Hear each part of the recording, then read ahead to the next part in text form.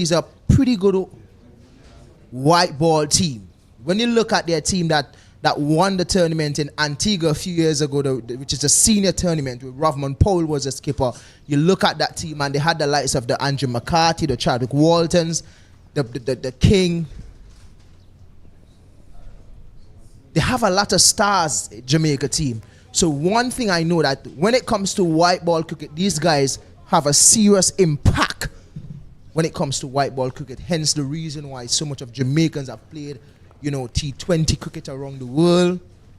And they have been excelling brilliantly. The Andre Russells, the Rovman Powell, the Brendan Kings, the Odin Smith, the O'Shane Thomas, and these guys have excelled really well playing cricket around the world. I'm not sure if it's the finance that's add to it, but at the end of the day, who's going to bother with them and who's going to mine? Because at the end of the day, the disparity in terms of T20 cricket and 4-day cricket. Not sure if that's a main reason. But at the end of the day, cricket is still being played and they're still doing well and they're still excelling. Yes, Caswell, and it's important here for Jamaica that the bowlers bowl that important line and length if they're going to restrict Jamaica to anything under 200 runs. So far, there's been a quiet start by Guyana. Very quiet indeed. Left-handers both Ramnath and Diona Ryan. Just ball watching at the time, taking a good look at the bowlers on Winter, bowling a very nagging line thus far and bowling to the field set. One slip, a gully, extra cover mid-off, mid-on. Man on the fine leg, boundary and a man just behind square. Something that I would like to be introduced. And I want to just tuck the wrong to in front of square. Wouldn't be four though. But something I would like to see introduced here, Sylvanus, is the brand of cricket being played by these youngsters. I haven't seen, a lot of cricketers or a lot of teams in this tournament really play that specific brand of cricket that they want to play throughout the tournament. You've been seeing good, they have been playing good in patches, and that's not what we want from these young players who's going to be the future of West Indies cricket. We want to see a certain brand of cricket. For Barbados, we see a slight glimpse of it, but we want to see it from different teams. And it's another wide here from Winter. A shot before they actually off the mark with that shot. But yeah, so it's a 50 over encounter here. Good morning to everyone who is watching. The sun is out. Pretty sure that we'll have a completed game today. The sky is looking blue. And as long as you're seeing Beckway in the background, you know that we're going to get a bit of sunshine. I think that's the Sahara dust that you're seeing there a little bit. But it's fine here at Arnisville Stadium. A game between Jamaica and Guyana. That one just tugged the wrong in front of the mid-wicket region. It should have enough legs to go to the boundary, should it? It's been pulled back.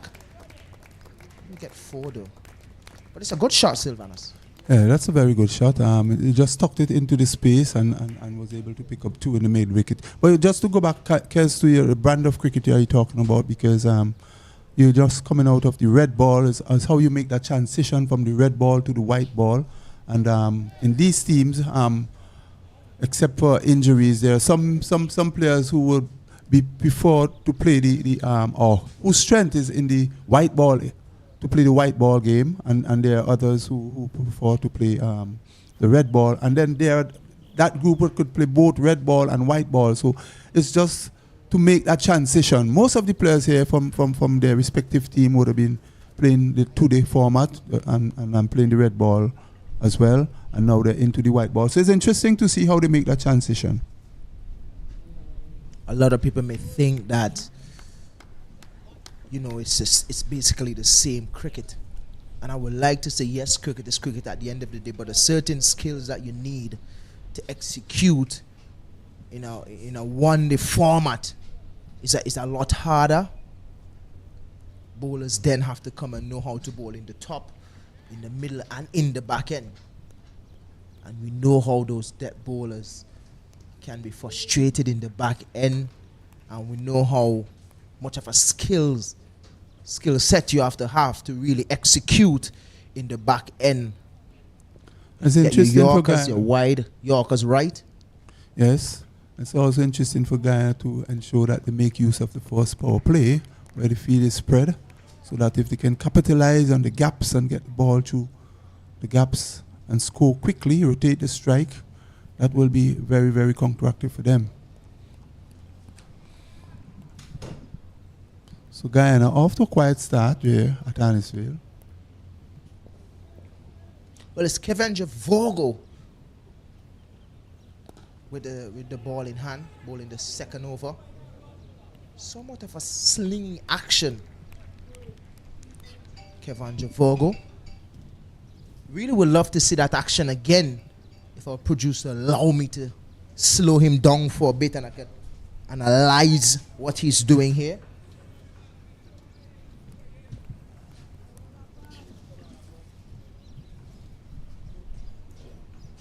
That's a lot of things that's happening in his action. It's the first time I'm seeing Kevin Javogo. Not really a tier with fast bowler. More than half the time you see fast bowlers with that type of action, that type of slingy action, have that extra whip. Yes, He's a little bit lazy as well in his approach. Yes, his upper body is very powerful, and he looks like he has that ability to really to let it go. But so far he started off pretty slow. Looking for control, looking for line and length in his first over. We still have a few more overs to go before we actually see exactly what he has in his repertoire as a bowler. So it's Virgo as he turns again from the commentary booth.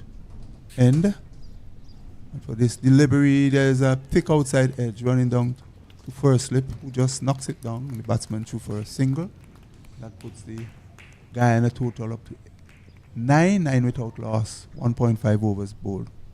The thing about this action that I'm really, still want to see a lot of, and what I'm really confused about, usually these type of action, these type of slingy sidearm action, guys usually, get their top body, sort of catapult forward a lot more, but you're still seeing a little bit of holding back from Virgo.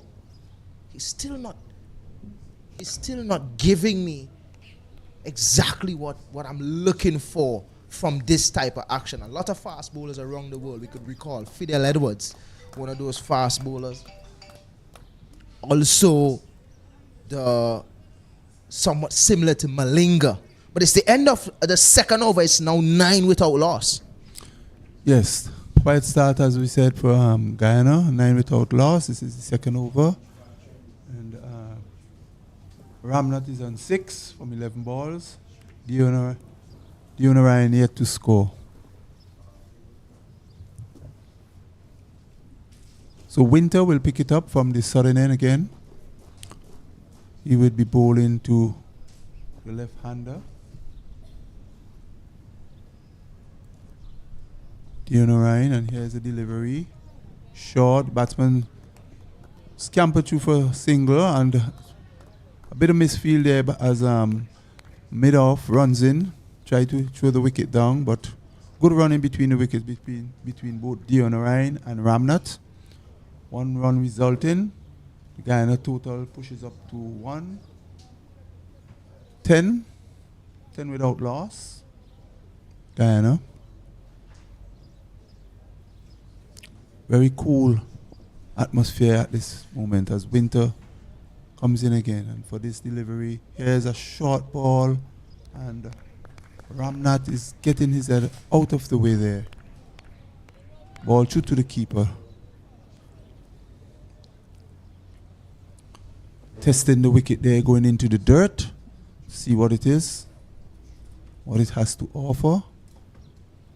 That's Winter. Well, bowled pretty well in the 2-day format. He looks the part. He have some pace.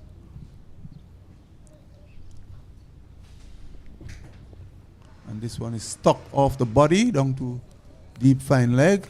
Another single. Guyana goes up by 1 more.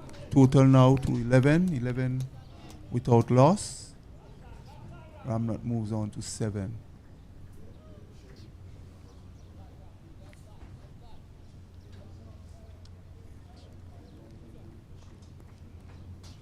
Over the 2-day format, we saw Guyana playing here, and they had a little bit of issue in terms of playing the short ball. But this one was flicked nicely off the pads. Would not get 4 though, just 2. But it's a good shot. Yes, good very good connection. shot indeed. Played there by Ramnot into the mid-wicket region actually, and he was able to pick up 2 runs, 2 easy runs. Score now is 13 without loss, Guyana. Moving along nicely. And the important thing here, guys, is that both batsmen have been rotating the strike, which is very important.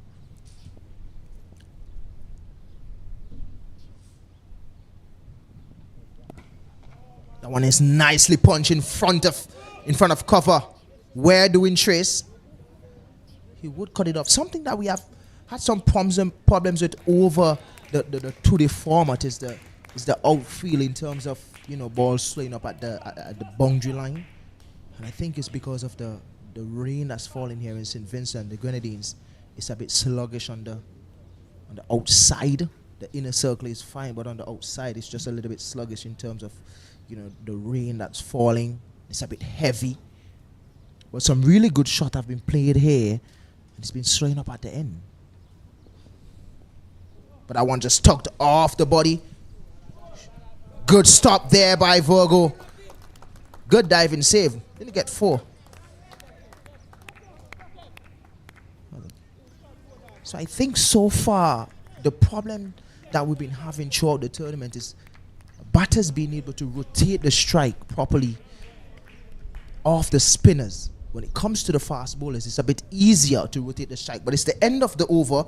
End of the third over is now 16 without loss. Yes, and not a bad over really, except for 1 or 2 balls that was pitched on the body. And I think Winter trying to get extra pace there in that over. So you would be well advised now to try and pitch the ball between middle and off stump, bowl at off stump line, and try to keep the batsman more in check. Guyana continue to these 2 batters for Guyana. It looks the part, very diminutive in figure, the Guyanese, and has opened their conk pretty well. Bright sunshine here bathing down at Annisfield. Something that I mentioned over ago is something that have eluded these Guyanese batters is a short pitch bowling. We saw it in the last game here when they played against Barbados. Somewhat like the semi-finals. Barbados won that game outright. We saw that they had a problem in terms of batting the pace. A barrage of sharp bowling from Kyron King, Bonica Smith, and also Prescott. So they really do have I wouldn't say an issue, but they're not that comfortable batting the short pitch balls. Something that I think that been affecting Guyana over the years. And that one finding the edge, big shot outside the line of the off stump. Wouldn't get 4. That one will trickle down to the 3rd man boundary. Yes, the Ryan looking for extravagant drivers, taking the thick outside edge and running down to 3rd man, and was able to pick up a single. Ramnot is the batter there. Ramnot, he moves on to 13 by that single, and the total moves on to 17 without loss. Oh, and there's a beauty here from Virgo. That one just beating the outside edge. A rather lazy shot there from Dion Ryan. Yeah, Kez, as you mentioned earlier, in terms of the batters, many of them in the 2-day format we have seen have gotten start and then failed to go on to make big totals. We'll look and see what it is like here in this format. Here's a ball that pitch outside off stump again. Dion Ryan looking to drive, misses, ball through to the keeper, no harm done. So yeah, it's very important that when batters get start, that they continue and that they dig in and get big scores, because that is what the West Indies would like to have, and of course these guys are looking to go to the next level, and they have to definitely up the game. Another ball pitched outside the off stump, a little sideway moving, going further away. Dion Ryan driving and missing. That brings the over to an end, And the Guyana total is on 17 without loss. 17 without loss, Guyana being sent into bat here by Jamaica, winning the toss this morning. Conditions here at Annisville, lovely indeed for cricket. I think the weather forecast may project that we may get some intermittent showers, and we hope that for the sake of cricket that we will get a full day's play. But we wait and see. So far, so good. Conditions are good. So it's winter. Will continue. On the southern end, he will be bowling to Ramnat. Rampatap Ramnat. As he faces up, here's the delivery. He is flicking it over the wide mid-on region, down to the boundary for 4. A lovely shot there. Pitched up outside the off stump, and you can see the wrist in that shot. Very good shot indeed. You must... he's very mindful that in the first power play, the fielders are in, so he can take his chance. So that was a very good-looking shot there, guys. These are the sort of shots you need to see these guys playing. They're the future of cricket. Good connection. Head over the ball. Really well played. Giving him 4 runs. This one is outside the off stump.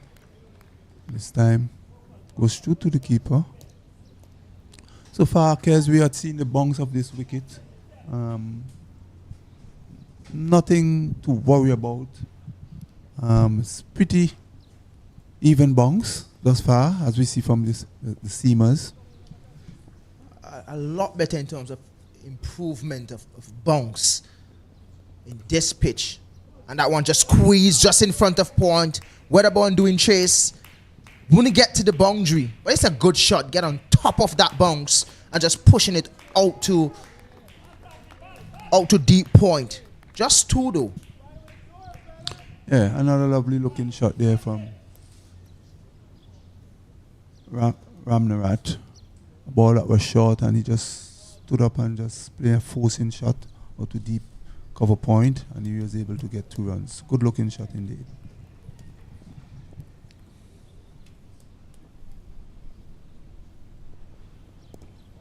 Looking at both Jamaica bowlers, obviously they don't have the pace like what the Runika Smith and the Jatario Prescott and the Kyron King has, but one thing they do have though is being able to hit that line and length on top of off stump. And if they keep it there, they should be good. Mr. Virgo operating at the other end, the airport end here at Arnisville with the slingy action. But this one, I wouldn't say it's sling, but it's a really good shot. Full face of the bat out to extra cover, and that's 4. Lovely shot there by Ramnat. Yes, a very lovely shot there by Ramnat. Just coming easily forward into his stride on the front foot and just guiding it past the extra cover fielder down to the cover boundary for 4. Lovely shot indeed, textbook style. Not really seeing the ball seam, and it's getting a little bit overcast. I think I spoke a little bit too early about the blue clouds. No, where blue skies, sorry. Now I'm seeing a little bit of clouds coming over. Wondering if we should worry. But that one just tucked just in front of square. I'm not sure if we should worry about it, because we know that we should get a little bit of weather today, but we're praying that the Lord smile on us and we have a completed game.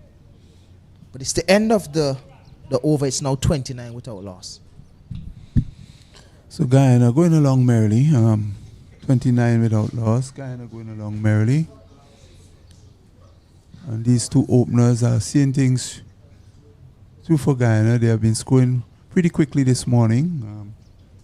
Ramnat, almost a runner ball. He's on 25 of 24 deliveries. And Dion Ryan, he's on 1 of 6 deliveries. So Ramnat has been leading the scoring thus far for Guyana.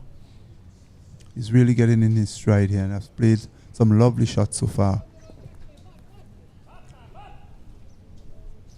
So it's Virgo taking up this new over, a delivery that's pitched outside the off stump. Batsman electing not to play.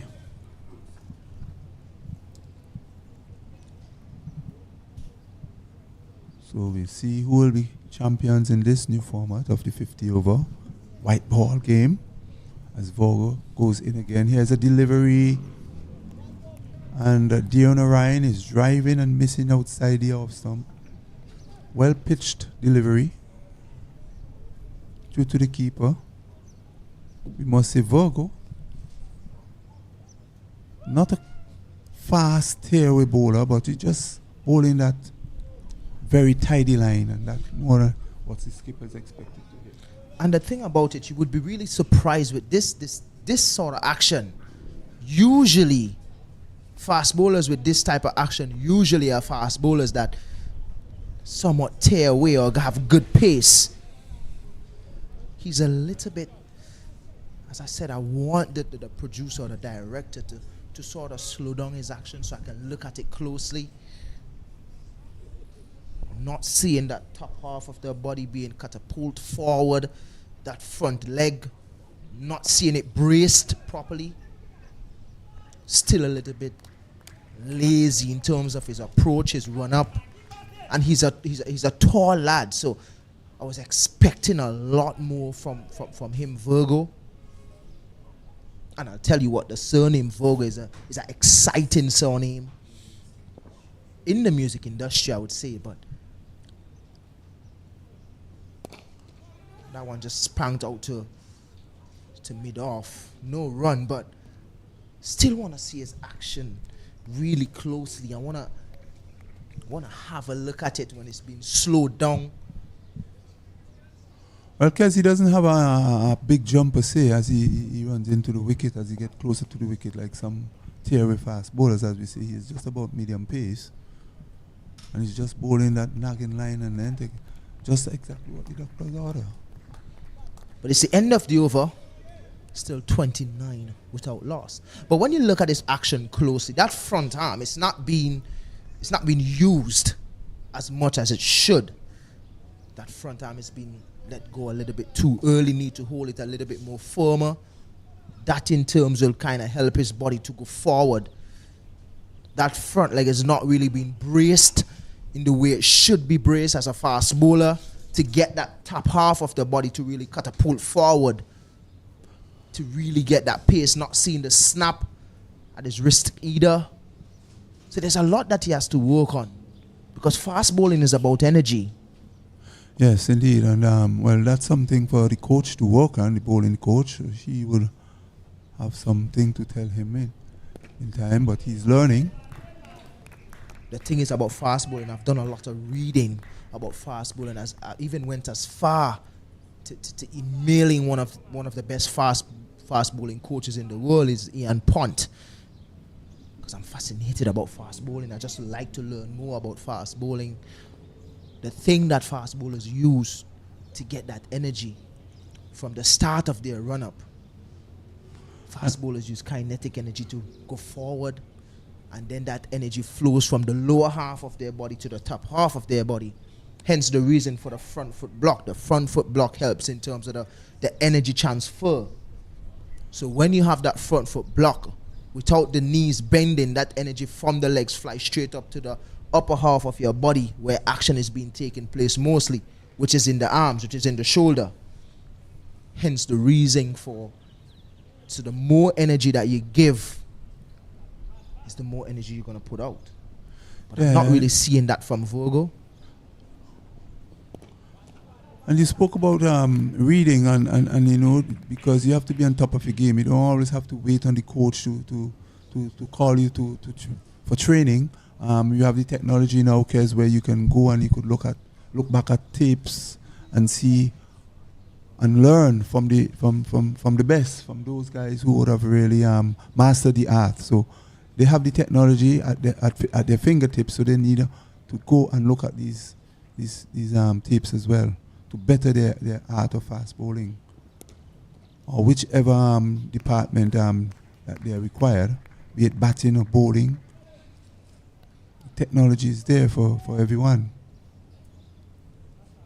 Yes, it is true that the coaches have a part to play, but you yourself have to know where exactly you want to reach in your game as well and work on your game. Do as much as you can in your own. Speaking about coaching, and that's lofted over the man at mid-off.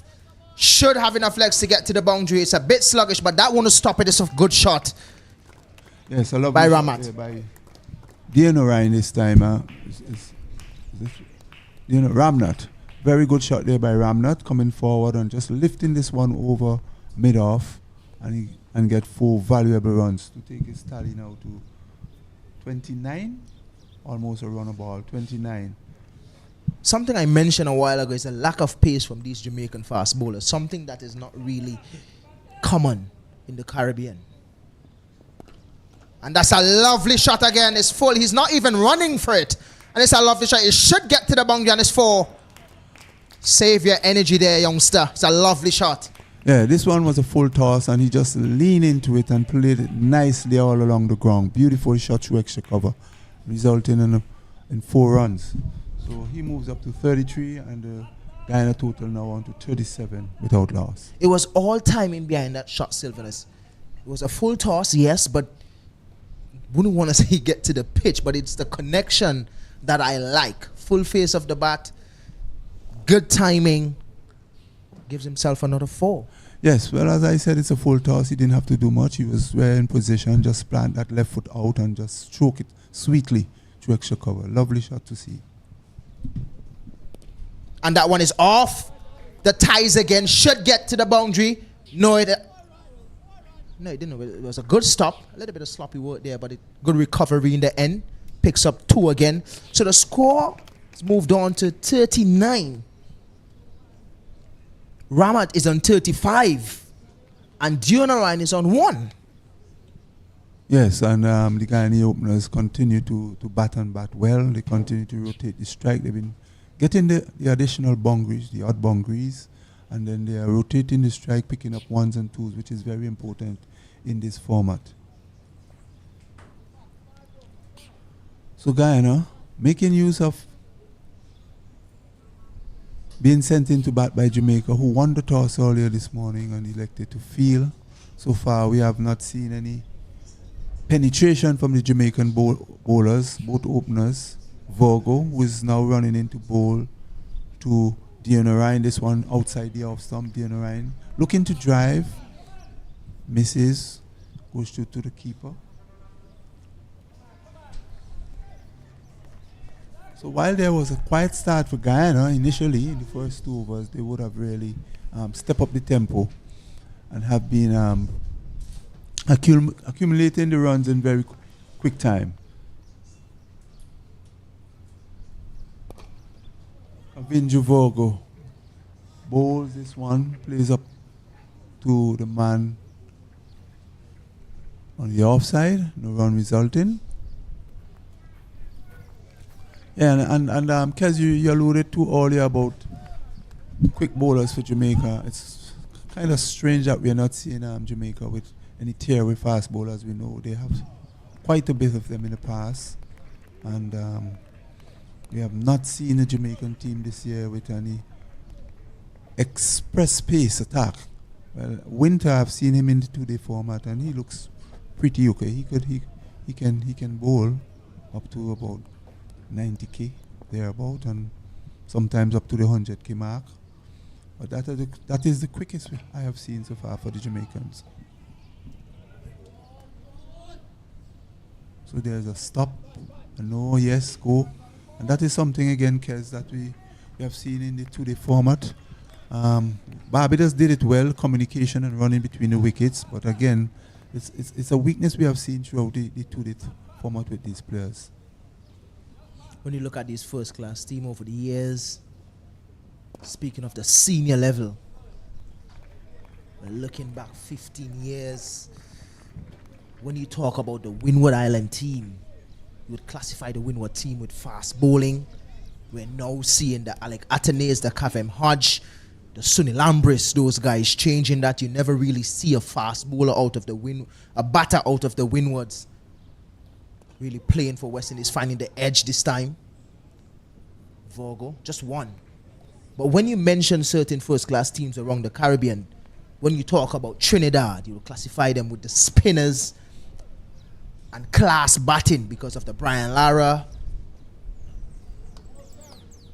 Yes, indeed. Guyana and Trinidad, known for spin, but the other islands have produced some very good spinners as well. You remember Suleiman Ben from Barbados. He's a very good spinner, left arm. And we are talking about spinners. We have seen quite a bit of left arm in both the two-day format, and we should be seeing more of them here in this one-day format as well. So the left arm has been coming on, quite a bit of them. Yeah, so it's just that you classify certain territories with certain style of play. For example, you go to Jamaica and they're known for their fast bowling and really good batters because of the Curly Ambrose, the Chris Gales and these guys. And you go down to Leewards and you classify them with class batting and good fast bowling as well. The Alzari Joseph now. We also have the young man Louis from the Leeward Islands who just made the test team, who's in England presently. When you talk about Guyana, you're talking about good batters who can bat spin and good spin bowling. So every single territory is really singled out for certain facets of the game. But it's a bowling change now, and it's Michael Clark with ball in hand. Mr. Lionel Lenti calls himself. Mr. Dependable. Well, I'll tell you what, Jamaica is depending on him right now to pick up a wicket. Because Ramnath is really doing well. He's kicking up a storm here. Played some really good shot. Couple of deliveries ago. The score is 40 without loss. Him and Deanna Ryan together really worked well. That one is wide down the leg side. Not something that you would really see from Michael Clark during the two-day tournament. He was the main man for Jamaica himself and Tamari Redwood. They would really depend on them to pick up early wickets. But guess what? It's just 10 overs. Finding the edge early. Wouldn't pick up a 4. Yes, because Michael Clark have been Mr. Dependable for Jamaica, and he was bowling a very tidy length throughout very tight line during the two-day format. Most of his overs came from Most of his spells came from this end, from the commentary box end, but in this format we see that he's been switched around to the southern end, and he continued to get some movement. Again, not a very quick bowler, but bowler very nagging line. And here's a delivery, and Ramnon is forward in defense, plays out to backward point. Well fielded there. There's no run. Really surprised that there's not a real tear-away fast bowler from the Jamaica team. A couple of years ago, they had so many. They have the Leverage, the O'Shane Thomas, the Odin Smith. Really good fast bowlers. All three can go over the 90 miles per hour region. They have done it already. So I'm very surprised that now, at this level, the under 19 level, what we're seeing here, Sylvanus, we're not really seeing any fast bowler that even can get close to the mark of 84 miles per hour. Everybody's operating around that between 70 to 75 miles per hour region, and that is nowhere close to what we're looking for. When you go to Barbados and you look at the Ronika Smith, thinking he's probably sneezing every 5 minutes because I've called his name about 10 times this morning. And I want to talk to off the legs, off the hips again. We'd only get one. But when you look at the Barbados fast bowlers, the Kyron King and the Ronico Smith and the Territorial Prescott, when you look at these guys and you think about fast bowling, you're saying, yes, these guys have a lot that I can work with going into the future. But it's the end of another over, end of the first over for Clark. Just 3 runs from it, the score moves on to 43 without loss. That's 43 without loss. The Guyana's batters going at 4.7 runs per over. Projected score around 239. Ramnath, he's on 36 off 34. Dion Ryan, a little subdued. He's on 3 off 20. So a very good start here, we would say, for Guyana. 43 without loss. Remind our viewers and listeners, this is the 50 over format of the CWI Rising Star Under 19 tournament. Match played between Jamaica and Guyana here at the Annisville Stadium. Lush green Annisville Stadium. Always looking spectacular. Listen, we're in a position, and right now when we look at our cricket, it's in a dismal state.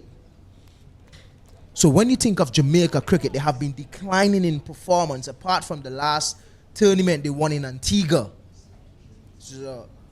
which is the Super 50 tournament, and the same year they won the CPL as well, with Ravman being the skipper. Apart from that, their cricket have declined tremendously. They have slipped out from being first and second in the 40 tournament to now 5th and 6th. So they need to do some work on their cricket, and this is the next level. These guys here would be the next guys that will step up to the level of 40 cricket, or senior cricket I should say. And what I'm looking at presently, they need to do a lot more. Yes, Kez, well, think about it, there are a number of factors playing here. I guess they have to think about, there's so many distractions now, but these guys have to decide what exactly they want. Is it a question of whether they are playing enough cricket? And how competitive are the cricket that they are playing? So that is something else that we will have to really look forward to in terms of, I think more cricket will help them making the NBA. It's very slim. I think if they play more cricket in the schools, of course we have the under 15 and the under 17. So there's a lot of cricket being played, and some of these same players played by these youngsters, and that they don't get distracted by the other sports that are offering them a lucrative incentive. Well, I tell you what, Sylvanus, speaking of in terms of T20 and Test cricket or league cricket around the world and international cricket, you can see the disparity in terms of payments. So a lot of these guys, I've had conversations with a lot of them, and I tell you what, a lot of these guys look at what they're seeing from the international players in Jamaica, around the world, and they're living, and they're not thinking about the process into getting there. They want to get there. Every single player here on the field wants to play for West Indies, but there must be a plan, and a quick single by Ramnath and Dion Ryan, getting there pretty easily. But it's also a change of ball in Odell Samuel. He's with ball in hand, bowling off spin as well. Yes. Wonder if it's Marlon Samuel's family. Marlon Samuel bowls a little bit of off spin.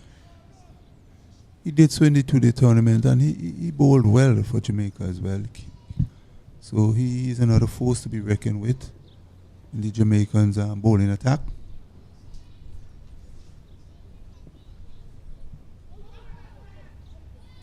When you speak of cricket in the Caribbean, we also have to mention Guyana because of the consistency in terms of how they have been playing their 40 cricket.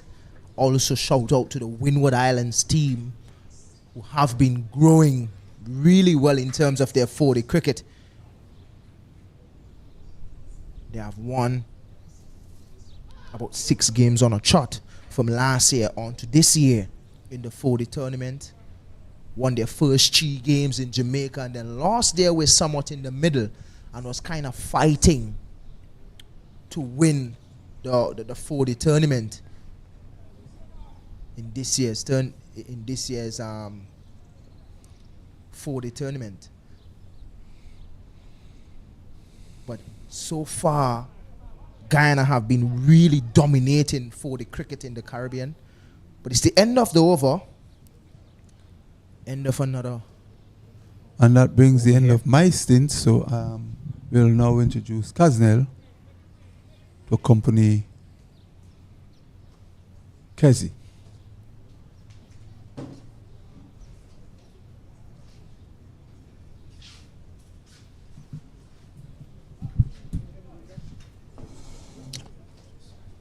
Jamaica having a little discussion here with umpire Blade. Remember, both umpires in this game is Blade out of Jamaica and Byam out of St. Vincent. Blade standing umpire now, who's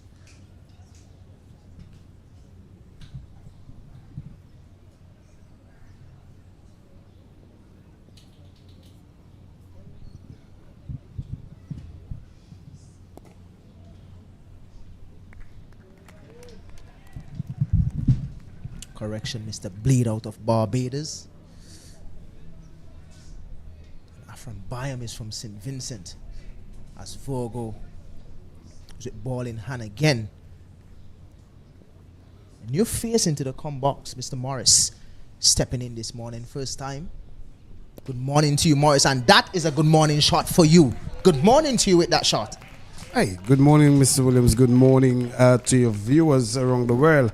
That's a tremendous cricket shot, and as we see, Ramnath has been doing the bulk of the scoring for Guyana, and they are 49 without loss. Excellent start to the one-day session.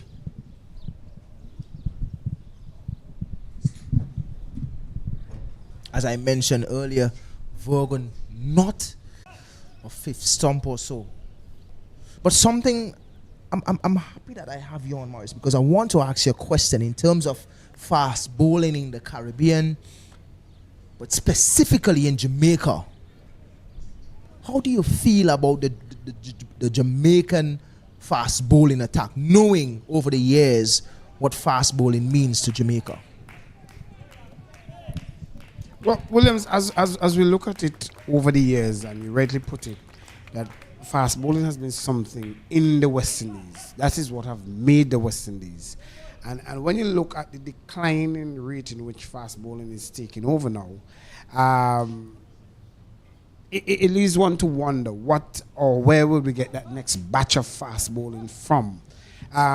There's a lot of things now you have to take into consideration: injuries, discipline in terms of bowlers, the wickets that have been provided for the players as well. And when one look at when you have to use certain chemistry in sports to apply that into the game, because most of these young players did not only focus on cricket. Some plays football, some plays rugby, and they're entitled to the other sports. No problem with that. But there are some sports that cricket or on fast bowling, like in your area, Mr. Williams, there was nothing else you could have done within your community. It was just cricket. We had cricket as we would sit for breakfast, we had cricket for lunch, and we had cricket for dinner. So we were always at cricket. But this is where now the transitional part of our sports diversity comes in.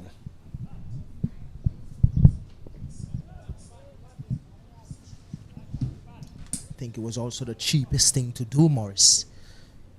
I could remember playing cricket with a coconut bat. And my neighbor Orange Tree used to always be in problems because I used to pick them when they're green and they're young and use it to play cricket. I'm not sure if viewers out there could probably, help me in supporting the use of oranges to play cricket back then and a coconut bat. I don't think they will. They will not. And that one was dabbed down to third man. Wouldn't get to the boundary. Just two. Score moves on to 50. But I also can remember, Morris, is that I used to starve myself at primary school to save a little bit of money to buy a wind ball, we call them here. Or one of those tennis balls. Yes. And then use a coconut bat. You couldn't wait until the coconut get dry, the branches to fall off the trees to make a coconut bat. But that's how cheap it was back in the day. Now, you can't give a kid a coconut bat. But I will tell you, that was used mainly on the beach. That's what we call a beach cricket. And you will not carry a conventional cricket bat on the beach. Have you ever played cricket on the beach, Morris? Oh, many times, Kesrick. As a matter of fact, I could remember the art of fast bowling on the beach is just waiting until that water comes up a bit, and then you paste that ball in that water. It skids off. This one skids off the bat, down to the man at mid wicket, dropped, disappointingly. This is unbelievable. Jordan Johnson down there in the mid-wicket boundary. You would expect a lot more from him. It was a very easy catch. He didn't have to move a lot. But it's dropped. Another chance to Ramnath. As the score moves on to 53 without loss. My goodness, man. That's an opportunity gone begging. The 50 partnership was up, and then, boy, an opportunity for the Jamaicans to make an inroad. And that one was dropped. Tough luck there, and Ramnath saves. How costly will this be for Jamaica?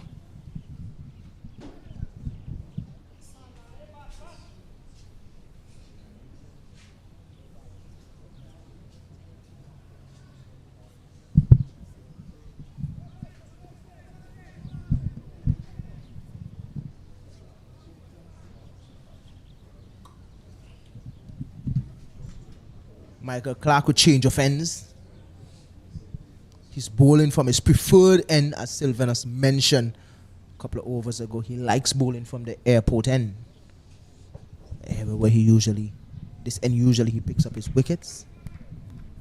But brings it back to that conversation that we were having in terms of fast bowling. We also have to take into consideration that the pitches that are being prepared here in the Caribbean. Fair enough, this pitch here at the Arnisville Cricket Stadium is a lot better in terms of bounce, that the consistency is there. But remember, it's a relayed pitch. Well, pitches, all of them have been relayed for the World Cup that was just played here a couple of weeks ago.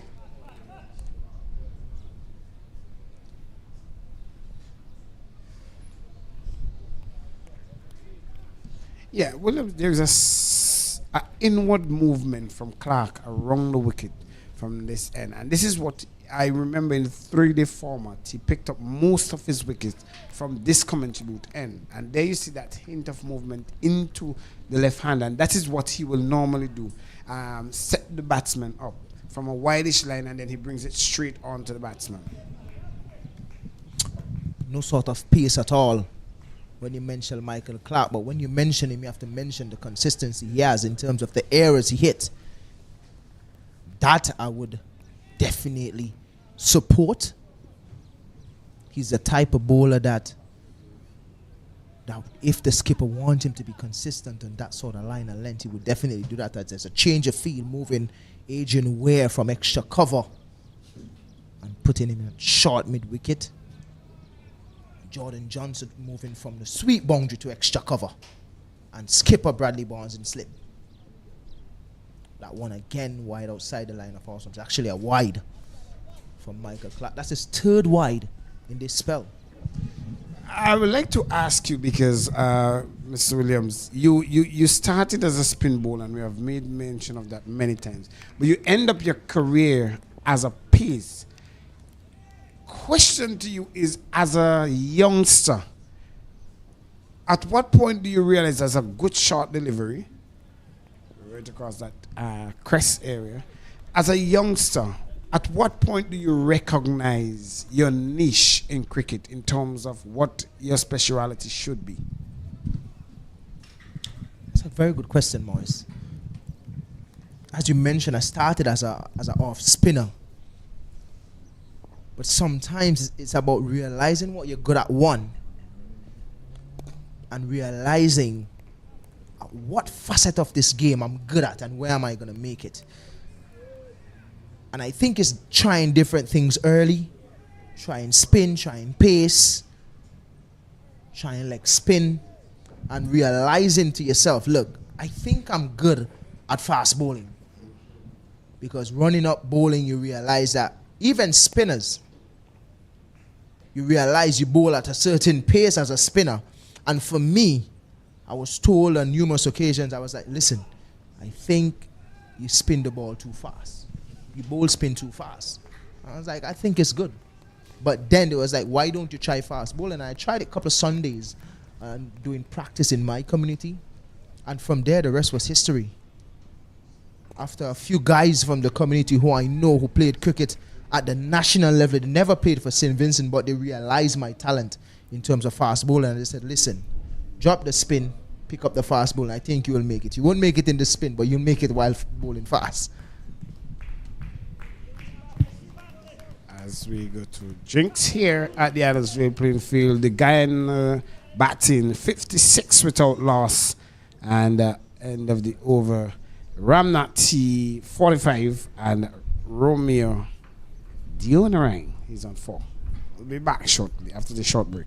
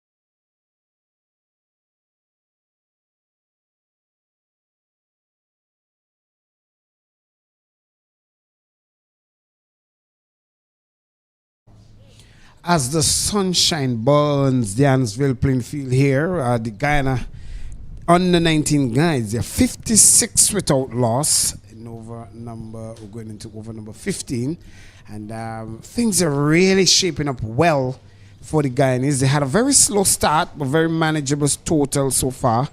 Just one opportunity I could remember, the job catch at deep mid wicket, and that's Ramnat, who got a life. He's on 45 from 54, they do another spell of bowling here. Samuels to continue from the Grenadines end, and this one is pulled short. It could be taken, and the first delivery after the jinx break, a short one, and Odell Samuel gets the breakthrough.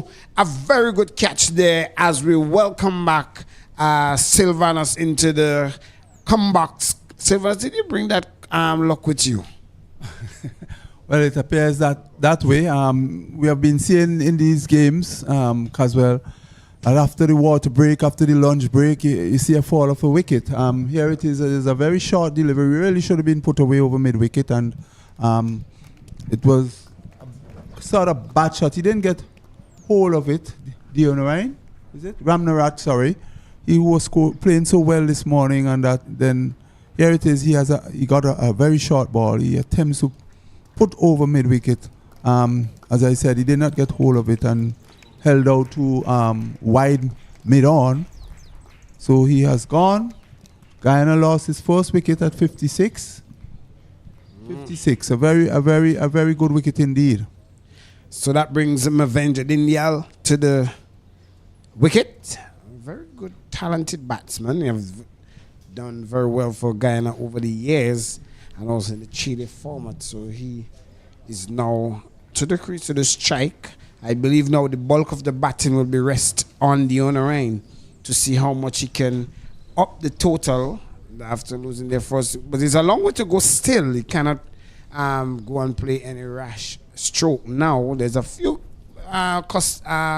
spectators into the stands for the Guyanese.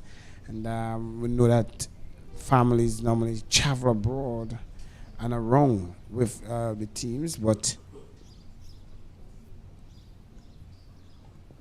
this one, right away, they are off the mark. A slight collision, nothing of great concern. Still a long way to go, Morris, in this game. Just about 15th over being bowled. Guyana still on track, 57 for 1. The new batsman getting off the mark, opening his account.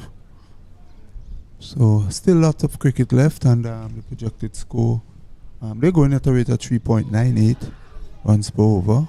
But here it is that Samuel getting the breakthrough for Jamaica and hoping to make further inroads into the Guyanese batting. Well, just for the sake of our viewers, we are having, you may have a bit of lagging on your broadcasts. That is because of technical issues beyond the control of the production team, and also the privilege of replays. And so we ask you to pay very close attention, because we will not be doing ball-by-ball commentary here. But Odell Sylvanus is getting some punches out of the track. You see the previous two deliveries ago turned very well to the Onarain and went straight to the keeper. Yes, indeed. And he continued from where he left off in the 2-day format. Actually, he was bowling very well and did get a lot of turn in that format of the game. So the Jamaicans will be relying heavily on him as one of their stock bowlers to ensure that Guyana is restricted anything under 200 runs if they're going to really make a match of this. So brings it over to the end. It's 58 for 1. So 58 for 1, Guyana, having been sent into bat by Jamaica. Cool conditions here at Annisvale. And it is Clark who will take up the attack again from this end. He is one of the Jamaican bowlers. They are relying on heavily as well, weighing in number 77, number on his t-shirt. He yet to get a wicket. Michael Clark has been one of their main bowlers, and hopefully if he can pick up a few wickets here, surely Jamaica would be, as we say, in the run to really put Guyana on the back foot. Yeah, we have always seen the trend of clusters of wicket falling when there's a breakthrough. This one is badly lined, not something synonymous to Clark, but he is allowed to get one off most of the time. But I was gonna say we are accustomed to see that Clark picking up a line and a length that breaks the partnership of a team. What do you think should be the approach now of these two new batsmen? We are seeing where they are taking the singles opportunities, something that was lacking with the previous partnership because the bulk of the scoring was done by Ramnot. Yeah, well, with the two new batter at the crease, actually, he would be. He will have to come in and really get set, get his eyes in, because he's new to the crease. Right now, and he's been scoring pretty slow, but he should be able to take things by now and lead the batting for Guyana. So it's left to be seen as how they would contend with the bowling attack of Clark from this end. Yeah, Clark has a very low trajectory in terms of his bowling. When he approaches the crease, he doesn't give you that high arm action. He gives you one that slings slightly, something over the umpire's shoulder. But the deceptive part of it is he has a delivery that skids on to you as a batsman, and he also have the tendency of slowing it down at his own control. This one is a one that swings away from the right-hander, and that's the art that he has in his bowling artillery. Yes, and the batters have to be very, very careful. There's one, as you rightly said, skids on, comes off a little quicker, as well as he has good control in bowling the slow ball. So batsmen have to be watching him carefully, and he doesn't give too many away, actually. Here's a ball that was just placed on the offside, and the batsman was able to hurry through for a single and pushes up the Guyanese total to 60 for 1. 60 for 1.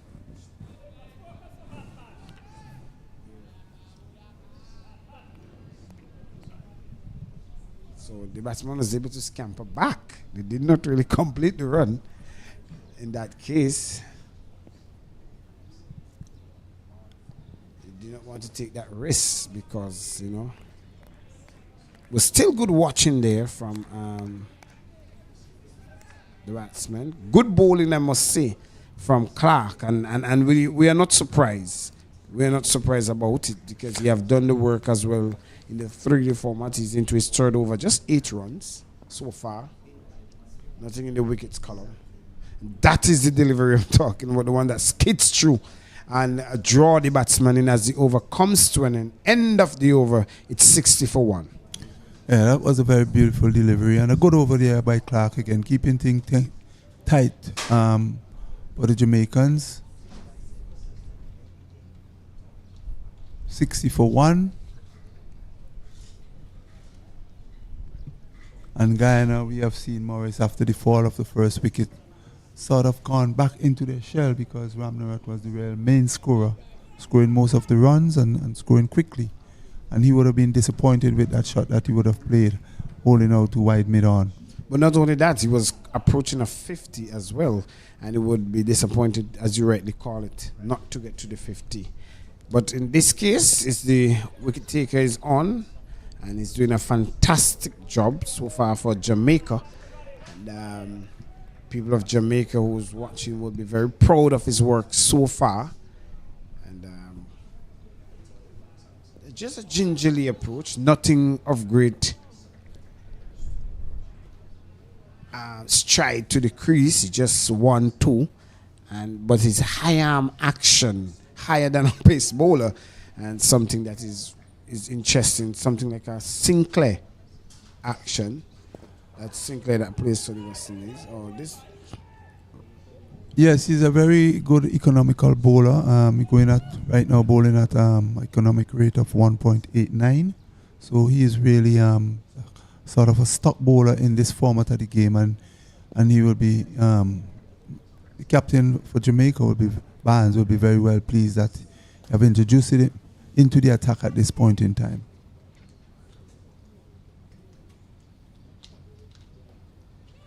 And here's a delivery that pitched and batsman coming forward, beaten in defense to the keeper. Well bowled, beautiful delivery there by Samuels. That one would have just hit some of the grasses. I took a walk all year on this morning and to just take a look at the track, and it's a very well lawned, well grassed. This one turn. So there are some rough grass, just a bit of grass on the outside of the left-hander's arsenal. As the over comes to an end, it's 60 for 1. Made no over this time.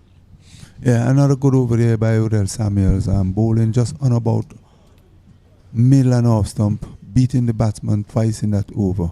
Very beautiful over indeed. And he continued really to keep the Guyanese from scoring and then keep the Jamaicans in this game.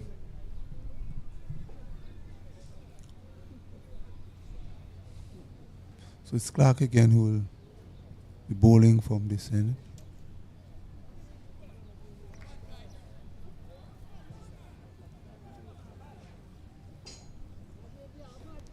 Dindial will be on strike. We're seeing some adjustment made to the field as the man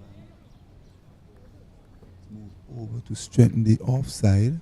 So man at short being put in at short extra cover. Here's the delivery as he opened the face Dindial and runs it down to third man, and the Batsman cross for 1. There's a little bit of hip and hop with the sun. The sun at one point giving you some steam and then it comes back with the cloud cover. But it's something you would expect around this time of the year. It's a bit hazy and the Saharan dust that is coming across. But it's good condition here for cricket. It's not too hot. That's stinging hot sun. This is good running. It got to be sharp. A direct hit and it is out. He has to be quick. And quick it was, but the ball coming out of that field hand. And it looks to me here a magnificent show. And Jonathan Blade, who was in the affirmative, gave that out right on field because the batsman there was struggling. Is it Matthew Morgan? It was a very, very, very excellent piece of feeling. A ball that was played up to the mid-off region. The batsman was a bit hesitant in going for the single, and then by the time they decided, Morgan threw the ball in, and the stump was dislodged. The umpire was right in position, and he has to go. So, unfortunate for Guyana, they're losing their second wicket by the run-out route. Well, that's a very good shot. As I said to our viewers, we are having a bit of technical difficulties in terms of replays and the lagging of the broadcast. So that's a direct hit there. It was very well done by Morgan, and the man who was there in the foundation during Ryan, he has to go to the run-out route, which now puts Guyana 61 for 2. So Guyana, after starting so well, in a bit of spot of bother here, really and truly, after losing their first wicket and after the water break, 4 hours of play, have not been really able to penetrate the field as they would like. Jamaica, on the other hand, having other ideas of keeping things really, really tight here and putting the Guyanese under pressure. We have Odell Samuel bowling quite well, and now we have also Michael Clark, who's also bowling a very tight line. So unfortunately, when you lose a wicket by the run-out route, and for someone who have been at the wicket for quite some time, and you hope that in the latter part of his innings, maybe he will be able to take things on for Guyana, but that did not happen. He's back in the hutch. Okay, well, Morbier comes into strike, comes into the wicket, and he will be on strike now. And Guyana look for a substantial total enough to give Jamaica. So far, as things are looking, shaping up, it appears 177. Not really the total they would want. Most of them will be looking at 210 to 20.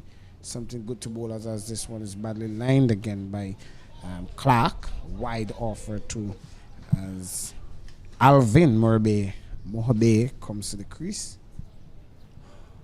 Yes, Morris. Projected score being 177. We saw in the today format, Jamaica found it very difficult to pass 150. Whether Guyana will be able to get up to that mark of 177 is another thing. And whether it will be too much for Jamaica in this format, we will just have to wait and see. But 63 for 2, 17.4 overs being bowled. This is the 50-over format in the CWI. Rising Star on West Indies on the 19 tournament played between Guyana and Jamaica here at Annisfield. Michael Clark to continue. And here he is pulling down to this delivery. Just behind square, did not get hold of it. Batsman cross for 1. There was also a row in the Guyanese camp when that delivery was stopped off and Merbe comes off the strike. I'm not too sure why.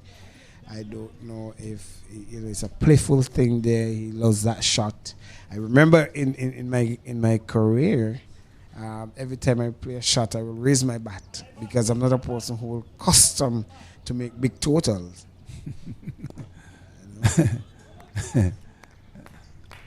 I live the ball for scoring for that's a little inconsistent with the game, as I know, because usually you raise your bat if you score 50 or 100. So it's more for mockery as the over comes and it is 64 for 2. it's all part of the game anyway. Raising your bat to signify something of the sort. Yeah, So but- well, I was known more for bowling because I was a leg spinner. So things like I'm accustomed to things like the 4-furs, 5-furs, you know. But in the batting arena, it wasn't really my strength. So you're not missing any cricket as Odell Samuels get ready to bowl for new over, and Morris, we are seeing a very heavy cloud cover. So we pray and hope that any fall of rain would be for a very short period, if any at all. The good thing about it with the ground staff is not moving towards the covers, so that is good signs as well. This one is skid to the keeper, and now it's a very good foundation that have been set for Guyana, but these middle order batsmen now have to do some rebuilding as well. They cannot be risky in terms of shot making.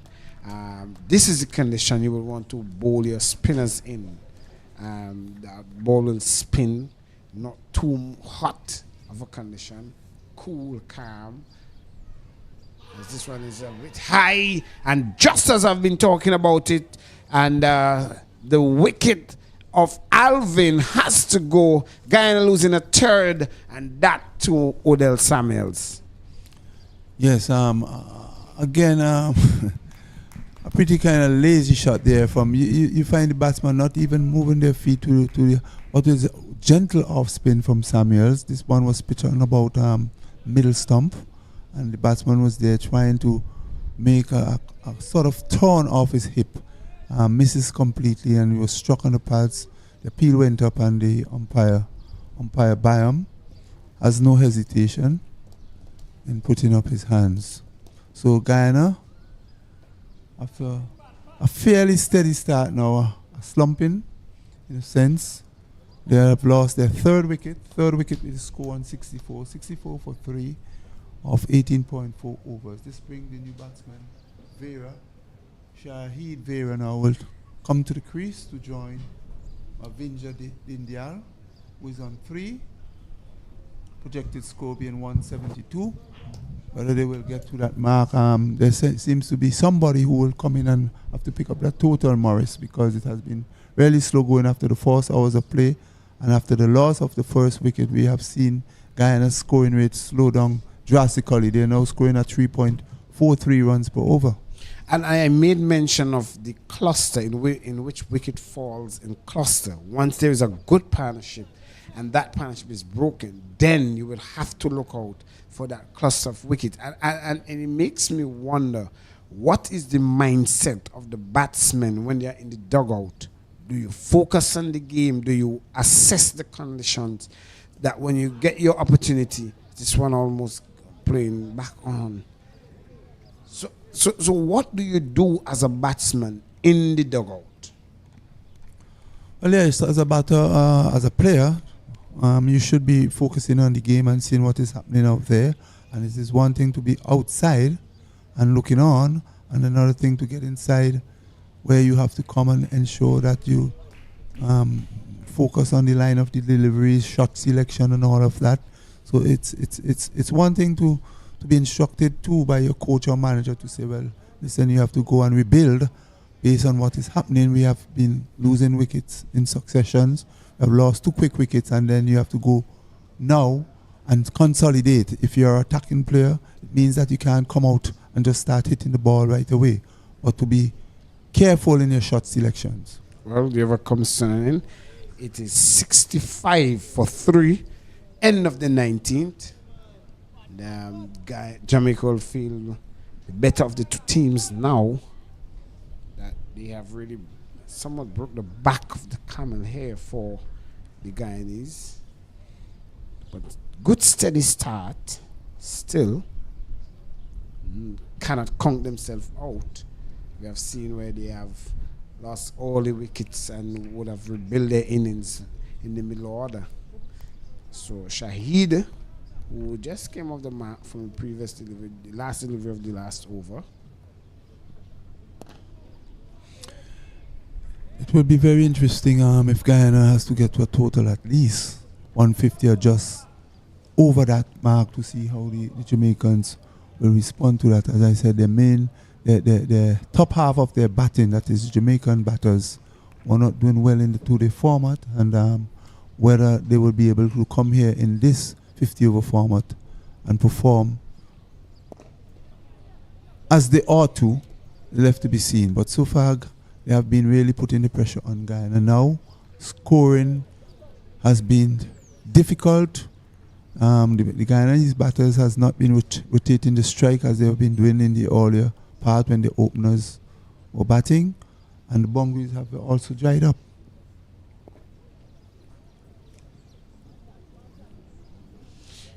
Well, the time since the last boundary, based on our stats personnel, have been some 29 deliveries ago.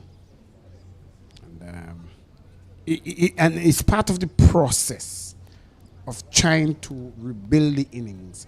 But do not take it away from the Jamaican bowlers. It's constant bowling, nagging line and length that has really caused the uncertain feeling and hitting the stumps direct. And you always know in cricket, direct hit is always posing a threat. And, well, as you know, Morris, in this format of the game, it's not a matter of hitting all boundaries, so you have to definitely find a way of scoring. And there are lots of gaps, lots of spaces there. There's some batsmen, or most accomplished batsmen, will be able to work the ball in the gaps and pick up the singles. As you know, 6 singles is 6 runs. You don't have to always be hitting boundaries. So they have to find a way to rotate and penetrate the field and score runs and keep the scoreboard ticking. Well, this delivery is a little balloon bounce. It speaks of how slow this one, Clark, bowls that one. This one at the over comes to an end. It's 65 for 3 and made over. Yes, with Guyana 65 for 3. Jamaica with their tail up more or less, and restricting the Guyanese from any rapid scoring at this rate. And this is Odell Samuels again, who will continue from the southern end. He has been bowling so well so far. He has bowled 5 overs. They have taken 2 wickets for 7 runs.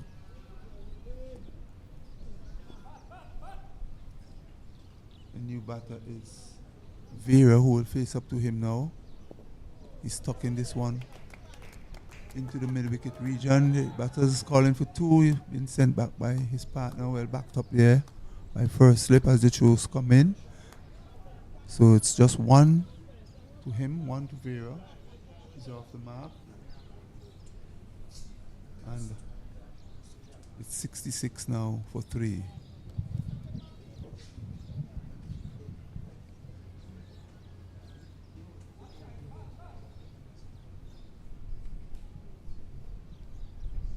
Here's a delivery that batsman tried to walk off his pads but missed completely. A stifled appeal.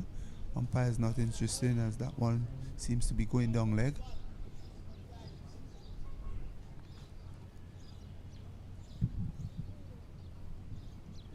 Here's a delivery again. And Dindal is trying to whip it somewhere in the region of mid-wicket. Did not get hold of it. The keeper moving to his left. Picks up. No harm done. The sun is back with us again here at Yannisville Stadium. It's playing a bit of Samuel seesaw. continue. The sun is playing a bit of seesaw with us.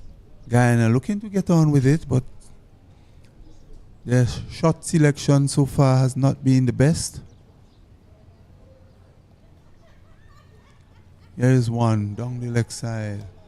Keeper moving to his left. The umpire hands are out, signaling wide. Give additional to the score of 67. 67 for 3.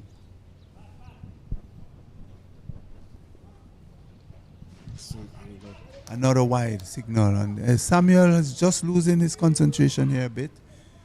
And losing his line. He has bowled 2 balls going down the leg side. 2 balls resulting in wide. So 2 easy runs for the Guyanese. I don't think that Vera seems too comfortable against the spin of Samuels as he settles. This one past the flying first slip there and evades him down to third man, and just an opportunity gone begging as he overcomes, and then it's 69 for 3. Yeah, well, I don't think he got back onto that one. He kept it down, really. It really wasn't a chance. The only chance there was to stop it, really, but to stop the single, but that didn't happen. He kept it down well, and the batsman was able to get a single. An educated edge, we would say. So 69 for 3, Guyana, 69 for 3. Odell Samuels figures after 6 overs. He has 2 for 11. Excellent bowling So there. Michael Clark will pick it up again from this over. He's down the leg side. There's no signal if I from look the umpire. closely at Samuel's action, he rolls that slow ball somewhat from the side of the fingers. And he's asking the umpire, the ball appears to have clipped the bill, but the ball just didn't drop off. Yes. Some It does happen in concern cricket. there by the bowler asking the umpire a question. But the fact that the bill has not been dislodged, then the batsman is not out.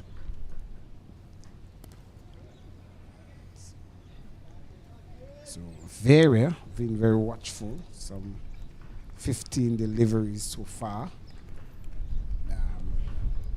Believe that the instructions would have been one to somewhat rebuild the innings so that they could actually see the 25th, 30th over, so on, and pick up back the scoring thereafter. Yeah, this delivery is a much better delivery from the one that was bowled on the leg side by Michael Clark, beating the batsman all ends up. So we have seen so far, Morris, the Jamaican bowlers, one time they're concentrating well on the off stump, and then for some reason or the other they tend to lose. This one another slow ball, but this one is more of the off cutter. So you have a variety of slow balls that he's bowling, and he's mixing them up well.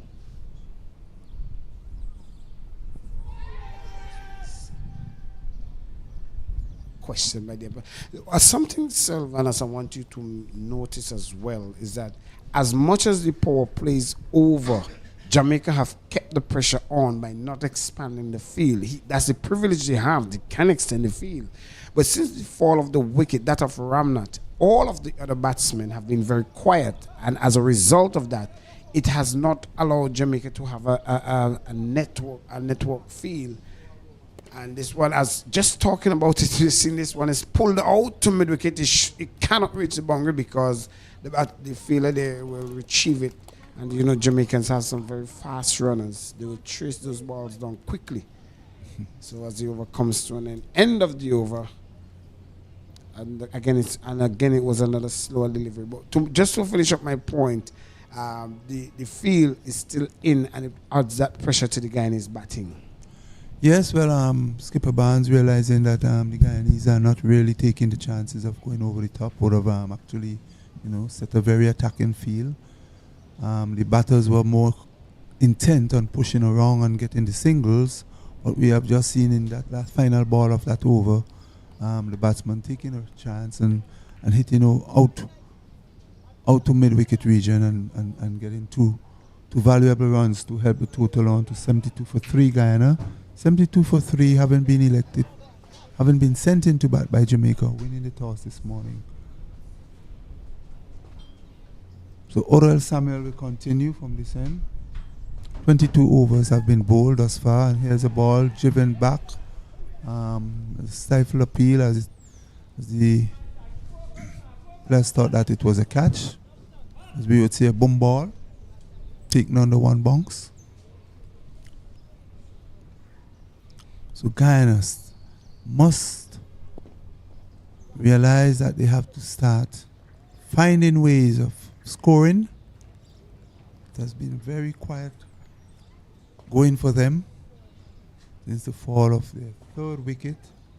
Since from the fall of the first wicket, really, it seems to have gone into their shell. As we welcome back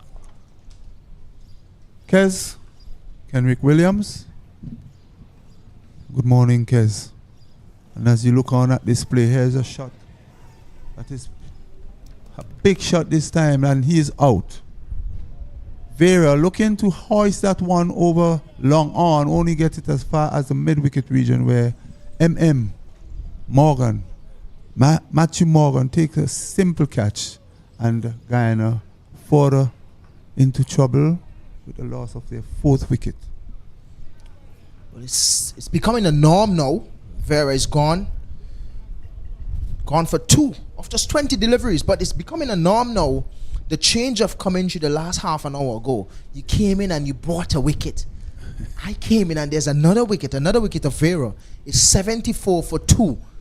But it is something that I haven't seen from Vera for the entire 2-day tournament.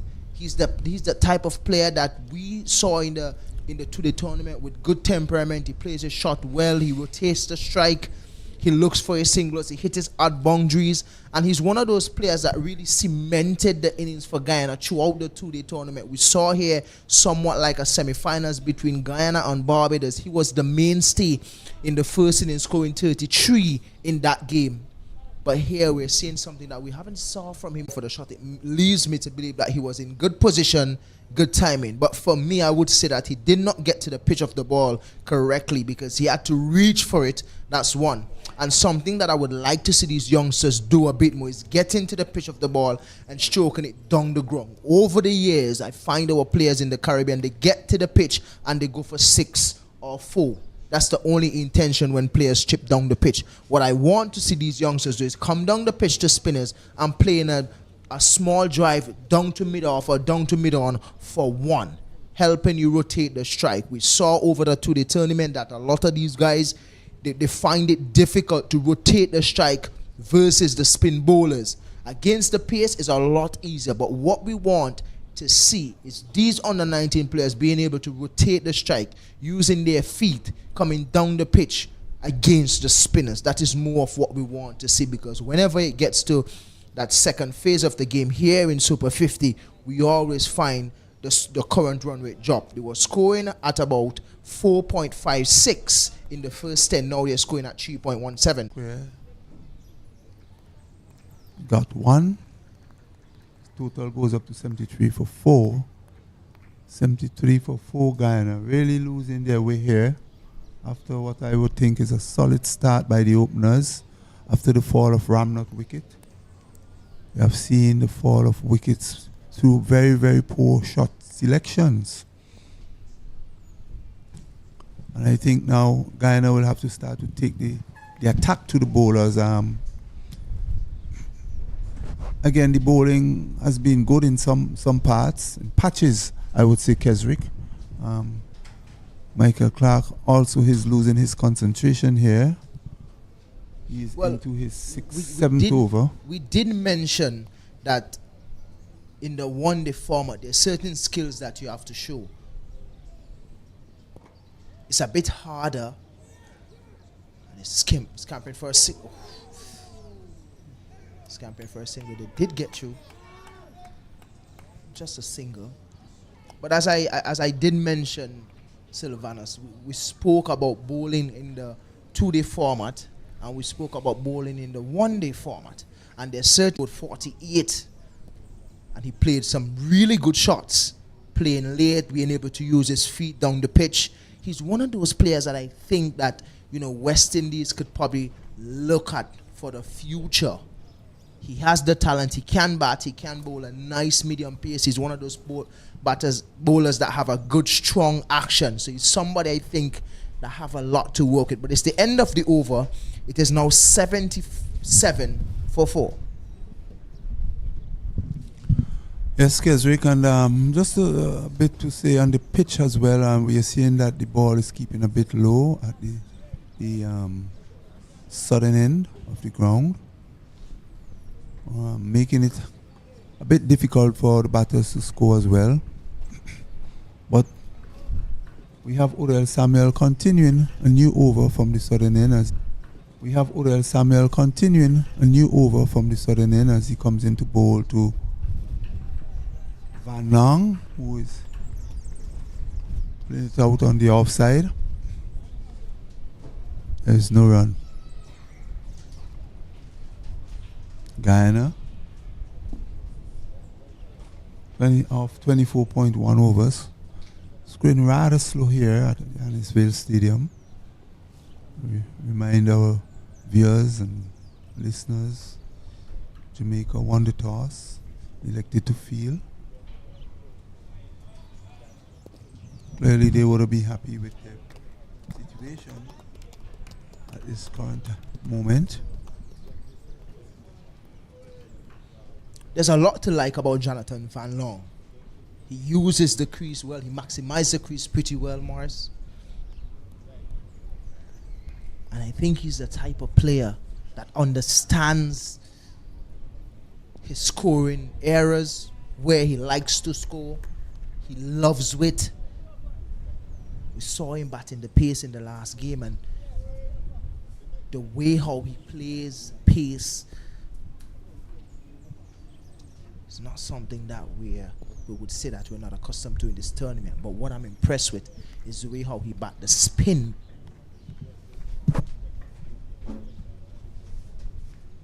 He rotates the strike well. He uses feet well. He made 48 in that second innings.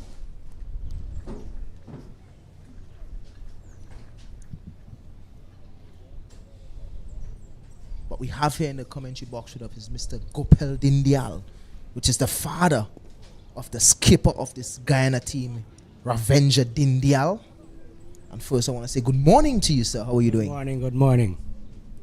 And it's a nice morning, good for cricket, and good morning to the whole of St. Vincent.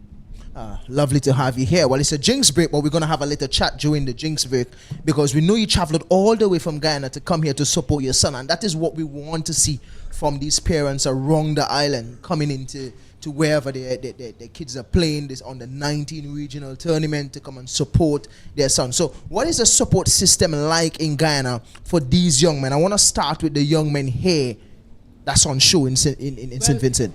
It's a good support system.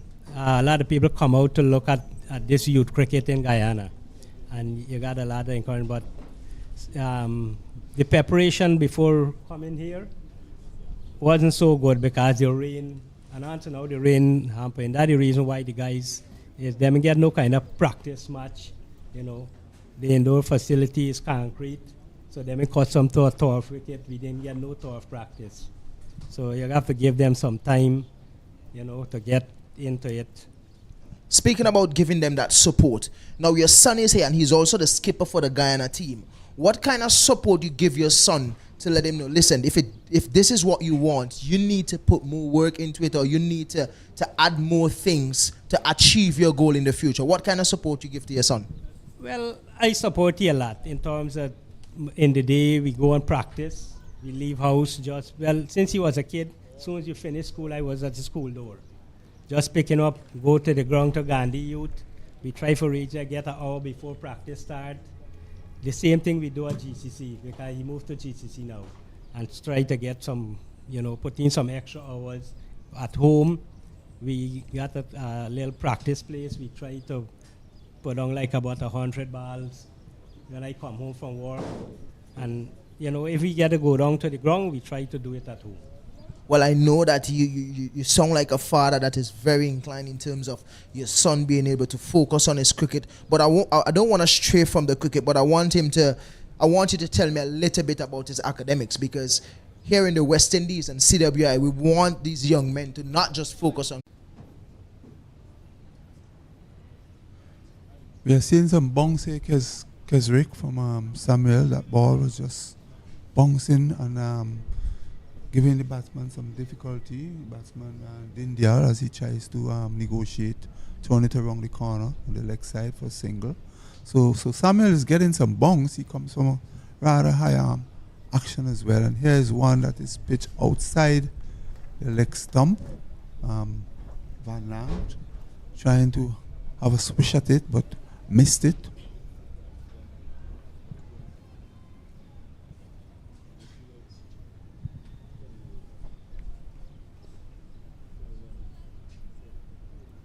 That one keeping a little bit low, but it's finding the edge. Odell Samuel with the celebration as expected here. The man from Jamaica, number 7 on his back. Van Long is gone.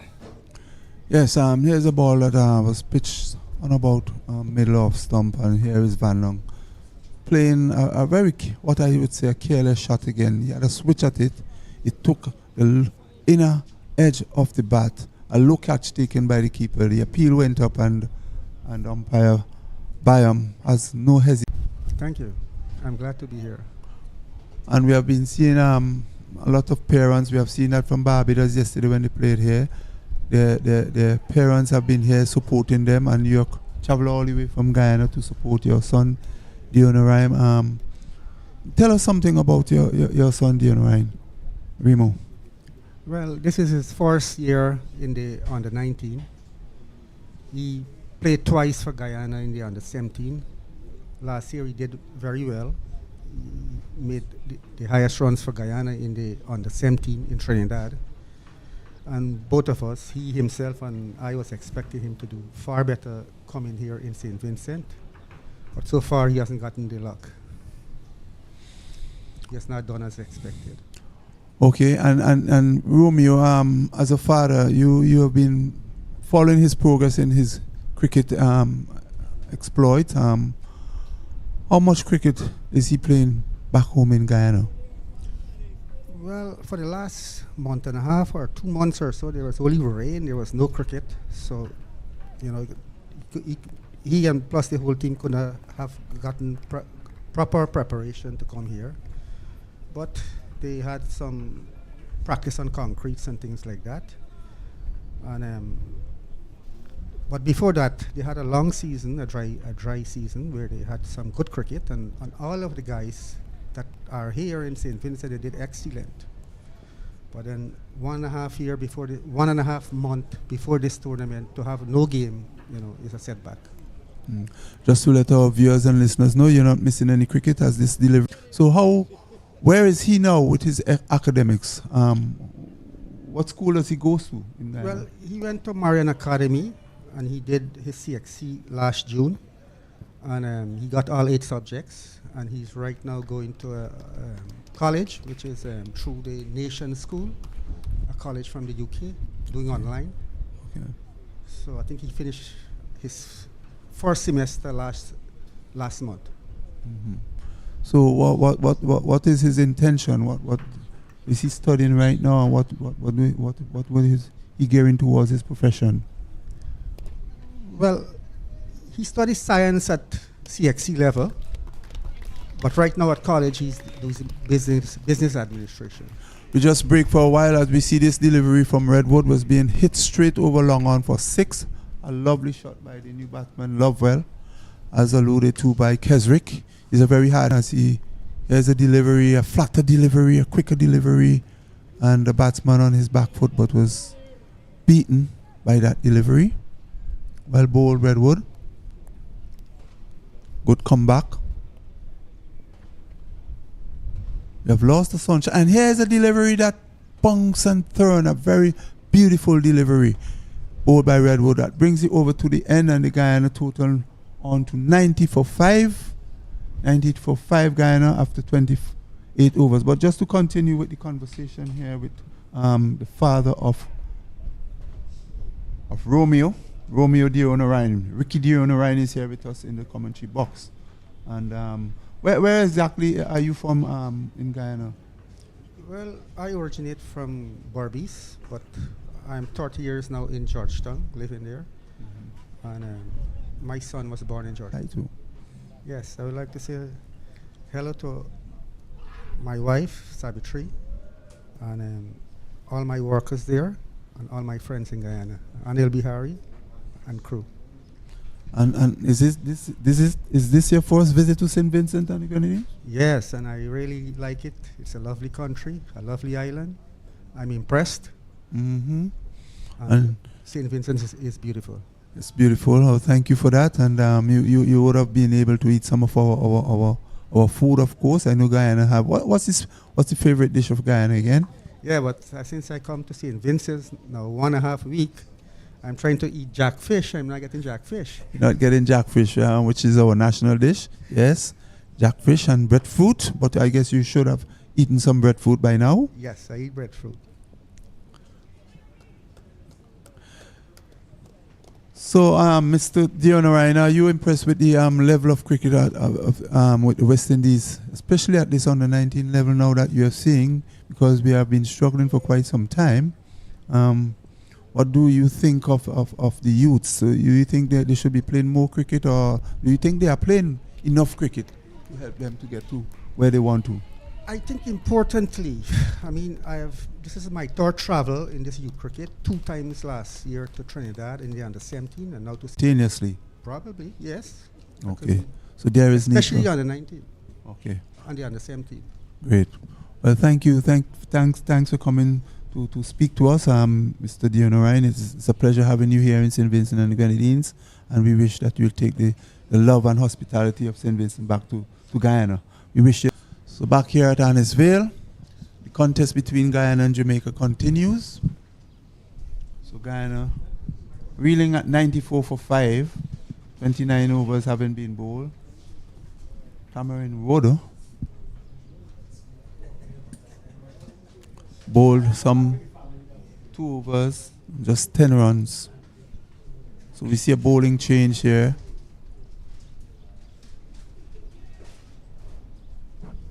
Adias Lovell, just to say, both batsmen at the crease. Adias Lovell on 10.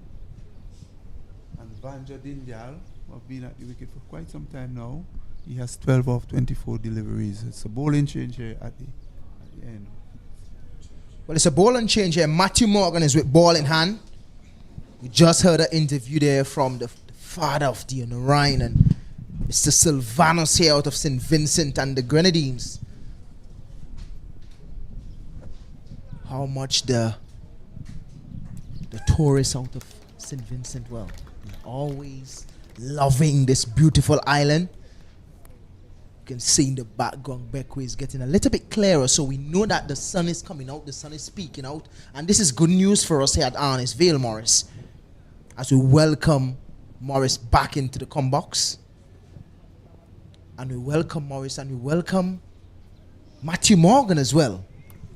And I'm pretty sure that you're loving what you're seeing, Morris. Is a leg spinner, and you're a leg spinner yourself. As well as I will prefer to be in the comebacks in the back seat, watching everything, because the excitement in which Morgan is creating here, and yes, I am really enjoying what he's doing. That ball is ripping across the batsman. Are you a leg spinner commentator? Because for some reason, there's always more energy. Please tell your viewers that you allow me to be in the comebacks because of one bad season in the VPL. I would leave that different kind of energy when a leg spinner is bowling. I don't really see this sort of energy when a off spinner or a fast bowler is bowling. But it's actually good that you have energy in the comebox, and this is what we need, because the players themselves need some energy from us out there. As Lovell trying to sweep that one. Didn't really make any sort of connection. Looks to me like it's a leg by off the boots, but yes, it is. It's a leg by. But I would good from here, Morris. I would tell you why the excitement is there, because when the 3-day format was on show, you were very adamant that you would like to see the pace, and the pace really got a showcase, and it is repertoire they have, whether it's a googly, and as we see now, Morgan is really doing what Jamaica is asking of him. And I like the fact that you mentioned that, because it is something that we have a problem with in the Caribbean. I've done the Super 50 last year, and even at the senior level, we find in the first power play, the second power play comes on, and then the spinners come on, the wrist spinners, and then the off spinners. There's always a drop in terms of the run rate. And we always wonder, why is it always an issue for batters to really kick on or to continue from the first power play in the second power play. What is the end of the over there? It's 97 for 5. But I always want to know, why is it always difficult to continue what you started from the first power play into the second power play? There could be a lot of things one can rule in. There's no specific thing that you can put your hand on. But when it comes to concentration, a batsman that is concentrating before a jinx break, maybe after the jinx break, as we saw in this innings, and the first ball after the jinx break, where Ramnath lost his wicket. So the breaking concentration as well can be pivotal in causing that relapse, or maybe the drop in the run rate, or the batsman, or the cluster of wickets falling. So to be fair, sometimes the batsman comes back out and he continues. This one was handpicked smoothly over the top there by Lovell, and he wastes no time in dispatching that one. I think this is the first 6 we are seeing. Yeah. And this is what we know that he can do. We saw it in the 2-day format of the game. That one brings up the 100.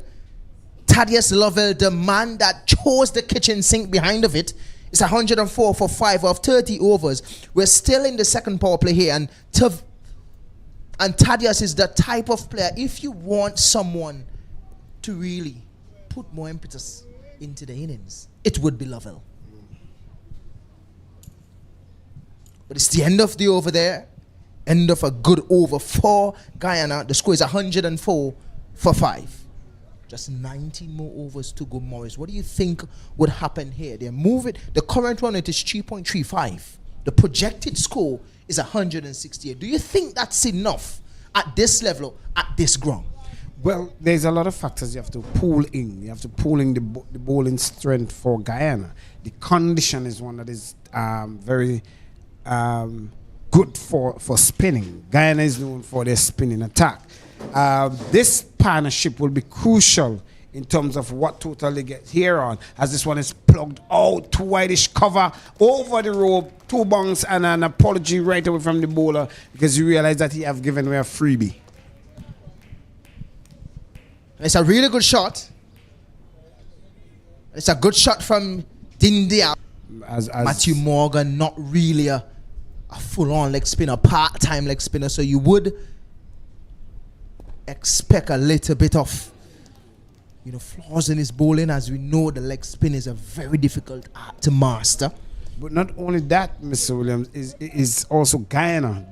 That country, there have been a lot of talented batsmen who have mastered the art of batting spin. Carl Hooper, Ramner Sawan, these guys really played spin very well. So the Guyanese batsmen will mostly be comfortable, not taking away from the fact that Samuels would have gotten a 4-4 in the attack. It brings me back to that conversation I was having this morning with Sylvanos about the territories. And when you mention certain territories, you basically just think about certain facets of the game.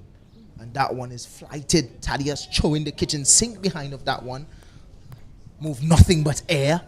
But he's still there, which is very important. So when you mention teams like Guyana, fast bowlers or bowlers have been dominated when it comes to playing for West Indies.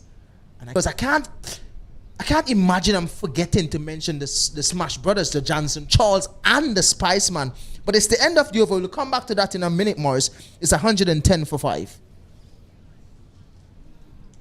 But Johnson Charles should really punish me for that, because I should not forget the Johnson Charles. As a matter of fact, Andrew Fletcher, I don't think you'll be going back to Grenade and no, I will never be getting any more spice, Morris. My spice days are over. Yeah. Because as long as you talk about Windward Islands and you talk about batting, you have to mention the Andre Fletcher, the Johnson Charles, the Sunil Ambrose, the Alec Atenes, the Kavem Hodge. These guys really, put their heads in front in terms of batting in the Windward Islands. I'm playing for West Indies. Someone said that it's the first 100 by a Dominican. But then that, you have to do a little bit of research, because I get to understand there was a batter before. I think it's Shillingford who played for West Indies. I am not sure who played and scored 100 against Pakistan. He was the first Dominican. So I have a little bit of history here, Morris. Yeah, and that is something you're very versed at. But what was really I'm not being a Dominican, but very proud as well as a West Indian. This one is tucked away, should go to the boundary, but good stop there by Morgan. Well, this one, from his reaction, is gone to the boundary for 4. And you can't be short, you cannot be full to Thaddeus Lovell. He's the type of batter that strived off, that the length. He strive off length, and he's the type of batter that he doesn't really stick around in terms of blocking. He's the type of batter that goes at it. Partnership moves on to 33. And again, back on his back foot, but that one spun away from him, could have only hit it straight back past Redwood. Only one though, no damage done. But what I like about this partnership, 34 from 38 after the opening partnership. And this is crucial. This partnership has to go right into the 40th over in order for Guyana to reach a 170, 180. And this can prove how vital it is at the end of the day. Definitely, Morris, as we see another over from Tamari Redwood. Haven't picked up a wicket as yet, but this is 4th over. He's keeping it tight, but Mr. Samuels, Odell Samuels, the main man for today, the off spinner, he's also carrying a number 7 on his back. I'm wondering what the connection is. What connection is there in terms of the relation with him and Marlon Samuels? Well, sometimes some players have iconic players. They would, as a matter of fact, talking about iconic, I think Marlon Samuels' alias is Icon. So maybe he have really fall under that umbrella to somewhat idolize him as the person that he likes in this game. So, he's bowled him! A full delivery, and talking about the partnership and how important it will be for Guyana. They have lost one of their powerhouse, and Lovell, he has to go. Guyana 115 now for 6. This is not something that the Guyana want to see right now. Lovell was chucking along nicely. He's that type of batter that if they need quick runs, he would go at it. But Matthew Morgan picking up the wicket of Lovell. A well-needed wicket as well. It's 115 for 6. Lovell is gone.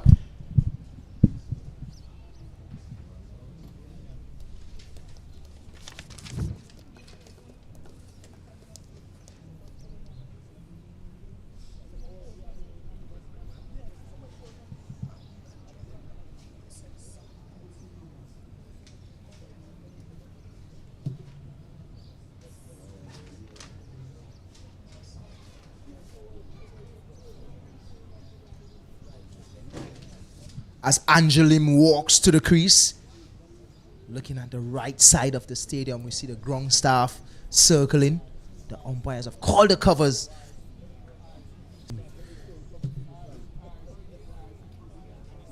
Covers have been pulled onto the field. There's a little bit of rain, Morris, so there would be a little bit of stop here in play as the Guyana and the Jamaican player runs off. Well, I don't think it would be anything to be much questionable as we see in the light covers. This one is just covering the square. They have not brought on any other covers, and we're still seeing that blue sky across to the western side. So nothing to be too alarmed about. It's just a passing shower, so precautionary measures have been taken by the umpires. But just to give you a brief summary, Guyana has 115 for 6. The bulk of the wickets being destroyed by Odell Samuel. He's gotten 4 in his spell. And Morgan, he's gotten his first one here just before the short break. And we are seeing that Guyana will have to do more heavy hitting, I would say, to get up to a total that would be competitive. But for now, from the Anna Zeppelin field, we'll take a short break and we'll be right back.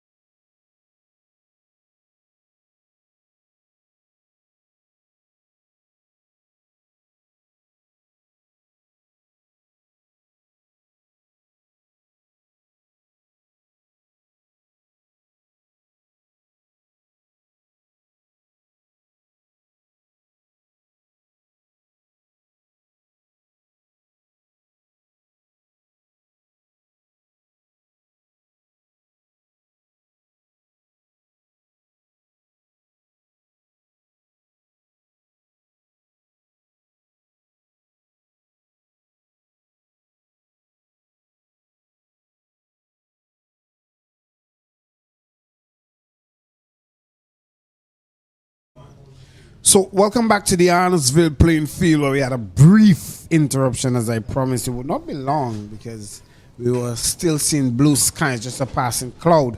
But it brings me now to a question that was asked earlier on.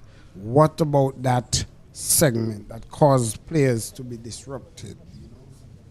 So clearly, here we are. We have a brief something in the time frame of a jinx break from the rain. But the players are back out, and it's good to see. Umpire made their checks. We're just doing a little marshalling to make sure that all are in place from the covers, making sure that nothing is being disturbed. It's 115 for 6. Well, in the first power play, they got their 50 up. As a matter of fact, it was 53 when the first wicket fell. And then from that, they have really struggled. Odell Samuel, the pick of the bowlers, 4 so far, and Morgan picking up 1, a run-out route. We have 1 to a run-out route as well. So the Guyanese now trying to build that innings for the rest. We still have the luxury of Kesrick Williams with us here in the comebacks. And Williams, what should be the information or the action now coming from Guyana out of this short interruption? Good morning again to you, Morris. Well, 20, overs left. Not sure if they would lose any because of the rain interruption, but I'm sure that's not the case here. But presently, there's a limb at the crease. He's one of those players that understands how to rotate the strike. The skipper is still there in Dindial. So it's about assessing what they need or what they're comfortable with as a bowling unit. We know that they have the backing of Isaiah Thorne. Also, I think, in my opinion, probably one of the best spinners in the tournament.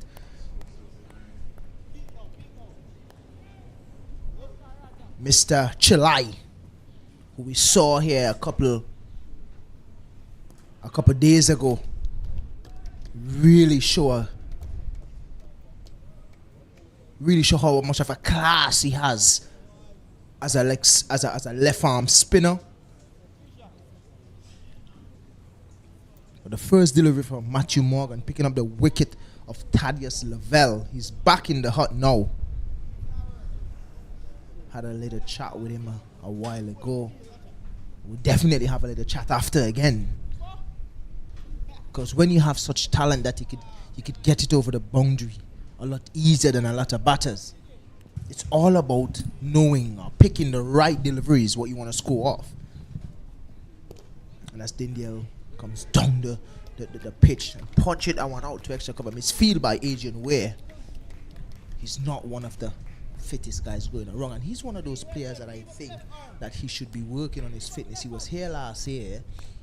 I don't want to be too harsh, but you're a young man. He was here last year and came back and he looks a little bigger. So my thing is, if you're a young player that looks to go forward in your cricket, you need to take a little bit more. I don't want to be harsh, Morris. I don't want to be harsh. They're youngsters. So I want to be as lenient as possible.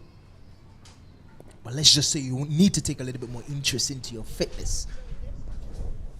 Also, I would like to say that to Mr. Van Long as well. He's a good player, and he's one of those players that I think could probably look into his fitness a little more. But it's the end of the over. It's 117 for 6.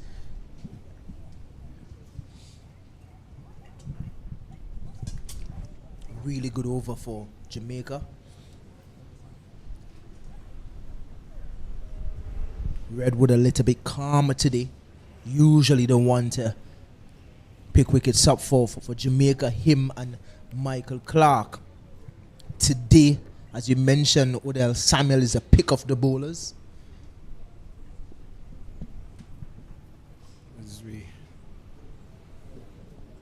This one is ballooned, a delivery that bumped on him, extra bumped, and he was not able to get it past the man at point. He was just able to couched it there, and there was an easy catch. Guyana losing their 7th wicket, 117 for 7. Well, he was waiting, Morris. He was waiting. Redwood picking up his first wicket. I just mentioned he has been bowling wicketless. And as soon as I made my comment, Dindial is gone. He's gone now. He's gone for 19. Good catch by Mr. Wedderburn there at point. He didn't have to move. It was really a soft dismissal. Short delivery, spinning away from Dindial. Could have only got it to short to the man at point in Wedderburn. Easy catch. He's gone for 19. The score is 117 for 7. Guyana really slipping here, Morris. Well, we have to now question whether Guyana will be able to make 150, which with the batting strength of Jamaica could prove an easy walkover. Again, as I said, could prove. Not gonna say that's an easy walkover if Guyana is to be skittled out for under 150.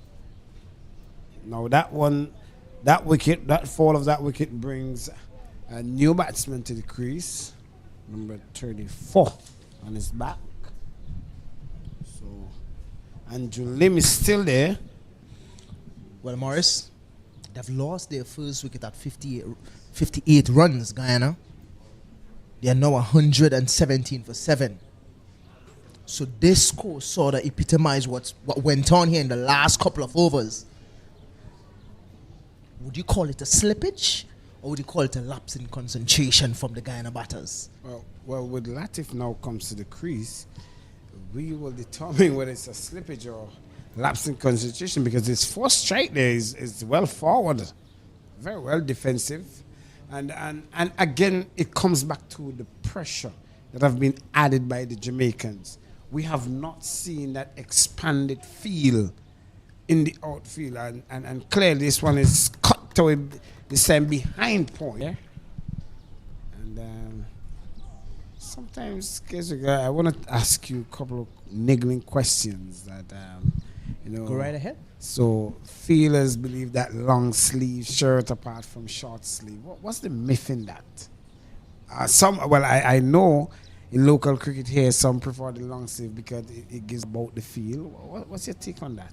You would have wear a couple of long sleeve in your career. Well, Morris, I'll tell you what. I believe in long sleeve when I'm playing in the cooler countries. Not really in the Caribbean. It's warm. Sometimes I think a lot of guys would want to wear the long sleeve because of their diving. You would normally see the more aggressive feelers in their long sleeve. Another one just eluding Jordan Johnson. Wouldn't really get 4, just 2. But it was a good effort from Jordan at that time. Yeah, I think what happened there, he was 2 steps too late in moving off to retrieving captain, getting that man at extra cover out deep enough on the edge of the 30-yard circle, and it just eluded him. So clearly, the intention of Andrew Lim and Latif is to somewhat up the momentum and get it to a total competitive enough for their bowlers. We are still yet to see a full batting display of these teams, especially in this tournament. It's either there's a good start and they finish off poorly, or it's a poor start and they finish off really well. In this case, we're seeing Guyana here. A good start. Ramnat started at the top, really start playing well, and as soon as they lose Ramnat, they start losing wickets. I don't want to really go back too much on the 2-day format, but we saw it with the Windward Islands when they were they all made 200. Barbados was playing Jamaica, and they had to battle it out, and they had games to win. They had games, and yes, they fought very well. They played competitive cricket. But I understand the question and the questions that you're asking. Oh. Aggressive throw there from where? But some things that I would like to mention, certain implications that I would like to make, Morris, in terms of not just Guyana,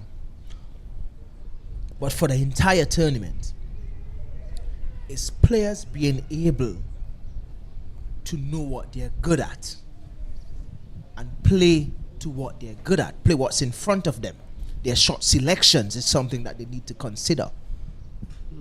So me to coach, I would tell coaches,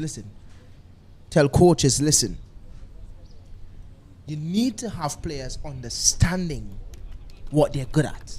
Yeah, and let's not deviate from what you're asking, but let's also be understandable that as we heard from the fathers, that these guys have not played cricket leading up to the tournament, so it will be a bit of struggle for them. Yes, and you will say a cricketer will always have to play cricket in his bedroom. You have a bat, you throw a ball on the wall. You're a batsman, you focus on batting. If you're a bowler, have a ball in your hand repeatedly, spinning ball away, or doing whatever you have to do. And then what you do thereafter will remain, and when you reach into a practice session, and the father reiterated that they have not played cricket for a while, so the unison in them coming together and gel will be also a problem. He also mentioned the weather in Guyana wasn't the best. So we also have to understand that. We also have to take into consideration as well that we just had a serious weather here in St. Vincent. Hurricane passed to St. Vincent, Hurricane Beryl. Left a lot of trouble here. So we also have to understand that the tournament was pushed back. The formats had to change from the 3-day to the 2-day. But I must say to the ground staff here, they did very well to get things up and running for the tournament. I mean, this tournament was held as soon as Beryl would have passed, and the ground would not have been spared. But another wicket for Redwood. Redwood, I mentioned a couple of overs ago that he's operating wicketless. And I'm not sure if he has an earpiece in, but he decided that, listen, this is my time now to make my inroads. Now he has picked up his second wicket just for 26 runs. The projected score is 169 now.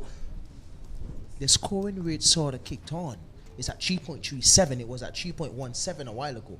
But it came up a little bit. But they're losing wickets. Out come Isaiah Thorne, the big fast bowler. He needs to do something to give these guys, or give himself something to bowl at. Well, one will look at 123 and say that's good, but in the and then bring back your fast bowlers in the back end. You have the Michael Clark, who's not really a fast bowler, but is very good in terms of his skill set, the slow balls. He has a nice little Yorker, and then you could bring back the Virgo to finish things off. That one just finding the edge there of Isaiah Thorne's bat. Just dropping short of Skipper Barnes.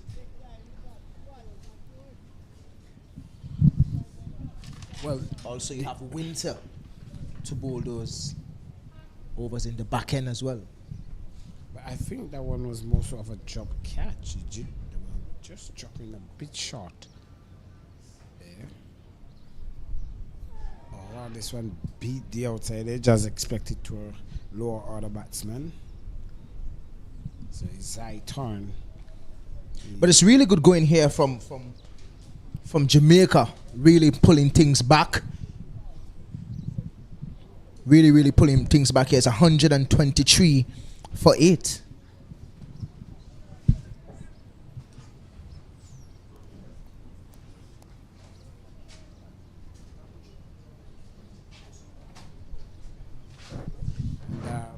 So Guyana, 123 for 8. Sam Mills and Morgan have really pricked the Guyanese batting. And what could have been from a start of 58 for 1, they're now 123. And just 2 more wickets to go as we welcome back 28 for 8. Yeah, that was a delivery from Matthew Morgan, pitched outside the leg, and given the treatment there by Isaiah Thorne, swept powerfully to the backward square leg boundary. A very good. I've seen him bowl in the 2 days, and he have bowled pretty well and did a very good job at the time when it was needed. So, yeah, a very good shot there from Thorn. And we want to make mention that though we may somewhat be critical of the batting display of the Guyana order, we don't want to take it away from the bowling that has been displayed here by Jamaica. Excellent bowling, and not only that, but also the pressure that have been kept on by the skipper of not deep cover, mid on, long on and long off. Those are the only fielders that are out. Really and truly, I will put it down to a really poor display of batting by the Guyanese, more than an excellent bowling attack from the Jamaicans, in a sense. Not taking anything away from the Jamaicans. They would have bowled well, really, but the Guyanese batters have not taken the attack to the Jamaican bowlers. As we have mentioned earlier, we saw Guyana openers doing a fairly good job at it, and after the fall of the first wicket, things start to go downhill for the Guyanese, and none of the batters really get stuck into it and to really to build any partnership of any kind per se. And they have been, falling away badly to the end of this 50 overs that is closely coming to an end. Well, Redwood to continue. 100 there still. A batsman could just come out and... Redwood definitely getting some bunks and tone from that end which he loves so well and have been bowling most of his spells since I've seen him. And he is really reaping havoc into the Guyanese batting order. So apart from Ramnath, the opening batsman, the highest total thereafter was 33. And nothing really to be congratulated about. Not a lot of double figures, and you know that could prove different in a total. And you will want your batsmen to occupy the crease, giving you some double figures instead of these single lot of numbers. And rightly so. What we have seen here from the Guyanese is a lack of application, really. Had they applied themselves a little bit more, then they would have been able to do well. And here's a shot from Thorn. Straight over deep mid-wicket, a big shot indeed, and that will go for the maximum as the umpire now has his hand raised above his head. This one was masterfully struck, and it took toll in the middle of the bat, and he was able to deposit it for a much needed 6 for the Guyanese. And I said to you that this game is a game of glorious uncertainty. A batsman could be very much aware of the situation and take the bull by the horn. Yeah, exactly. And Isaiah Thorn is much aware of what is needed now. They need to get the run rate up, and he's come in and he has shown that he's not going to stick around, and anything loose, he's going to punish it. Well, this one has bunks on it, and it's typically a low order kind of action that you would expect them to take. Yeah, it's a really rare guard action, and it's good for cricket. It's good for the Guyanese at this time because they really need to get that score going over 150 mark at least. Well, good strong breeze blowing here. These Redwood is bowling against the wind, so the degree of turn is less. Also, as we look at the tattering flags, they are really taking a beating, not a category 1 or tropical depression kind of wind, just gentler breeze. This one has wit on it, and all of the bat lighted up there for Isaiah Thorn, who was really now gone into double figures, 11 from his 15 deliveries. And this one again, he's swiping and swiping hard.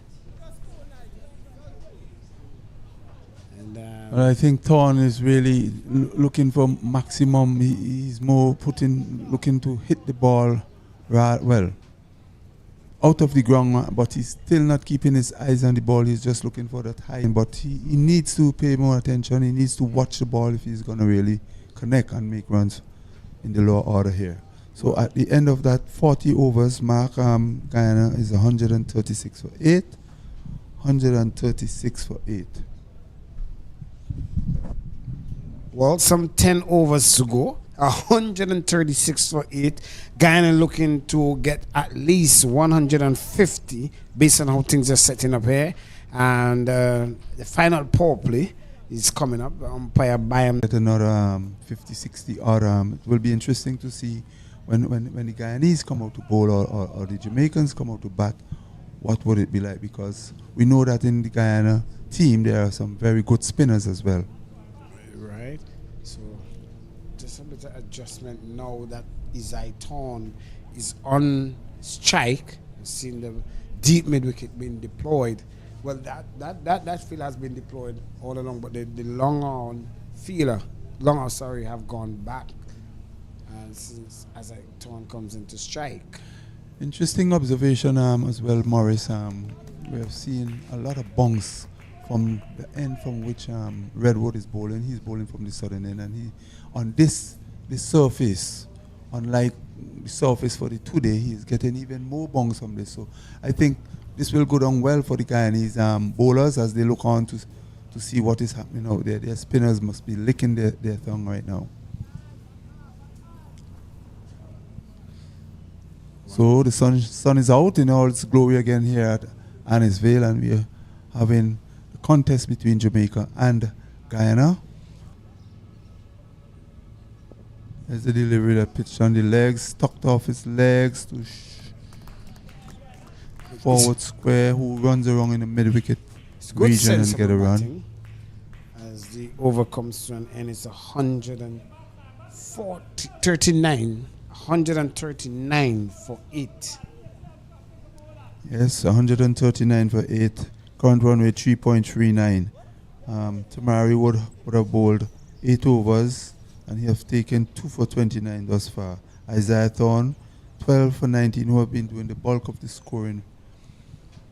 And Latif is on 5 or 15. So still some way to go, still a long way to go for Guyana. Still have some overs that they could really make a match of it and at least get up to 160 thereabout. You change your tone of voice now in terms of the... Well, the projected score is a 170, and right. Based on if they can really capitalize on the remaining overs, right. they could definitely get around 170. I like the sound of that one now. So 140 now for 8, and not a big partnership so far, but a welcome one. I've seen a couple of boundaries. It will be interesting to see now if this one is heaved again, swing and a miss, and Isai has really threatened. You just play that inside out and play a straight back shot over cover, and you can get purchase for the shot. Yeah, this is what I'm saying all along, Morris. Rather than looking for the big heap over cow corner, as we say, or the mid-wicket region, if you play the ball in the V and rotate. My goodness. So at the end of the 42nd over, Guyana is 143 for 8, 143 for 8. So the hope of 150 is more brighter now than it is a couple overs ago. Good recovery. Not a one to be so much exalted about, but Riyad Latif and that of Isai Torn has put some impetus to the rear guard here. And Isai 13 from 23 and Latif 8. And how well Redwood had bowled since he came into his spell. Batsmen unable to pick him, but I'm really would prefer to see the batters pushing the ball in the spaces and rotating the strike rather trying to hit the bowlers out of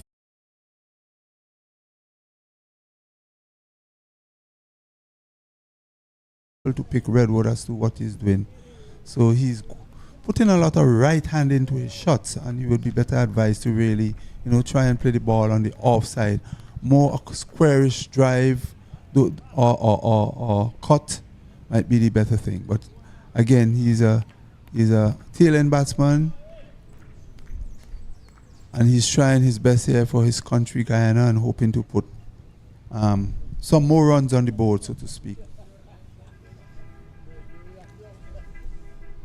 So a much faster delivery on schedule. So Redwood knowing fully well that if he has to toss that delivery, Thorn is looking to hit him out of the ground, and he's not giving him that. So just a quiet over. See, maiden here. So that brings number 43 over to an end, and the Guyanese 143 for 8. 143 for 8. More than likely will reach to that magic figure of 150. But as I mentioned, likely to reach in the region of 150, 160.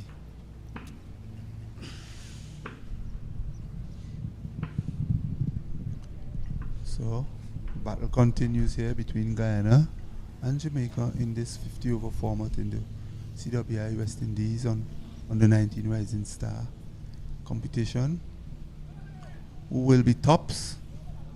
We will wait and see at the outcome of this round of matches. Of course, other matches are being played at the different venues in Park Hill and Cyan Hill. And here's the delivery from Morgan, beating the outside edge of the bat of Latif.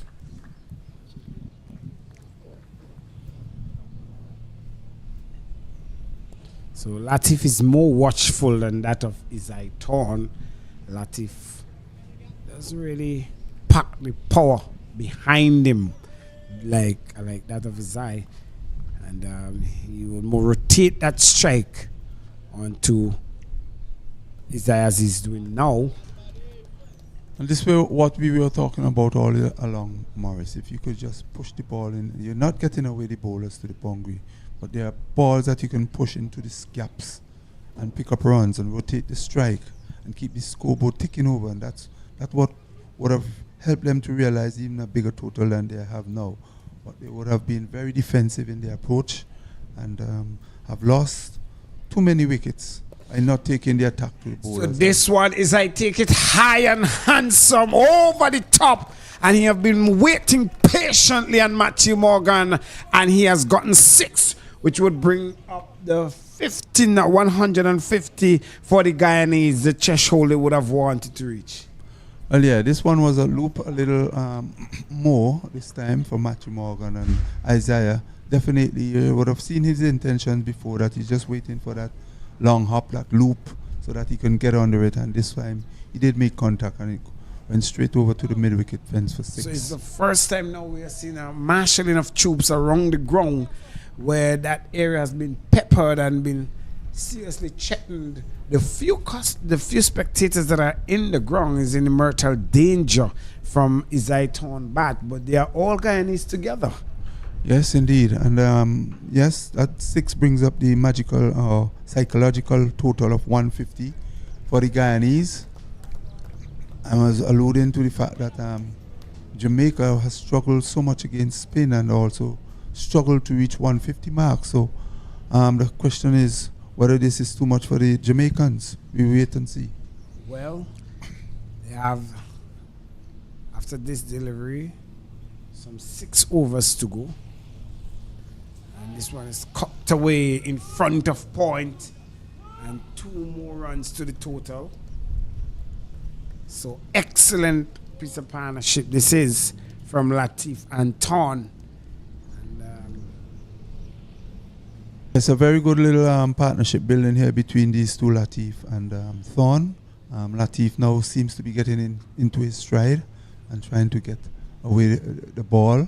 So it's a good sign from these two batters, something we did not see from the earlier batters, apart from the openers. Well, this is the third partnership for the innings for over 30 runs. And that tells you the tale of the tape as to why they are somewhat trying to get up to that projected 174 score. As the consistency of partnership was not there. And much better total looking here now for Guyana. Morris, I think you would have seen both teams played so far. Well, in this encounter, we have not seen Jamaica taken to the creases yet. So, where is your money? Where do we put your money in this game? This one passed the outside edge. I am not a person who puts money down. But I will tell you what, at the end of the thing that this 150 might, whatever total Guyana get may be too small. And then we might see a fumbling in the batting for Jamaica. And clearly, what we might think as a low total is just enough for Guyana. Well, we know that the Jamaican sides have some very experienced players, some who would have played in the World Cup under 19. Players like Weatherborn, and of course Brian Barnes could pack the punch. So it's interesting to see when the Jamaican goes in to respond to the Guyanese total, whatever total they will have at the end of their 50 overs, what they will do. So Guyana 155 for 8. We're into the 45th over. And there's another wicket. There's the wicket. Hard. Bowl a few overs in the first power play, and then in the middle phase of the game, which is the second power play, we usually see spinners control there.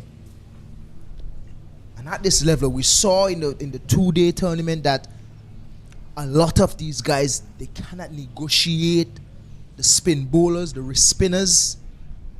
So we find that there's a lot of restriction in terms of rotating the strike, especially in the 2-day format. Well, it's the end of a successful over for Tamari Redwood. It's the end of his spell as well. 31 for 3. The score is 155 for 9. Gulchar and Chulai just joined Riyad Latif, who is on 12. From what we know of Gulchar and Chulai here, Morgan, he's not really one that's really comfortable at the crease. You could see that. But he has to stay there with Latif for a while to see if they can get them over 170 or so. I think 170 is really a good total on this pitch, as that one is flighted outside the line of foot stump. Big swing from off stump again, spinning away from Latif. Didn't get to the pitch of that one, just taking a waff at that one. Didn't really do any damage, just bounce into the man at backward point. Who's Tamari Redwood. Again, this one just squeeze out to sweep. Not a lot of damage. Just a single. Virgo doing chase. But it's the end of another over. Another Matthew Morgan over. The score is 158 for 9. I know you were saying that it is very hard for them probably even to get to 160. But it's 158. They're inching very close here, Sylvanus. That's more likely that the predicted score that I would have had in mind. So they're almost there. Whether they go up to 170, left to be seen what this last partnership will do. Well, the tail is wagging for Guyana at this time. So, well, it's a change of bowling. Winter is back. The main fast bowler for the team is back, and of course, Keswick, you will agree with me that after this would be just 3 more overs, and that is quite a bit of overs to get another at least 30 runs, perhaps, but not at the rate at which these batters are batting. Maybe you would say another 10, 15 runs. As I rightly mentioned, I'm thinking 170 would be a good score. Asking for 30 is a bit of a stretch, especially we have Chulai at the crease. Not saying that he's not capable of scoring runs, but I think we have seen enough of Chulai in this 2-day format to really know what he's capable of doing with the ball. He's one of those players that he could count on to take wickets and also to bowl a tight line and length. Clearly, he doesn't seem like he knows anything about batting, as that one really have him in all sorts of trouble there. There's a delivery that was pretty quick and probably the quickest delivery we have seen for the day. Winter really walking up some pace here, Keswick. Well, he's batting at number 11, a position that I'm really famous with. Surprisingly, Keswick, the cover was delighted indeed, and I had to probably retreat to a statement that he doesn't look the part, but that was a very good shot. Sure you didn't leave a mic close by so he can hear you? Well, Responded well. Well, it's sports, and in sports you do need that kind of support. So probably if he's hearing me, that I did something good for him. That one is, I don't know if it's a flick or a sweep, but it's gone for 4. Latif, a little bit full on the leg stump line, and he just swatted it across the deep square leg boundary. It's another 4. Winter didn't even run it. Yeah, it's a very good shot again, but I'm surprised Keswick with this with the crease it's sort of easing up on the Guyanese, and you really can't take things for granted. When you have a man hand down the throat, you keep it down the throat actually. Another single here, but it could be 2. It's 2 for Latif, and Latif is taking it to Jamaica. This is not a bad going here. As I mentioned, 170 I think is a good score on this pitch. With the bowling that Guyana has, it could cause a bit of problem for Jamaica. They have to come out and they have to bat smartly to win this game. Yeah, and really a disappointing end the way Jamaica now is really don't allow the Guyanese to run away with this total. They really would have struggled. They have kept them quiet for quite a long time. They have taken the wickets. They have set them back from scoring rapidly, and now the tail ender seems to be doing it for it. Michael Clark bowling in the back end here. He's the only bowler that I've seen for Jamaica that came in and show his class in terms of bowling the slow ball, bowling his Yorkers. I'm agree. Rather surprised. I would have preferred to see him bowl instead of Winter at this time, because Winter is not really making use of this opportunity to really bowl the ball at a fuller length and to do justice to his captain in getting these last pair of wickets out.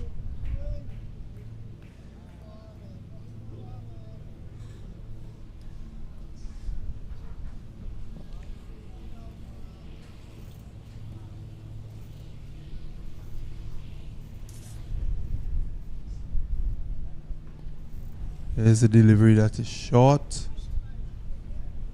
and Shulai just plays out quietly on the offside. Shulai just hanging in there really, and waiting for that bad ball to be put away. Remind our viewers and listeners, this is 50 over side. West Indies Rising Stars on the 1950 competition. A dot ball to finish things is a slow ball from Winter. Something that we've been asking for. It's a slow ball to end things off. A dot ball. The score is 171 for 9. Skipper Bradley Barnes just pointing towards who you want to bowl this last over, and it's Michael Clark with ball in hand. Yes. Just a last over here in this innings. Probably thought he would have been introduced a little bit earlier. Just 18 runs of 7 overs. He has bowled very economically. And he's only bowling his second spell in this innings. And it's the last over of the innings as well. Skipper Barnes probably would have heard you and take your advice, Keswick. And this is the last over. Guyana could count themselves lucky enough to survive 50 overs really. At one stage it looked like they weren't even going to make 100. And here's a shot from a full end delivery. Played down to deep backward square. The batsman was able to get 1. So Guyana 172 for 9. The last over being bowled here. 5 balls remaining. Guyana would be pleased with their performance, having struggled throughout their innings, and now have posted a reasonable enough total of 172.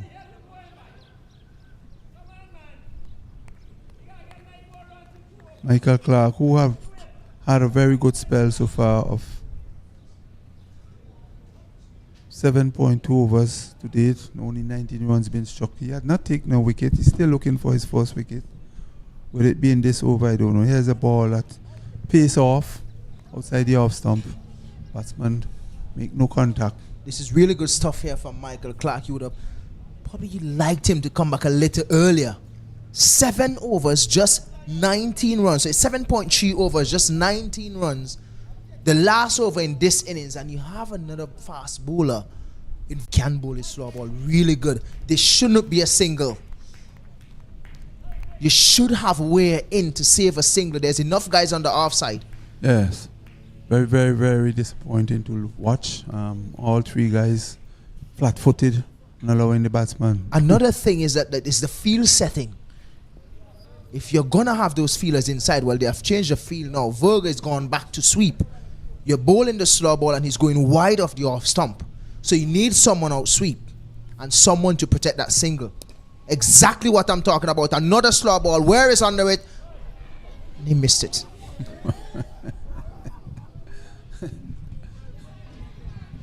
Well, he is giving out now. He is.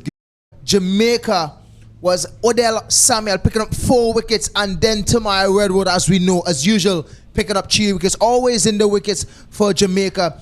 We're going to take a short break here for lunch, and we'll be back to give you coverage of the West Indies Under 19 Rising Star Tournament here as the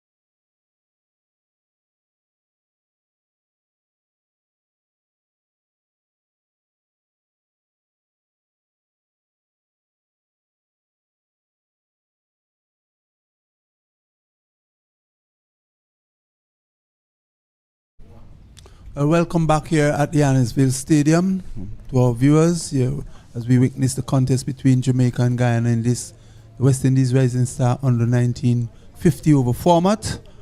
We just to let you know that Guyana was all bowled out for 179 and Jamaica now replying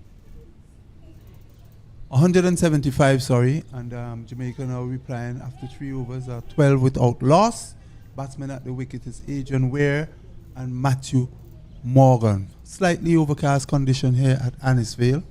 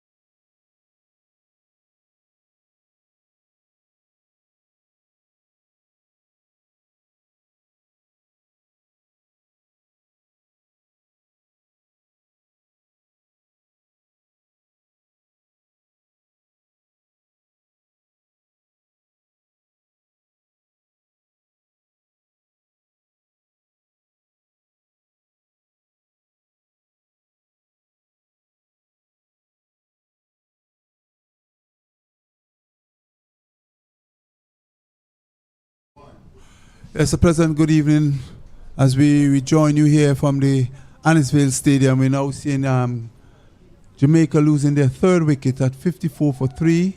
54 for 3, Jamaica trying to reach a total of 176 made by Guyana. So it's now the water break here in this 50-over encounter between Guyana and Jamaica in the West Indies Rising Star Under-19 tournament. Adrian Ware is not out on 21 of 26 deliveries. Just to remind our viewers and listeners around the region, Jamaica winning the toss this morning and sending Guyana into bat. Guyana were all out for 175, and Jamaica now replying to that score of 175 and now 54 for 3 off 11.3 overs. It's bright sunshine here at Annisville. There's now a water break, and in a short while we'll return back as we take a break here from the broadcast.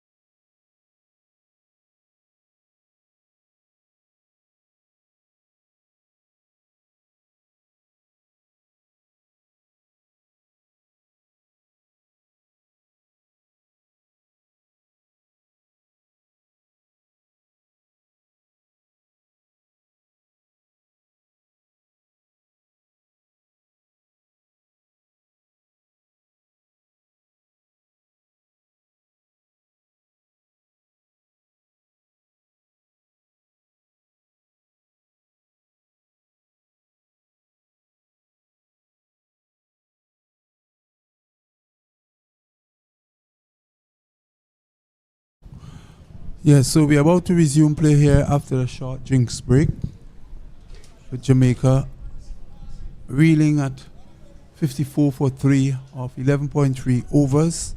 We now welcome back Mr. Morris in the commentary booth. Thank you very much, Sylvanus. Forgive me for the blunder in the name calling. I just had a sumptuous meal, and you know, boy, it could get me back today as we really see that Jamaica now is a bit of struggling. I have a bit of struggle, to get as you know, we realize that the wicket now is has dried out and things have become a bit challenging, not too challenging as yet, but it's still posing some challenge here for Jamaica. Right, so at the fall of that third wicket for Jamaica brings wicketkeeper Trevor Edwards into the wicket. He just opened his account with a single. The ball played behind square. The sun is out again here at Annisville. It's a beautiful picture to see from our vantage point as we're settled now. And for this delivery, he's trying to turn off the pad. There's a stifle appeal by the bowler. Ball trickled down to fine egg and the batsman crosses for 2. That's all there will be. The return comes in, the keeper gathers cleanly. So the total for Jamaica now moves up by 2 more runs. So now 57 for 3. Ware is on 23 of 27 balls, and Brian Barnes is on 1. Yeah, Sylvanus, we've been privileged to see the game right on here where the viewers are not seeing. But when we look at how Guyana has approached this innings tactically, it is really good. And just as the Jamaican has really nailed them down in the first innings when they batted, they are now applying that same pressure. It will be amazing to see who played the patient game, and this is who will win the game. Yeah, well, Jamaica actually was off to a slightly better start than Guyana. But Guyana now has come back and really keep them in check. They have been scoring, that's the Jamaicans have been scoring at a very slow pace. So even Stevens, still early days yet, and we're into what? Just 11.5 overs. So Into soon, over number 12. over number 12, so we wait to see what the middle order for Jamaica will produce. And during as the over comes to an end of the 12th, 758th for free, in the quest of 176, and that total that we were looking at for Guyana, and where we thought that it was a mountain for them to climb. Again, the game of what you call glorious uncertainties. We saw some red guard action from the number 10 and 11 batsmen, and they were able to reach that total good enough based on what we're seeing so far for the Guyanese. Yeah, in light of the slow start that Guyana's had, they were able to nevertheless be able to post it a reasonable enough total to challenge Jamaica here, who is really finding it really difficult to even get the ball off the square now.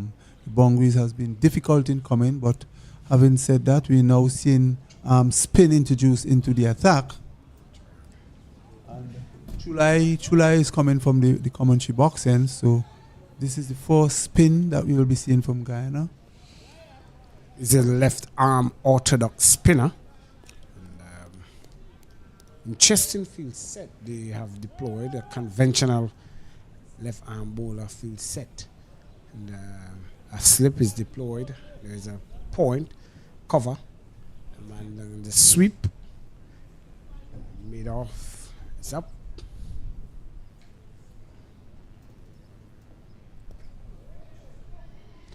A long on.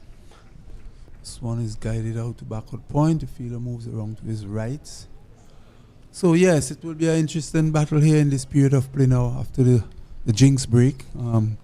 Morris, to see what would be the approach of the Jamaicans so far. Two deliveries from the spinner has brought the batsman in defense. Yeah, and interestingly, it will be a case where it will test the Jamaicans' temperament at the crease, whether or not they will take the spin on. We have seen how important Odell Samuel bowled for the Jamaicans. And this phase of the game will be where Jamaica will be tested. Yes, and of course, we have not seen any explosive in the first power play from the Jamaicans. This is the second power play. And it's interesting again to see what or who will have the advantage in this power play. So it's a left and right combination in terms of the batting. So for the right-hander now, they would now have a slight alteration to the field. Oh, this one zip through. And, Chulai is coming left arm around the wicket to the right-hander Ware. Now another adjustment is taking place in the field. The man from backward square now is coming to a backward point position. Yes. Short backward point position. So one slip, backward point cover. Short cover. This delivery where is on the back foot and trying to walk it on the onside, straight mid wicket. Fields, no run. So yeah, Morris, it is interesting if we would like to see the Jamaicans really, getting the ball off the square or taking the attack to the Guyanese bowlers. So far, they're finding it quite difficult to do so. This delivery now hits straight to the man at mid-wicket again. There is no run. That brings number 13 to an end. So Guyana in their turn at the crease posted 175 all out, and now Jamaica in reply 59 for 3.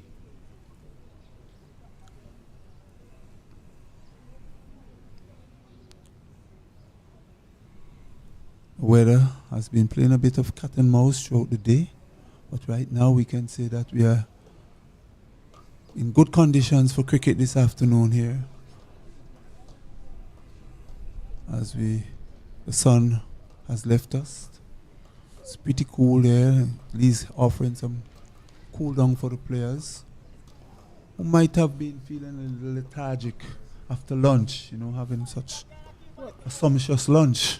Yeah, Morris, as you rightly referred to. That is one factor of the game, but in terms of the heat has not been that penetrating. It has been cool condition. It's a shot in the air over the top of first slip. It's coming down to the third man boundary. It should be cut off and done so very well. And good option of short bowling there by Van Lang. And it actually went over that first slip region. Yes, another control shot there by Trevor Edwards. Actually, it was short. It was dug in short. He was looking to hit square of the wicket, but I was a little bit late in position, and the ball spilled off the edge of the bat down to the third man position, and they were able to scamper through for 2 runs, 2 valuable runs, which will help the total to go up to 61 for 3. Here's the delivery right on target, and the batsman in defense plays up on the onside, and there is no run. That short pitch delivery, I somewhat like that option. The reason being that Agent Ware is one who likes to pull. Now, with that, there were 2 fielders, not Agent Ware, Barnes, sorry. And there are 2 fielders deployed on that square leg boundary for that same short delivery, and you almost fall victim to it. Again, another short one. So wide, umpire signaling this time. It's a bit too short. So they feel at deep mid wicket and deep square leg. The 2 fielders for that short pitch delivery. Yeah, definitely. The chop is set there, a deep fine leg and a deep backward square, and deep on the mid wicket boundary. And I think they know that Captain Barnes definitely like to pull, and have been testing him with the short pitch delivery so far. And here's one, driving straight back past the bowler. Fielder mid-off, give straight. Will he be able to, beautiful, well fielded, just inches inside the boundary. He pulled it back, and the batsman get 2 runs. But a very good shot there from Barnes. Not only that, it's good work there in terms of saving it, and the camera crew was able to catch it right on the ropes. Excellent piece of work. And as we see,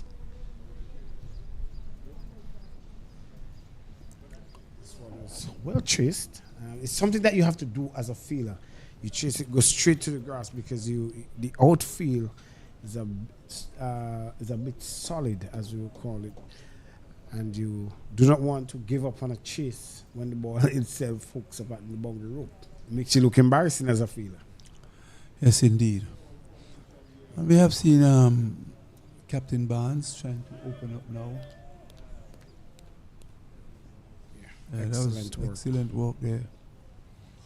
Captain Barnes trying to open up free his arm sort of, and here's a short delivery that was quick down the leg side from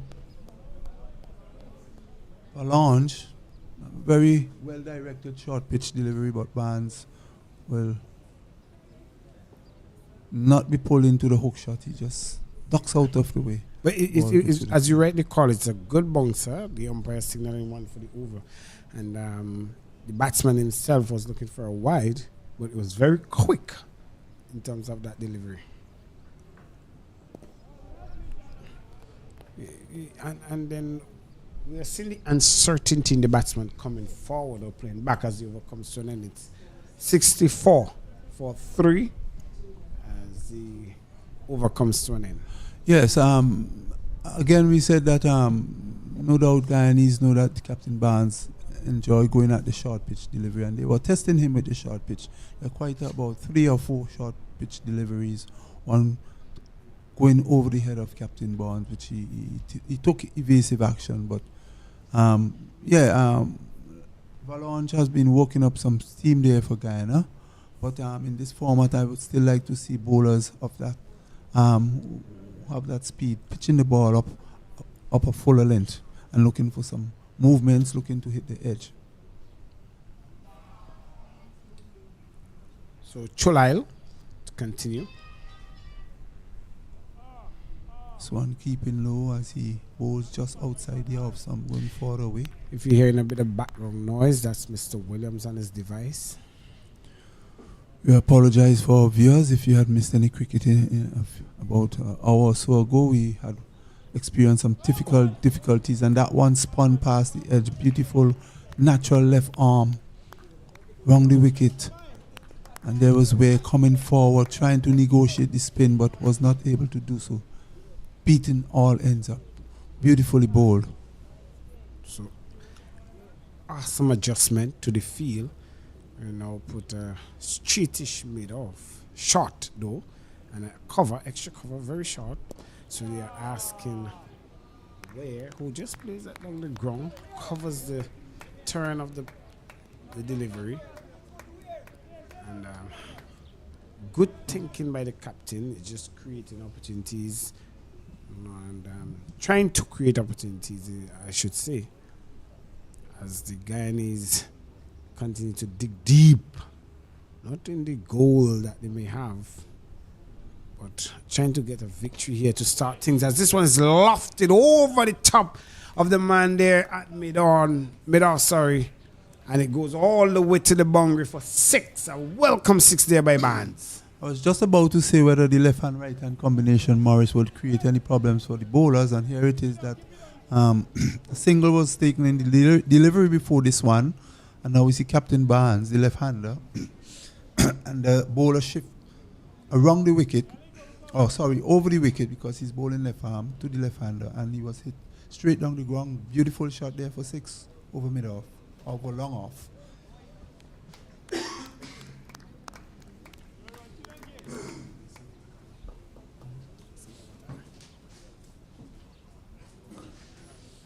So Chulai continues. Good comeback delivery.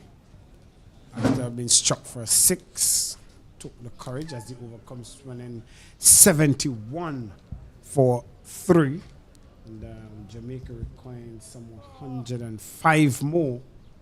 And they have all 35 overs to get that.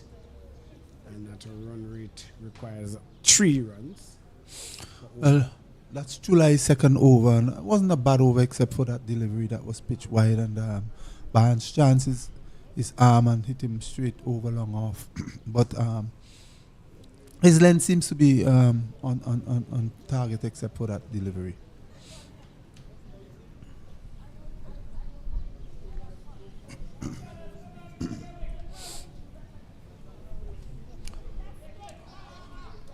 Unlike the Guyanese Morris, the Jamaican batters are very powerful hitters of the ball.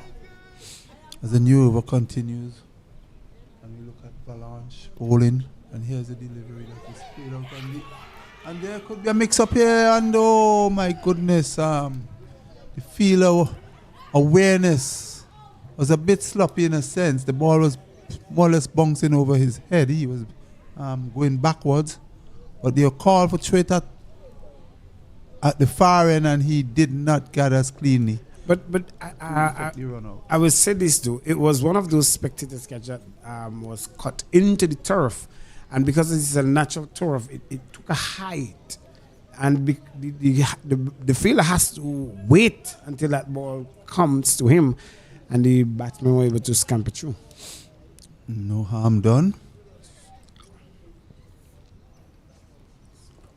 And here is Barnes steering this one down to short third man for another single, taking the total up to 73. And so far we have seen a partnership building here, Morris, between these two. Yeah. If not the longest partnership we have seen in the game.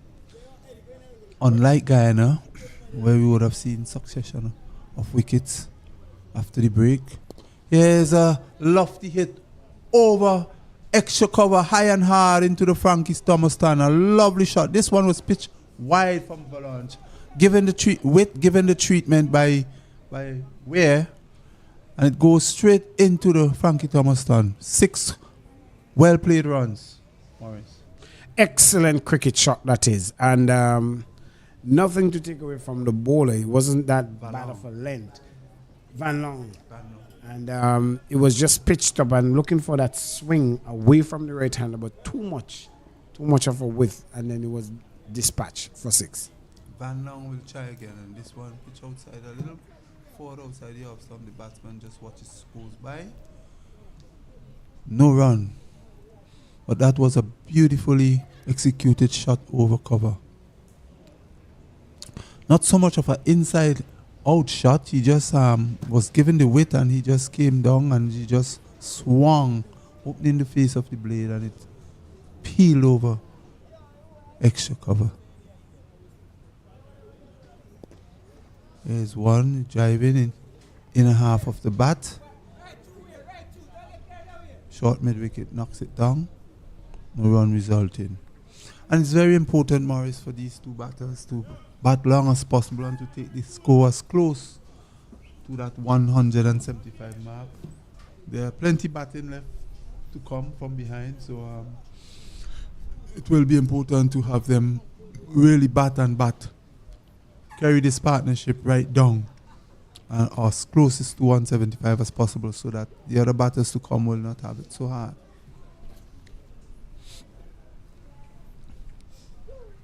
So that's bring number 16 over from Van Long to an end. Have some pace, but you just need to be bowling on a particular length that is, the right length. He has not found his length since the jinx break. So he need to be bowling that ball just about middle and off, not too wide as he would have pitched most of them a while ago. Yeah, I think the bowlers Guyana has been not a touch off, not too wayward, I should say, but a touch off. And what they have to do is to try and see how much they could restrict this batting for Jamaica. The run rate is not too high, but it is manageable. The required run rate, they need to get that up if they are to bring the game into contention. Jamaica requiring some 97 runs now from 204 deliveries. Clearly, they are in the ascendancy. But Guyana need to take wickets. They need to get wickets and at critical intervals. Yes, the required run rate being 2.85, and they are scoring now at current run rate at 4.94. So that means that they are ahead in this run trace. Just needing 97 more runs in 204 balls. Can they get it? We'll wait to see. Here's the delivery, just nudge on the onside, and a bit indecisive there were the two batters, but eventually get through it in the end. So one more run to Skipper Barnes. Moves up to 14. Andrew Ware is on 31 from 39 deliveries, and the total for Jamaica is 80 for 3. One thing we can say, Morris, we have not seen any, the shot selection for the Jamaicans was so far has been good. Yes, they would have lost 3 wickets, but the batters that came in after would have really put their head down, and they were taking the time. They were taking the time really, and they're choosing their shots correctly. Yeah, it is important that you have your correct shot selection. Nothing really too demonic in the track, as this ball is not spinning as the Guyanese would want. Just the conventional spin of the track, nothing to be worried about.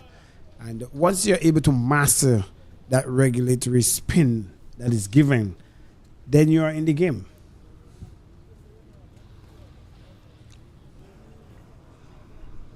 CWI continues here from the commentary box end.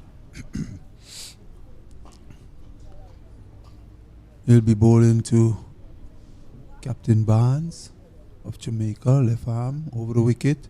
And he's coming forward and hitting up to long on for another single. And now we are seeing, Morris, that the batters are, from the Jamaican perspective, are using their feet, something that we did not see much from the Guyanese, unfortunately. What I will tell you is the comfort, and that's what it takes. Being at the wicket, where it's 32 from 41, Barnes 15 from 16. So it tells you that they have now come adjusted to the spin that they're able to use their feet one to down the track.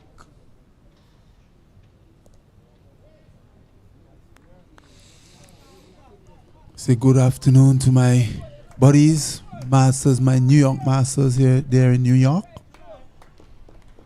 Hutchie and the others. Walker, the elder. Hope you're having a good day. This one is a shot massive lofted in the air. Mistimed actually. But dropping no man's land, and the batsman is, it's sloppy feeling there by the Guyana fielder. This time it's Dawn. And they're looking for a third, and there's it's almost a comedy of errors out there with both batters and ball. But here's a ball that was driven up in the air, but dropped safely no man's land out to mid-off. The batsman scurried through for a second run. There was a call to throw the ball in, and the bowler overruns the ball. And then the batsman was attempting a third run, but then was sent back. Your thoughts on that? Communication. Lapse in communication in terms of the running between, I should say lapse of communication. And between both batters? Yes, and also the feeler, the awareness of the feeler also. But I think what happened is that the keeper would have looked to flick the ball onto the stumps. And as the over comes to an end, it's 84 for 3. So a change in bowling from the Grenadines' end, as we see Guyana now operating with double spin. It's Dindial, Mavenger Dindial. He will be doing his art here. Right arm orthodox spinner, off spinner that is.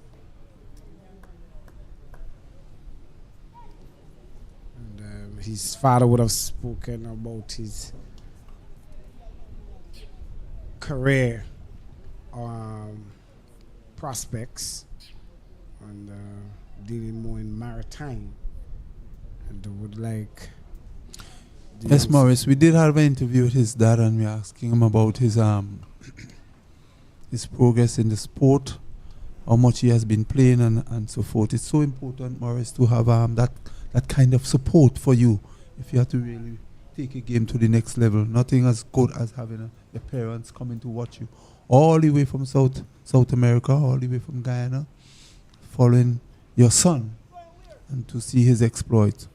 Must be under a little bit of pressure, perhaps, but if it's something you're accustomed to, then you should be able to do well here. Well, I'll tell you, if over the years your parents have been traveling with you, because he made mention this is not the first time he's traveling with him as with a team, national team, and he made mention as well that he tried to offer him every support he can, and clearly he should be comfortable by now. So that psychological pressure should not be there per se. What should be there is one to perform, so that mommy and daddy and the entire family. As a matter of fact, when I went down on the ground, I met the uncle who is here as well, sisters who are here, niece as well is there. So it's a family entourage that is here to support him. So it's not just daddy alone. Yes, very important indeed to have that kind of support. And as well, we have heard of his exploit in his academics as well. He would have sat 8 CXCs and would have done well. and looking to go on to the next level at college. So yes, they are definitely giving him some good guidance, good support in both sports and academics. And that is what you would want of any youngster out there, whether it be male or female. You investing in their talent, something that they love, something that they like, and you just don't want that excelling as it overcomes to an end. Jamaica, they are 87 for 3 in the quest of 176. I find that Morris, looking at the Guyanese, though, the bowling attack look somewhat short, and we did speak to Junior in that as well, and they were lamenting that that they didn't have much cricket to play in Guyana because of the amount of rain that was coming. Nonetheless, Dindial also had a little bit of it playing in the background of his yard, something like that. So that to show that he has that interest to reach far in cricket. Yeah, but tell me about your time. We know that St. Vincent and the Grenadines here also is a forested area. Guyana is known for a lot of forest areas, and based on schooling, and I will go back to school now, where they say in geography that where there's a lot of forest areas, it attracts a lot of rain, and predominantly we know whenever a sport like cricket is played in Guyana, there has to be, and there from all the cricket I've watched in Guyana, there is some interruption with rain. But how do you, as been in your years, when you don't have cricket in a season or you're not allowed to play because of the inclement weathers, how do you, as a player, go above and beyond to make sure that you stay on top of your game? Yeah, well, I reflect on my time growing up as a young boy playing cricket. I will play at any surface I get to play on. And here's a shot driven over extra cover beautifully and well executed. A ball tossed up, and here was Captain Barnes coming forward with his elegant style and just lengthening into it and hitting it one bounce over extra cover for 4. 4 beautiful runs that pushes Jamaica now total on to 91. 91 for 3 Jamaica. That's an excellent cricket shot. It's just the sheer timing and the economy of movement on that one was able to get purchased from that delivery. He moves up to 21 with that shot, and here he is clipping this one off his toes and looking for 2, but he just only get a single. He moves up to 22. Yeah, so going back to my playing days and growing up playing cricket, whether there's inclement weather or not, you try to play on any surface you get. And I recall even where I was living close to my primary school, back in Calico, I will go there on the concrete and even in the streets, cricket in the road, and you sometimes you play for even a little change, so to speak, as much cricket as you can get to play. And then you alluded to it earlier, to the beach. I played a lot of cricket on the beach, when that water comes up and you hit that tennis ball on the water. That is where I got all my training from. And another thing to accompany that in my playing days too as well, when I can't actually do the bat and ball, I put a lot of emphasis on fitness, because naturally once I come to the game I must be fit, and that the ball game will come, natural. Yeah. As the players get a little refreshment, it's 92 for 3, and a lot of people ask the question these days because of the constant change in formats of the game. We often ask the question, is fitness really a thing, or is it the competence of the batsman to win a game and that sort of thing? Well, yeah, you're out there, and this is a sport that is played in hot sun, so you must be fit, especially if a team really have you. Well, you have to be fit. They are the night games as well, so only primarily hot sun. Exactly. Fitness is key in all aspect of the game, whether night or day. So you must be able to make sure that you do your own exercises and make sure that you keep in tip-top shape. once you don't wait until a tournament comes around to say you're going to start, getting yourself in shape. You should be training 24/7, more or less. One of the things I like about Jamaican response to the total here, they are keeping the run rate at just above 4.5. And it is important to do so because the quicker you win the game, it speaks well for your net run rate coming back into the back end of the tournament. You never know what interruptions there may be. Yes. And this will speak very vital. Yeah, It's heaved in there, could be taken. 2 players converge, and the number 6 said, okay, leave it to me, I'll take it here. And Jamaica, just as we were talking about winning at a critical point, they have lost their 4th wicket, and this could be proven crucial. Yeah, you were just alluding to the fact that you like the approach of the Jamaicans, and here it is. I'm just about to respond to say, well, yes, they have been doing well. The shot selection was very good, but here it is now that a ball that was pitched just outside the off stump and a big heave from where it causes downfall. Ball spoon into the air, and short backward point just have to, well, he didn't have to move really just to take the catch. So Jamaica now has lost their 4th wicket. The 4th wicket going down, that is of Ware, going for 23 runs. They've been batting beautifully, but lost his wicket to a ball that was tossed up. It wasn't to the pitch of it actually, and then fell. So it's 93 for 4. 93 for 4. Jamaica. We are in the 20th over. They're still on track to win this game. They need 83 more runs. Their current run rate is 4.73 and the required run rate is 2.7. This brings Kivonji Virgo to the crease.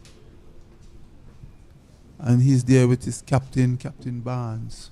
So yes, 83 needed by Jamaica if they are to pull off this win. They have another 30 overs remaining, and it's not beyond them really once they put their head down and bat, and they don't have to even take any risk, Maurice. Just bat and bat as long as possible.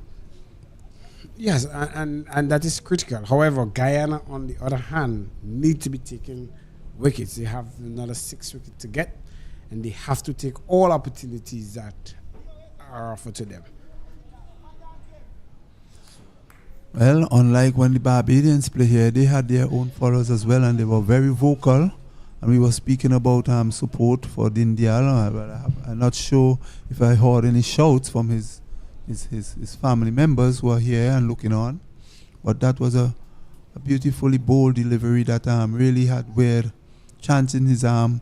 Didn't get to the pitch. A lot of spin was in that delivery, and it just spooned in the air. And the fielder at backward point just take a simple catch. So well bowled, the innings has come to the over has come to an end. It's the 20th over being completed. Jamaica trying to get 176 runs and 93 for 4. I would like to be a bit not overly critical of Ware. We have seen him get starts, and what I've seen since I've been watching him is that he gives away his hand, we would say locally here, or his lapse in concentration caused his downfall. And this is something I believe that he has to work on to carry on to higher heights, bring the game into contention for Jamaica. Yes, we know you're a hard-hitting batsman. You could give us a quick 30, a quick 40. But whenever that happens, what happens in the back end? Do you leave the pressure onto the remaining batsmen? You are there for a purpose. And here's a bowling change at the southern end now. Alvin Mobe. This ball is played down to long off by Captain Barnes. He moves to 24. Total up to 94. 94 for 4. Vogel will take strike.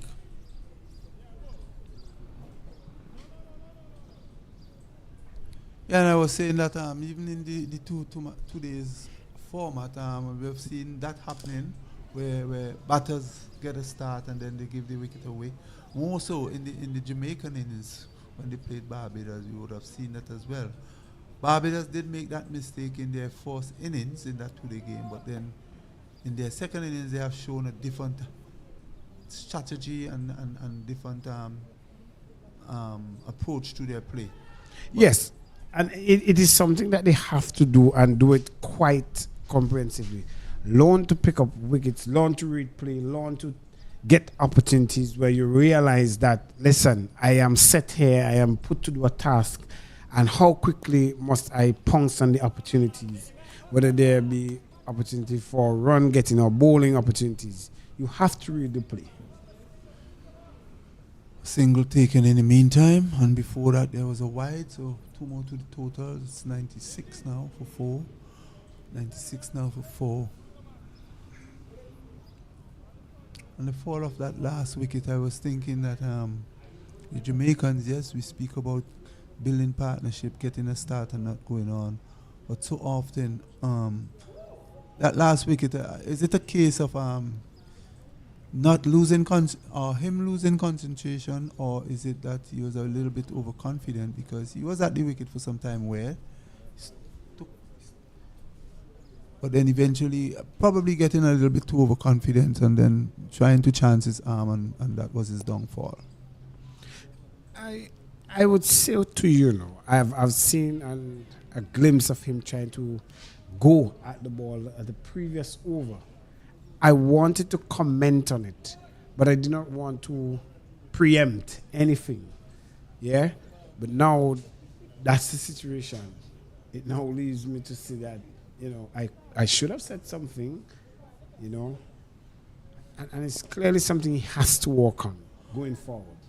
Well, notwithstanding what you said, but we also have to take into consideration this is a limited overs game, and this is the format where you have to be trying to score quickly. We have seen in the case of Guyana, they were really stuck. They were finding it difficult to get the ball off the square, and then they were getting the occasional boundary in the latter part. So Jamaica don't want to make that same mistake like what Guyana did, and they, as I said, got a slightly different start and been pushing things along merrily. And again, now it seems that they have been a bit on the back foot, and now they have to rebuild again after the fall of that last wicket.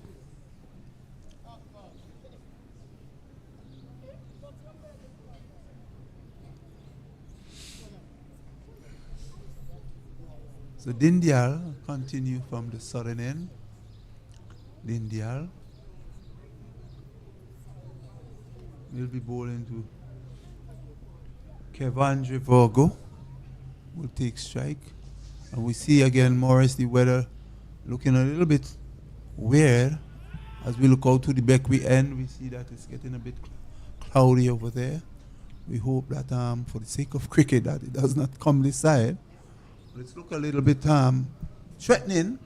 Well, as we look to the northeast as well. Yeah, the thing is that heavy cloud now is coming across, and that sea breeze is going to bring that right into the stadium. So we see the ground staff now aligning themselves to get into action as soon as the umpire give them that signal. They do not want much rain to come onto the track.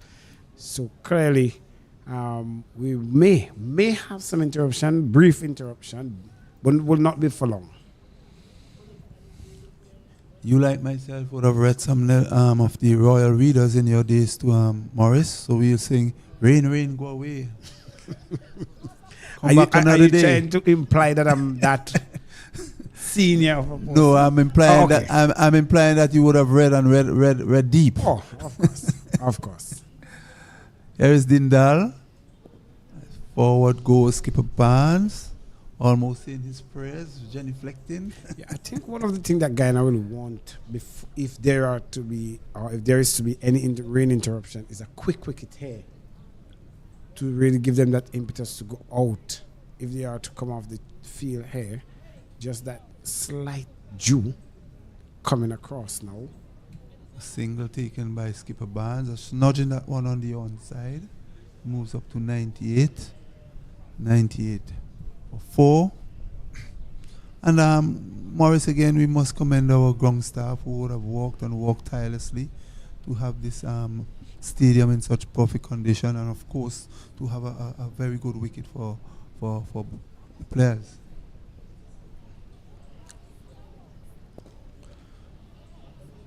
Ball drifting back to the bowler.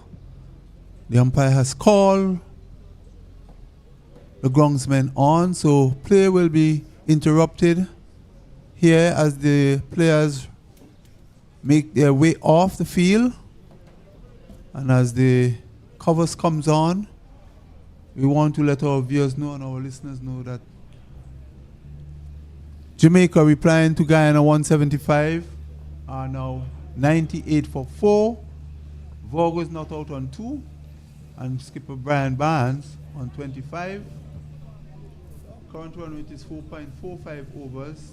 They need another 78 runs in 168 balls. So until then, when we rejoin you here at the Annisville Stadium, we'll take a break for now.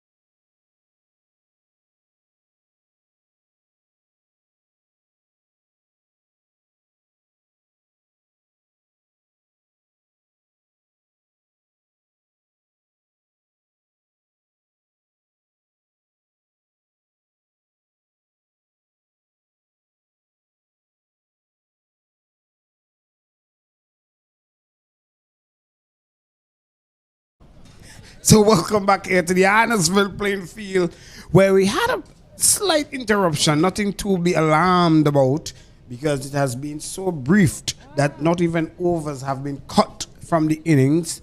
Just a brief shower, dark clouds passing behind.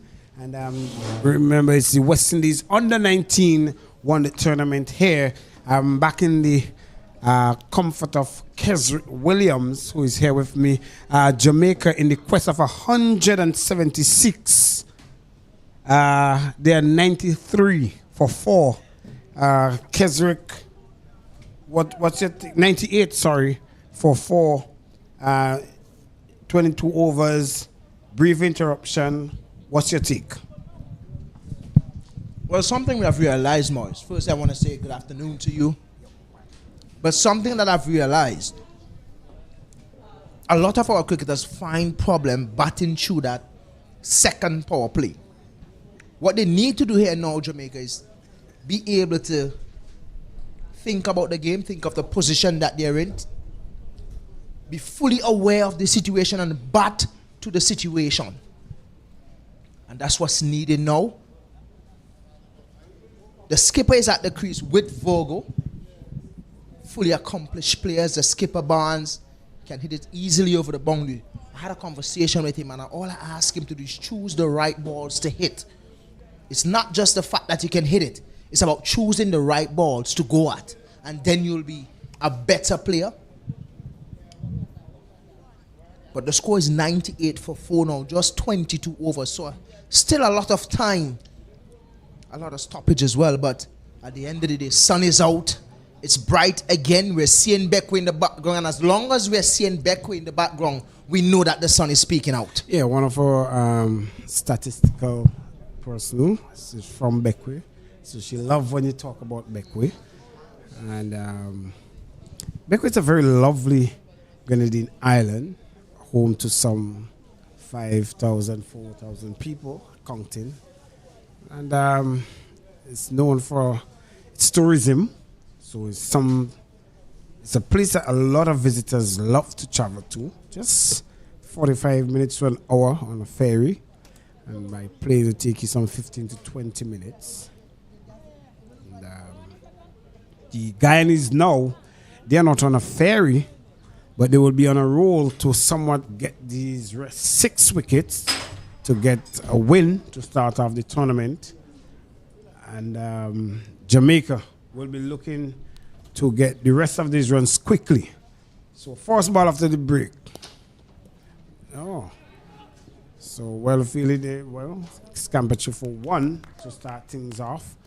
But half stopped there by the 12 man. We normally call that the 12 man in the game, or the 13 man.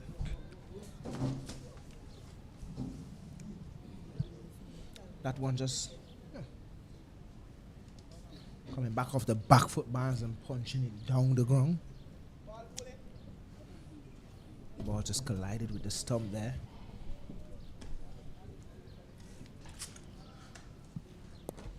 Still need 77 more runs off 167 balls. So still a lot of time, Morris. It's about playing smart cricket, understanding your strengths and your weakness. Mohabar just operating just outside the line of the off stump. Everything is really been going into the pitch. No big turn. Really slow as well. Asking the batters to generate their own pace. That one just punched down the ground again by Virgo.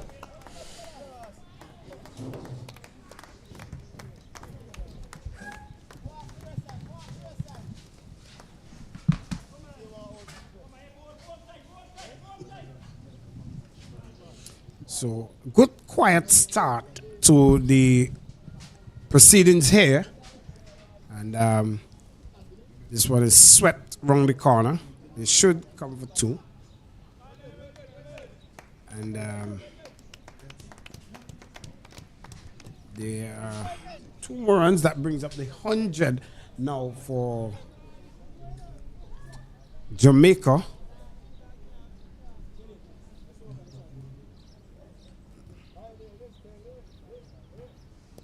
That one slow again, wide, but punch out to point. Just one though. Barnes the type of player if he gets settled and it's an overthrow.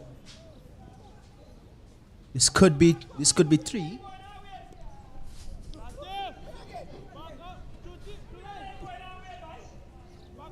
Sloppy piece of cricket there from Jamaica, sloppy. yeah. This could have been avoided. They end up and getting 3 runs. So at the end of the day, it's the end of the over. Score is 105 for 4. At the end of the day, everything was safe. They got home. They got 3 runs.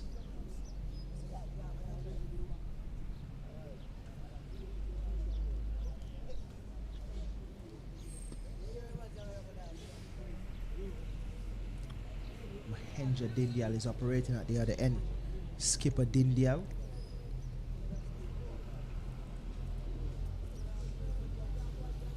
The spin attack for Guyana is not really giving them that result that they would like. They're a bit off, a bit. Nothing to be alarmed about, and they need to be more straighter on the wicket because the ball is not turning as they wish. So it's better that you bowl straight to create any level of doubt and bring in the LBW decision. Jamaican batters are very comfortable playing off the back foot. This is the 5th delivery on a trot. It's been on the back foot for both batters, which means these Guyanese bowlers are bowling a bit too short. To create that doubt, yes, you want the ball to spin a bit more, put a little bit more revs on the ball. Everything at this moment look like it's just been going into the pitch. The Jamaican batters is just sitting up and punching it out to cover or chew extra cover. How in front point? How great of a factor will the dew and the brief interruption from rain be in terms of gripping that ball to spin it? Would it play a great role in getting that ball, the spinners to grip with the turn? You talk about rev on the ball. Yeah, it would always be a tussle, Morris, to really spin the ball, especially when the outfield is really, really wet. It's not really a dew factor, it's the rain that just fell. So the ball will be wet because of the wet outfield. So trying to grip that ball to get it to spin it will be a little bit more difficult. Maybe introducing your fast bowler or one of your fast bowler at the other end might probably be an option. Will probably be a little bit easier. But for now, it will be a little bit more difficult. Young guys may not fully understand the art of how to spin the ball in wet conditions. So it is something that they may have to learn. I could remember going to CCC and Coach Floyd Reefer had us bowling wet balls. We had to dip the ball in a bucket of water before we bowl it. So you understand what it's like bowling a wet ball and also feeling and catching with a wet ball. So it's just those little things that you introduce in your cricket to make you better on game day. Interesting.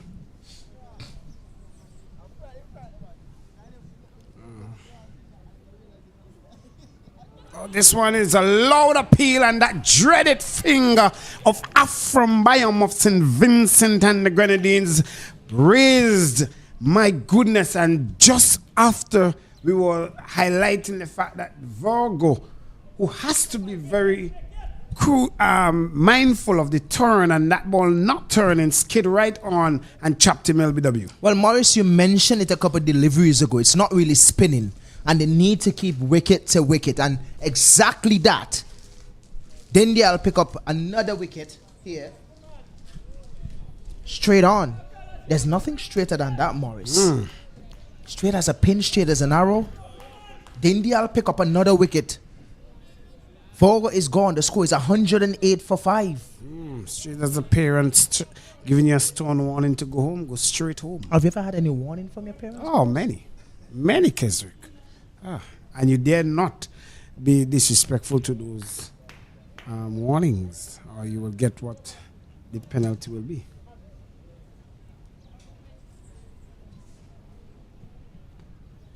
I could remember going to secondary school, and have you ever had any secondary school embarrassments, Morris? I wonder if I was the author of our embarrassments. Seems like you know what embarrassment is at the school level. I will tell you what, Keswick. It became so popular that at one point I refused to take my mom to parents' day. meeting. Yeah. Yeah. And you don't want that. So what I will do, I will actually take her to the teachers I know who will say good things about me. My excuse is always playing good cricket before a parents' meeting. So no matter how bad you were in school, those good performances will, let the teachers say, listen, Williams is the best student in class. Good performances at the cricket, playing cricket for my school for a number of years. You always perform around the time when there's parents-teachers meeting. Well, because great observation, and you have called it rightly, as we see a change of bowling. Is Aiton is back onto the attack, and he will be operating here from our commentary booth N. Just after you have a breakthrough, great captaincy. Brian Barnes he's on 33. Michael Clark is the new batsman to the crease. And, well, it's a smart decision here. He will come and he will give 2 overs or so of good fast bowling. The outfield is damp.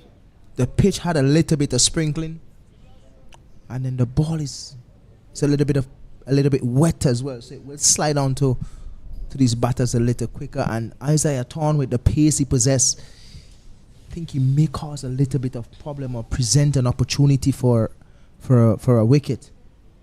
It's not a bad move here by skipper Dindial.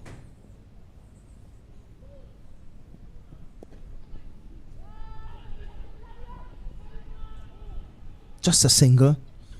Skipper Barnes tucking that one down to short.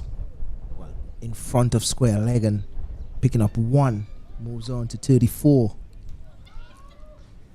Guyana should have the belief that they can win the game. As well as Jamaica. The attitude now, and as the captain opted back for one of his main pace bowlers, is to get wicket. And getting the wicket will be proven crucial to start going to the lower order. Now, it is not to say that Clark and the other batsmen are not competent with the bat, but the quicker you get into the lower order, you add that pressure onto the other batsmen, and then Barnes in himself may have to play some risky shot. And he's the one that has to take it to the end.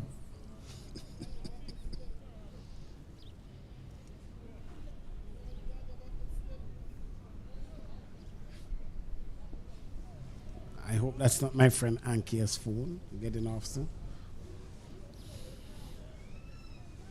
It's a hot day in the afternoon coming past 4 o'clock. She's still saying morning. Oh, this one squared him up. What a welcome there for Mr. Clark. Really a straight delivery, Morris.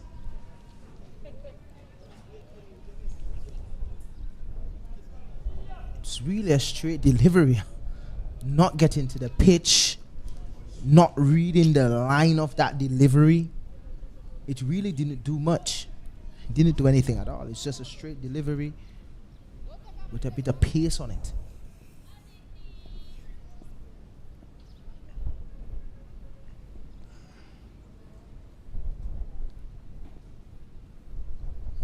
Michael Clark, he called himself Mr. Dependable. So Clark having a bit of discomfort, slight discomfort with that running. Seems stretching.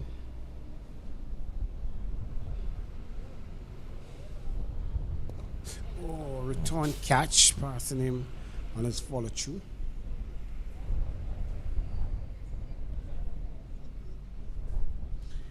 if I watch closely, Mr. Williams, the bowling action of Izaiton now, just at that point, you see that back leg is somewhat like it's bending slightly.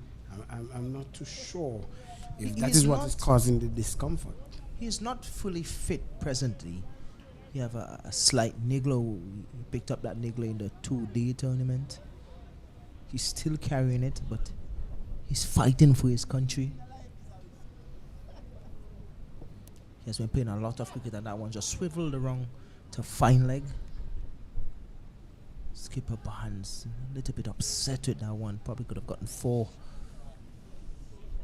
But it is something that I realized with Isaiah Town. So he's coming over the wicket for right-handers and around the wicket for left-handers. Still trying to understand the reason behind of it. Maybe he's trying to cut down the room of these batters. So he wants to come into both batters, not giving them any sort of space. That one pushed just out, just over cover. Could get 2. Too easily. But it's not really the safest shot, Morris. It's an opportunity. It's just going over the fielder there. Is that short cover? Shortish cover. A couple more inches on him, and that would have been a goner.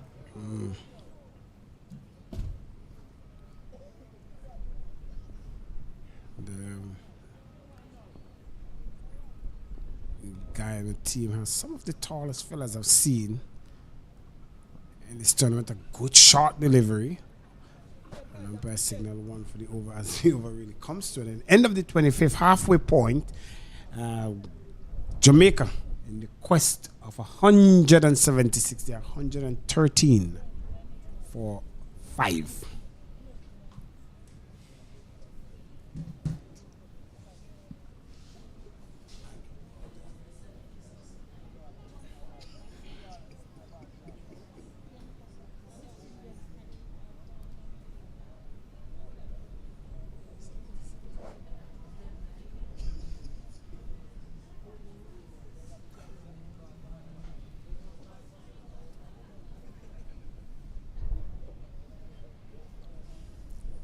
Skipper Dindial with ball in hand again.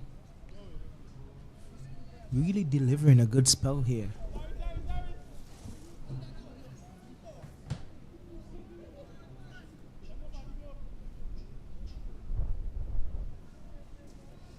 So bit of jittering and moving in the outfield there. The Guyanese are moving very gingerly in their approach of getting to their field position. And the skipper is just marshalling them quickly. So Dindial to continue. That one just tucked down to short square. Just a single. Guyana still have a little bit of firepower in their bowling. Still have Chulai with 6 overs left.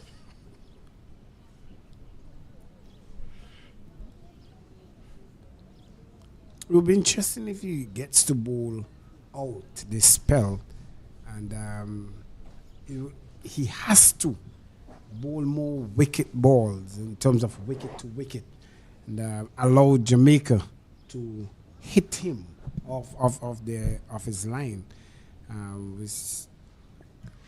where he got the wicket earlier on. This one is in there, gone, and that's what you're calling for. Wicket to wicket. Allow the batsman to make the error, and another error, and there goes the wicket of Clark. He gone for 3, and clearly they are now seeing down the barrel of the lower order. It's not really the best option at times when the ball is sliding like that. Dindial picking up another wicket. Michael Clark gone for 3. That's the thing about batting spinners who's actually sliding the ball, and especially when we're playing on a wet outfield and the ball is sliding. It's always risky to cut. But the score is 150 now for 6. Chavon Williams walks to the crease. Michael Clark is walking back into the pavilion. As depressed as ever. But he has to go. Dindial, the skipper, picking up another wicket. He has picked up 3 now for 10 runs. Just 4.2 overs. So Williams, Chevron, any relation there, Mr. Williams? I know the Williams is a big family, but I've never really got that deep into my family line. That's very bad. I checked out my family tree that deep to see if I have any Williams family in Jamaica. But I'm pretty sure there's some connection. Oh, okay. Is it because of cricket or you? Well, you can see the way how he's playing. He's a good player. Punch the ball well off the back foot. That's his Good first keeper. ball. And he has a number 9 in his number. 96.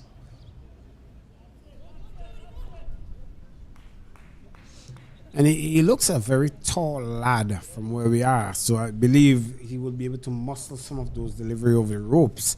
Not something that is critical at this point, but clearly from his action, it shows that he's sizing up for those no-nonsense delivery, which he's not really going to get from Dindial so easily. Well, Dindial is really bowling a good spell here. And again,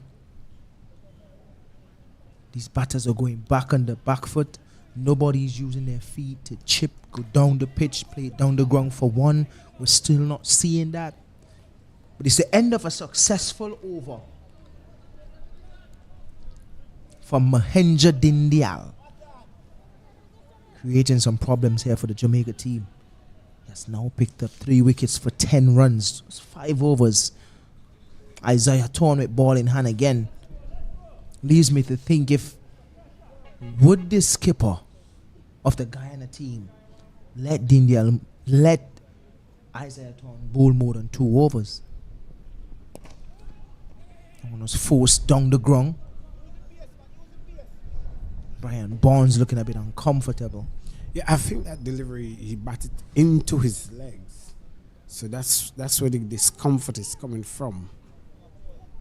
And it will be interesting to see how long he stays there before he can start take a go. He's part of the foundation for the innings so far. So interestingly, he has to occupy the crease and make sure he steers Jamaica to a victory.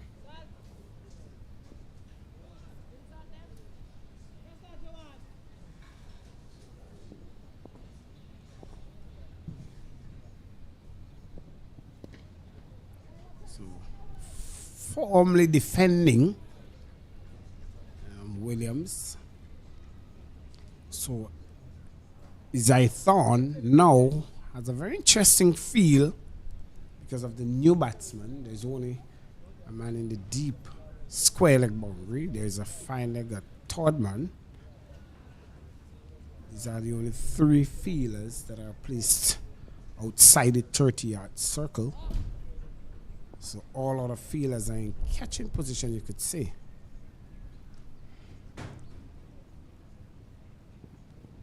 This one is badly lined down the left side. It's Campachu.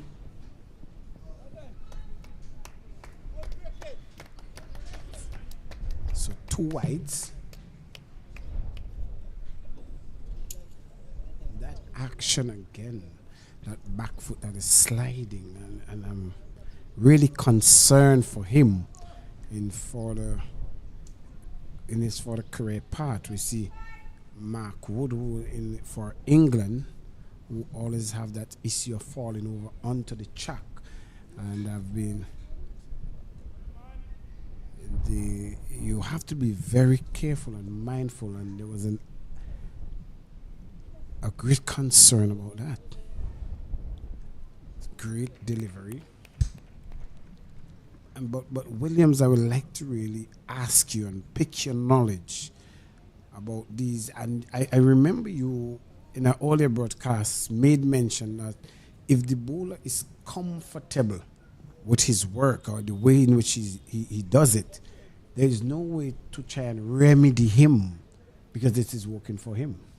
The thing about fast bowling, Maurice, a good fast bowling coach will tell you, do not try to change people too much. Always try to add to what they have to make them better. For example, we analyze a few bowlers' action here in this tournament and we realize a lot of these fast bowlers, they're not really holding up that front arm long enough. A lot of these guys fall away, and that's because that front arm is not really as firm as it should be holding up. A lot of these guys pull their front arm across their body instead of tucking it into their sides. And a lot of guys run down to the side of the ball instead of behind of it. That's a good quick delivery from Isaiah. So a lot of these flaws that we can work with, that we can help with. Isaiah Thorne, a good quick delivery here. Isaiah Thorne, that front arm is being held a little bit longer than everybody else's, but it's a little bit low. Probably can get it just a little higher. So these are the things that you don't really want to change. You just want to add the bits and pieces to these fast bowlers, these young fast bowlers' action to make them better and that they can perform over extended period without injury. That one really not firm, but it's played down too long off. Could get two. Picked up two. Good shot there by Williams. And good evening to you, Mr. Morgan. Yes, good evening, Kez. And we're in for match this afternoon. I'm going to put my money on Guyana anyway, based on what I'm seeing in this period of play. I think this spin attack has been doing the job for Guyana, and it's nice to see Isaiah Thorne back. This spell that he's bowling is very crucial, and he has come back with a very good line and a very good length. And definitely the players that are really mature in this tournament, you would want to see them show that level of maturity going into this tournament and putting up their hands. As we mentioned this morning, is that talent is different than skills. The talent is what you have, but skills is something like what Virat Kohli has, the potential to win games, batting second, chasing down any amount of runs. That's a skill. The Dwayne Bravo being able to execute in the back end of an innings, in the death overs, the Malingas. That's a skill. That one just pushed down too long on. Just a single. Skipper is doing the right thing here, rotating the strike, turning it over. It's just 121 for 6. Just 27.1 overs. Jamaica is well ahead. Don't have to do anything out of the ordinary. Just need to stay there and bat with the skipper. 55 runs needed. I heard you said your money is on Guyana, but I put my money on cricket. I want to see good cricket being played. I want to see a good ending to this game. That is true, Kez. That is true. But at the same time, I think this would be the last best pair for Jamaica at the wicket now. Skipper Barnes and Edwards, wicketkeeper Edwards. Two experienced players nonetheless. But how they cope with the spin of Guyana at this time. Dindial is really bowling well from the southern end, and a breakthrough could just change the game altogether, even though Jamaica seems to just be a bit ahead in this encounter. 135 balls, just 54 runs. No big shots. Singles can do it, but they would bowl bad deliveries. The good thing about Guyana, they have the Chulai up their sleeves, who still have 6 overs to go. The skipper, who is bowling a really good spell here. And That one is swept down to fine leg. Should go for 4. Really good shot. Maximizing the crease well here, Brian Barnes, and sweeping that one down to fine leg for 4. Yeah, that's a very good and innovative shot there, going straight across his wicket and just, getting back onto ball and getting a good welcome boundary down to the fine leg area. Even though they have more balls than runs, and Skipper Barnes is still at the wicket, he's been really spearheading things for Jamaica. He has to still bat right up to the end. He can't afford. That's what I'm saying. With this last pair at the wicket, this is the best chance for Jamaica. Whether or not they're going to take it right to the end, it's left to be seen.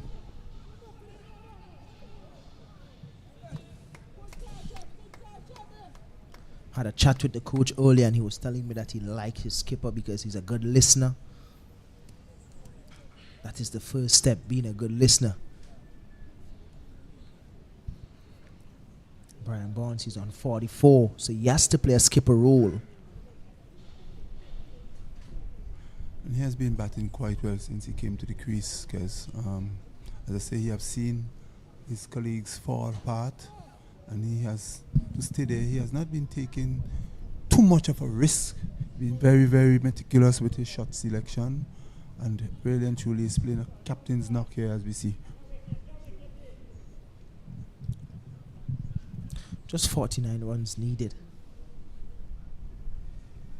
As I said, it's very, very important that these two for Jamaica remain at the wicket to see Jamaica home. Any dislodge of any of these batsmen could spell trouble for Jamaica. So, Skipper Barnes, he's been at the crease for a very long time now, and in spite of the breaks that we would have had, he has been focused, and here he is trying to make an extravagant drive outside the off stump. That ball just coming back a shade in, just as we say, a coat of varnish, Kes, just missing the off stump.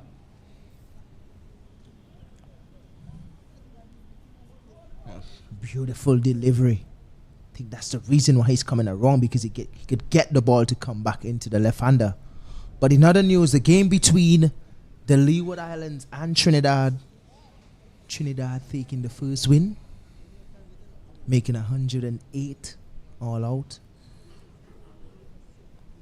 Leeward Islands couldn't get to that total. Trinidad taking the first win, but we're here at the Arnisville playing field, and we have a game on our hands. 127 for 6. It's always a case, Kes, where low scores always pose a challenge to the opposition. So in these games, you have see so many low scores, and teams are finding it difficult to really overhaul that total. But in this case here at Arnisville, a reasonable score put up by Guyana, and now Jamaica is really trying to see if they could overhaul a total. They're not too far away once this pair, as I said, remain to the end. And I think Guyana did pretty well to get to that total. Yes, but you would want to say that Jamaica gave them that leeway to really get there. When you really look at the way how Jamaica use their bowlers in the back end, you'd want to see better things happening. You would want to see the skipper making better decisions. But they still did a fine job, especially in the second power play. Yes, definitely. We would have seen the ebbs and flows of the Guyana innings, and we must commend them for reaching that total of 170. Here's a delivery down the leg side, and keeper didn't collect cleanly. The batsman were able to scamper through for 2 more runs. You don't have a lot. It's a wide. Signaled by umpire Bleeds out of Barbados. And then those extras will really, really rub salt into the wound of the Guyanese if they can't. They cannot afford to give away these extras now. So they have to tighten in their fielding, support the bowlers. Well, the Jamaican team is going at 4.52 per over. They just require just over 2. Not a single well run, good communication between the two batters, and this is exactly what the Jamaicans need to do if they're going to really overhaul this total, and don't avoid too many dot balls, so that in the latter stage of the overs that they don't have to go just. I really want to ask my co-commentator a question. It's 44 runs left and 129 balls. Just 6 wickets gone for Jamaica. And he really just threw away his money. Because he put all his money in one basket, which is the Guyana's basket. Clearly. It's just 44 runs from 129 deliveries. So I want to know how he came up with that, because the sun is out. Isaiah Thorne is going into his 9th over. And I guess the reason why he's going into his 9th over is because they're trying to get a wicket. They have to get a wicket if they have to make a chance here. Sloppy work on the boundary, causing them to get another run. Yes, as you know, Kez, cricket is a game of great uncertainties. Not We today. can't help saying that over and over again. But Not today, mate. I felt strongly that if one of either of these batsmen is to be dislodged, then I would definitely see Jamaica struggling, based on what I would have seen the other batters do in the latter part of the Jamaican innings in the 2-day format.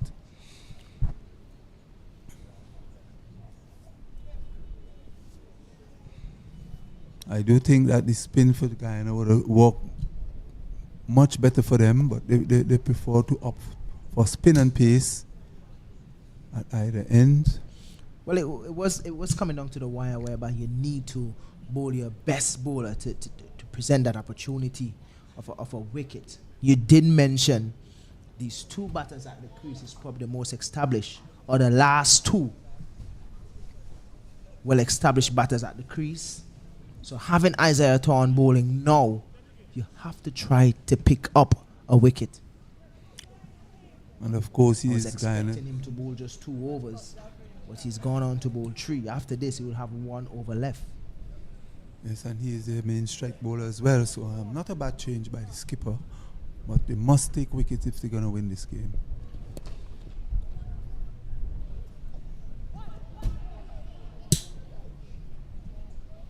Don't see in this game get down to the death or get down to the wire. So you have to use your strike bowler to pick up a wicket for you. So not a bad choice here by Dindial. Dindial receiving a message. We saw it, Dindial. Don't hide. Bring it out. Let us know what the message is. Isaiah Thorne has bowled 9 overs. He has taken 2 wickets for 39 runs. In context of the game, I think he has bowled well. In this spell, his second spell, I think, Jamaica 135 for 6, more or less cruising. Just needed another 41 more runs of 126 balls. Clearly and psychologically, they have that advantage. Guyana, on the other hand, will be hoping for a break in this partnership and then to make further inroads into the Guyana total. Would they be able to do that? And if they can do that, then we will see a different change. Again, the table would have swung the other way again in this match. So it's Dindial who will continue. Dindial will continue from the southern end. And there's an appeal. Ball flighted. Batsman is coming forward. Skipper Barnes. Umpire not interesting.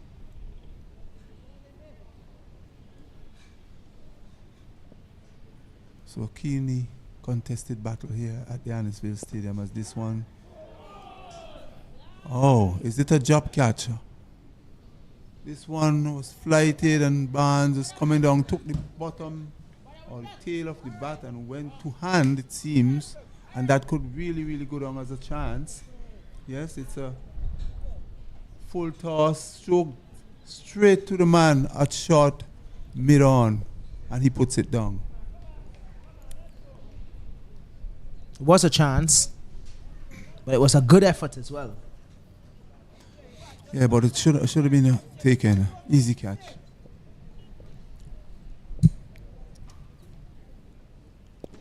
On the back foot again, punched out to mid-off. Just a single. Williams looking for more. He's looking for more. Chugging along nicely here. Jamaica. Always in their yellow and black. I love the Jamaican uniform. Nice colors. Gold for the sunshine. Exactly.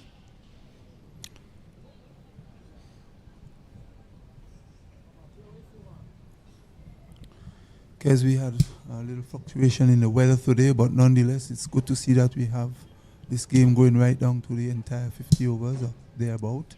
Well, we were expecting more.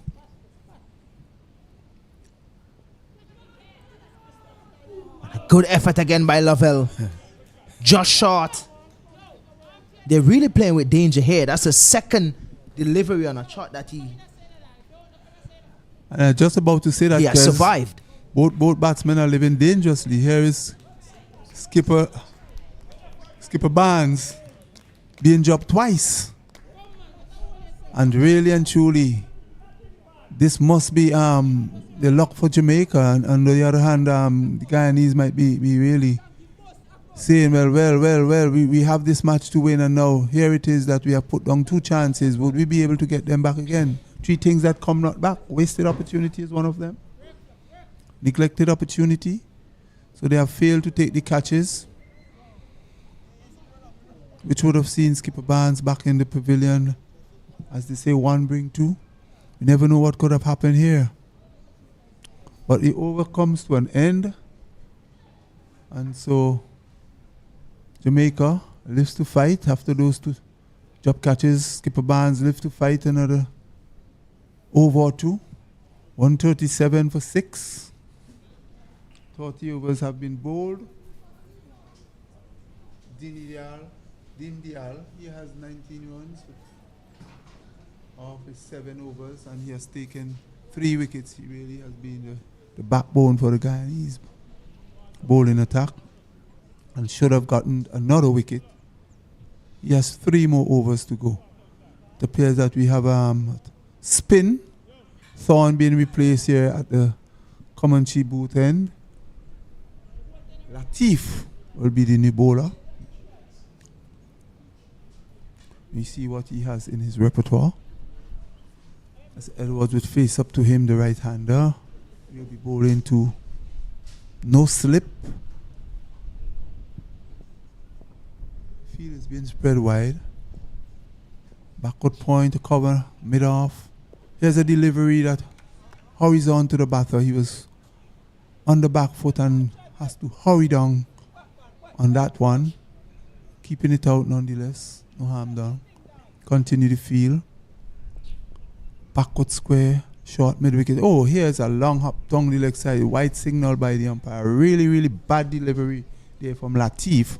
And they can't afford to give away these extras now. Edwards failing to dispatch that to the boundary. Total goes up by 1. It's 138 now. You can see that one being pushed by Latif. Jamaica smelling victory here at Annisvale. And here's a lofted shot over the mid-wicket fence for 6. Wonderful shot. Tossed up. And Edwards, make no mistake, down and hoisting it high and hard over the mid-wicket. Good shot. And that's a really good shot here. That one's a bit too full. It was right in the arc. Got the right treatment. Good shot from Williams. Not the biggest of 6s, but it will do. We have Move the score on to 144. We have just 32 runs left. As Latif comes up again. Good sensible cricket here from Williams. There's no change in the field. That ball going to the area that we call cow corner. Field remains the same. And again going for that big hit. It was actually a full toss. Missed everything. He threw the whole kitchen sink behind of it. Just moving air. Yeah, that one was given a little bit more air, and Edwards' eyes light up, looking for a big hit, misses completely. That one just punched down the ground for one. Really good playing a supporting role here for his skipper, who's on 49. There's a lot to like how we played today. Playing that skipper role. Soaked up a lot of pressure, good temperament. Really hold the innings together as a skipper. Something that I like as well is how he played to his strengths.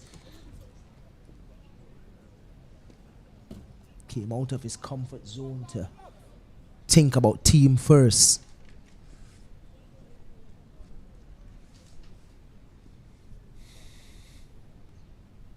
Another full toss again, just tucked wrong to square leg. Just one. I think a little bit of panic starts setting into the Guyana's team now, and they were bowling quite well, and we now see that they have lost their line somewhat. So it's a 50-run partnership. 50 for Brian, captain, Barnes. 50 for Barnes. And the total is now 146 for 6. What cares, in terms of the captaincy, are you impressed with the captain, Guyana's captain and his field placement so far? Something that I think he can work on in terms of his field placement. But you can only see it perfect fields if bowlers actually bowl to the fields. Sometimes you can set some field that looks weird, but if you can bowl to that field to back yourself, then it looks like a genius. For the skipper of the Jamaica team, I think he made a little bit of a mistake at some point, but so far so good.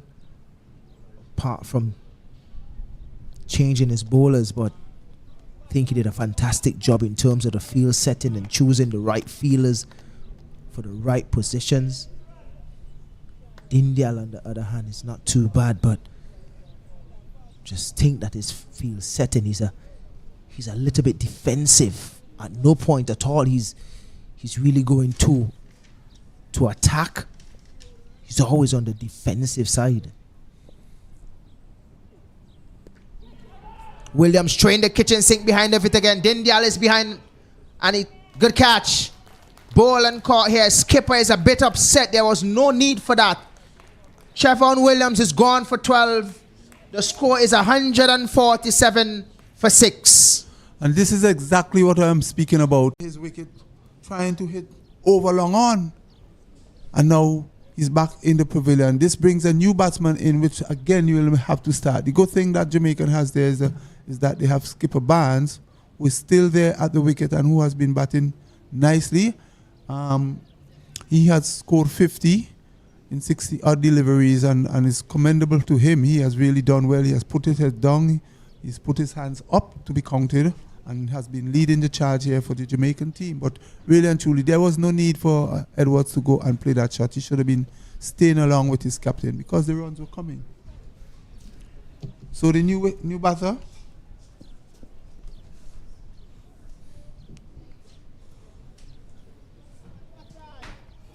It's a really, really good catch here from Dindial.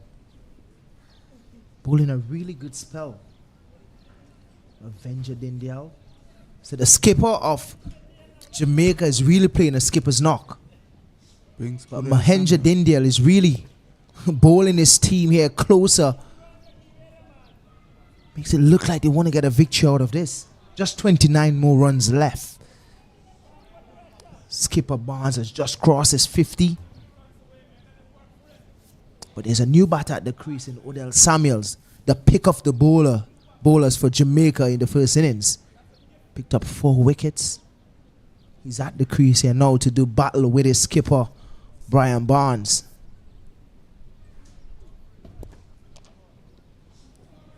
Good stop there by Isaiah Thorne. They had extra cover. If Jamaica is to win this, Skipper Barnes have to be at the end of it. He has to take his bat right through, because he's the one who is set right now.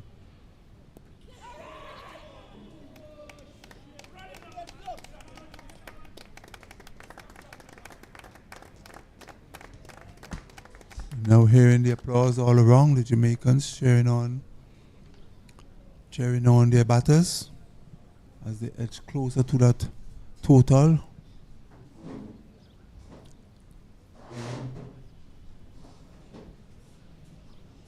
It's the end of another over, end of another successful over from Avenger Dindial.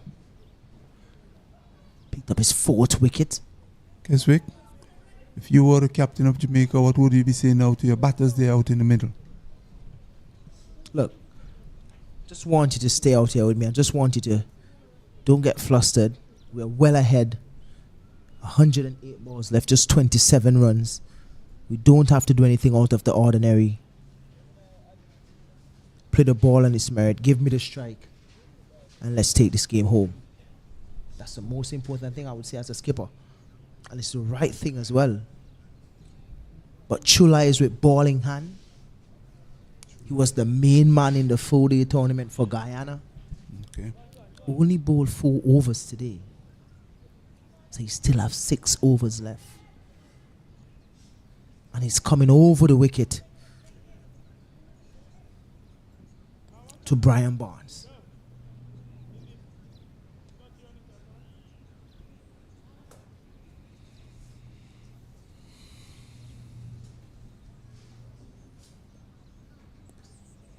And here he is, opening the face and running it down to third man, a vacant third man. Cover point runs around to his right. Batsman through for a single. Total goes up to 150. 150 is up on the board for Jamaica. And they have really, in light of the circumstances that they would have lost wicket where they shouldn't lose any wicket, they have reached 150 for 7. 150 for 7. They're fancying their chances here, and so too is Guyana. And here is a ball driven straight back past the bowler. Will be picked up by the man running around from deep mid-off. Fires the return in. As a skipper, you must be upset with Chevron Williams, who just left. Yeah, He was under no pressure. And the thing is, Dindial haven't been spinning the ball. It was a poor shot selection indeed. And that's what you call a lovely shot. I'm not even going to look because I know it is 6. Lovely shot from Barnes. He has the power. He has the strength. Really good shot. Lofted over extra cover for 6. Yes. This ball delivery from July was pitch wide, and Barnes just leant into it and just hoisted it over extra cover. Looking at a very elegant shot indeed. Brilliant shot over cover to bring up the total now up to 157 for 7. Lovely shot indeed. And that's the class of the man, especially at this level.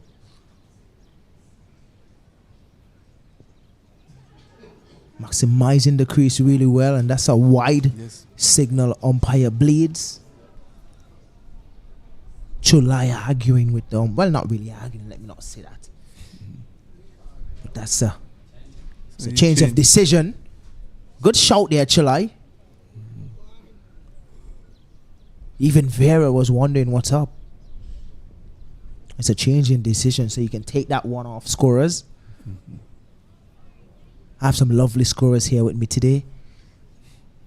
They have been here with us all year round. All ladies, I would add.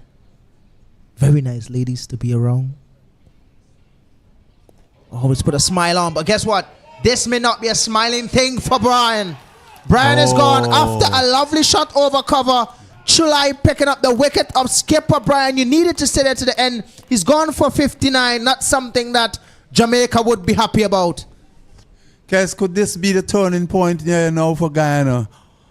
Because I was saying all along that if these two batsmen, meaning Barnes, the skipper, who has just given his wicket away, I will say give his wicket away, a bit overconfident after hitting such classy shot over extra cover for 6. Here's a ball that tossed up, and this ball from Chulai was spinning away from him, and he tried again to go over long on, mistimed it, and it just spilled to backward point that take the catch. So he's now walking back nonchalantly back into the pavilion, and probably must be knocking himself to say, what have I done? I have given it away. Should Jamaica lose this match, he has himself to blame. Not something that you would want from your skipper. Losing focus. For some reason, he needs to be a bit more aware of the situation. Just 19 runs left. Just played a lovely shot over cover. A shot that everyone at the stadium woo about. Chulai coming up with that delivery again, as we mentioned. Chulai, the main man for Guyana. I'm pretty surprised that he came in so late to bowl. I was thinking that you would have given Isaiah turn 2 and then bring him on. But he's now on. I'm wondering if it's a little too late. He's picked up his first wicket. That one just coming wide of the crease and pushing it away from Brian Barnes. Brian Barnes not really big on his feet. Just a big swing at that one. Just picking up the edge because it was always going away from him. Could have only find the edge of the bat. In comes Winter. Not sure what that is, but it could be too. It's a wide. They're running like they have only 2 runs to get. They just picked up 3 runs.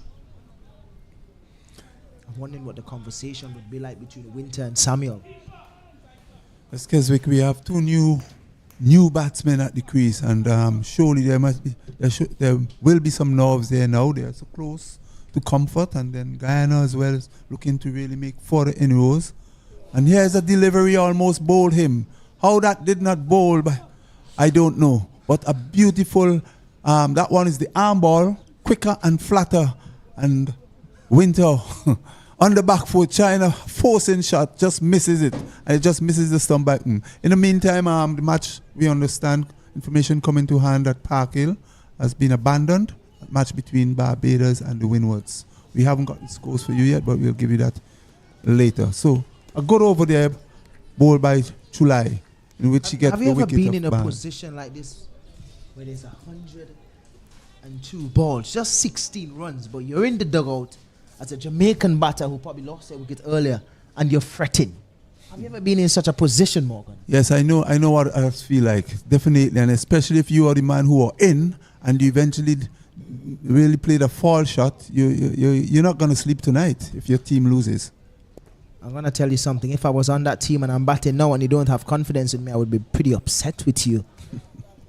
It's just 16 runs, 102 balls, and you don't have any confidence in me. I'm going to leave your club. Well, the fat lady has not begun to sing. She hasn't sung us yet. She hasn't sung us yet. Game of glorious uncertainties. I told you, Keswick, I told you.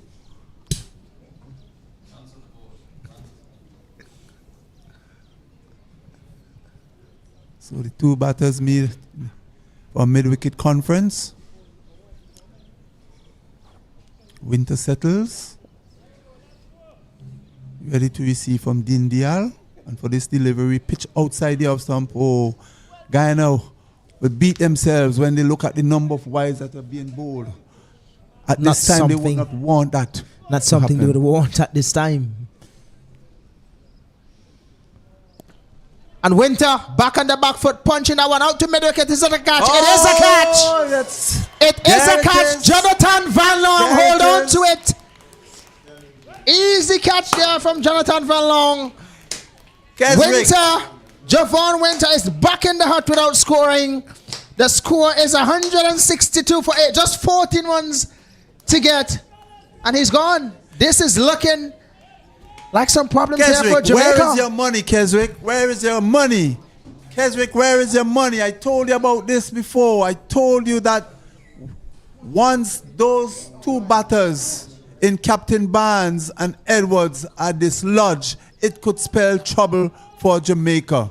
Now, these are batters who are in the hutch all the time and watching the play. You want to say that You cannot come out and get these 16 runs with so many balls remaining. They are giving their wicket away. A really, really, really poor effort. Why do you have to go to look hitting over the boundary when you could just push to the gaps and get the singles? So further setback for Jamaica here, who are on course to take this match. Guyana striking back. Jamaica losing their 9th wicket at a score 161 for 9. Keswick. Really good catch under pressure. My money is on Guyana. Well, I tell you, my money's on cricket. Now the fat lady begins to sing. I want to see good cricket from these youngsters, and it was a really good catch from Van Long. Good set of concentration. Under pressure as well. Really good catch. I'm going to introduce my fellow colleague Morris to take it through with Keswick Williams as we await the final wicket for Jamaica or the final set of runs. Now I would begin to fret if I'm in the dugout for Jamaica. Really and truly, it's one of those games where you expect teams to take it over the line, and I think the phrase of the day would be, cricket is a game of great uncertainties. That's something that Morris, my fellow commentator, would say with Morgan. Speaking of Morris, he's back in the commentary booth. How are you, Morris? Kez, I always say, whenever you bring the game down to the wire like this, it adds the pressure. And the viewers out there, boy, they are really, really having a toss. And this could be crucial. Loud appeal. And boy, every ball seems to be a ball of opportunity. Well, Dindial is bowling a lot slower. He's looking to spin the ball now. What should have been a walk in the park, as per se, for Jamaica, the wicket of Barnes proved very, very costly.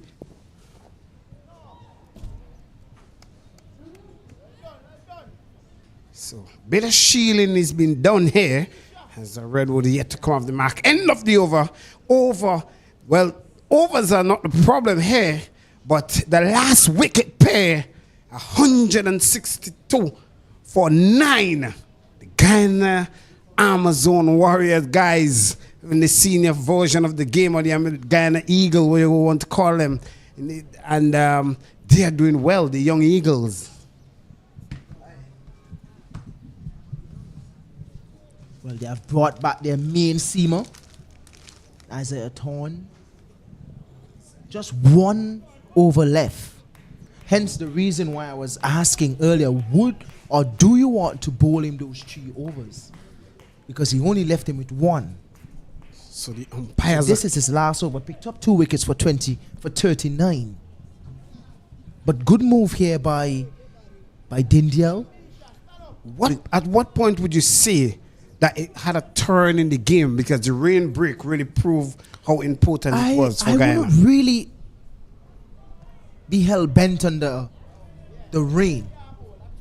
I think they lost there when they lost Trevon Williams.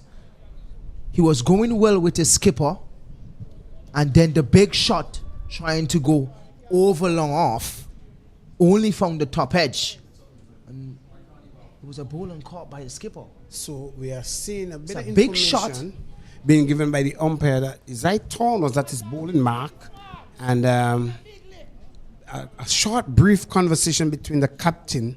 Now we see that Isaiah is now placed down to long off, and then they are now introducing spin. So I'm not too sure what would have caused that. He have an over left, so the captain would have opted instead for spin, as our fellow commentator in the back say that that's the best decision. I'm not too sure how costly it will be. It can be, and it could be very detrimental. Well, Chula is with ball in hand. Dindial just pushing back. Van Long on the 30 yards. And he's bowled! He is bowled! Chula doing the magic. Ghana won this game here at the Annisville Cricket Stadium. I cannot believe it, but Ghana has done it. My goodness me! And just at the point where Jamaica had the victory in their hand, it was snatched by the guys from Guyana, the Essequibo fans, the guys at Barbies, and all of Guyana is really rejoicing for this, the opening match, 50 over win. Watch a game here at the Annesville playing field. My goodness me. Guyana won this game. Whoa, that delivery that played right in with the angle, turned straight on to that stump, and Guyana won this game by 13 runs. An exciting match here, Williams, for the opening game. Goal Charanchulai, the man with the golden arm, using the angle again, coming from wide of the crease, angling in. Straight delivery here to Samuels. He couldn't do anything to it. He is gone. Jamaica losing this game, but Guyana coming from behind. I would say they really played a good game today because they started well. In the second power play, they lost their way and find some way to creep back into the game.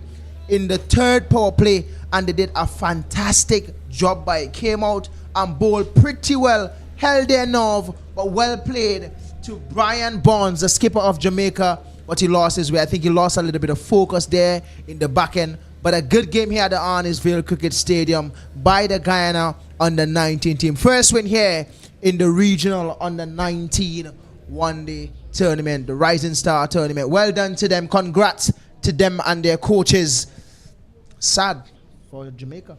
Well, it's a game of glorious uncertainties. Just when you thought that you had it in your hands, it's snatched away from you. And just to sum things up, Jamaica, they won the toss earlier today, sent the Guyanese to bat. The Guyanese took to the crease and they got 175, which means that Jamaica in their return would have had to make 176. Odell Samuel of Jamaica, he got a 4-wicket, and along with bowlers who got 2 wickets each. Then Guyana came to the crease. It was that partnership that started very well. It never had a solidified partnership where they had a 50 plus. But then after the rain break, little bit of interruptions, and then after that major rain break, Guyana took to it and defeated the Jamaicans by 13 runs. Exciting day here to the start of the tournament.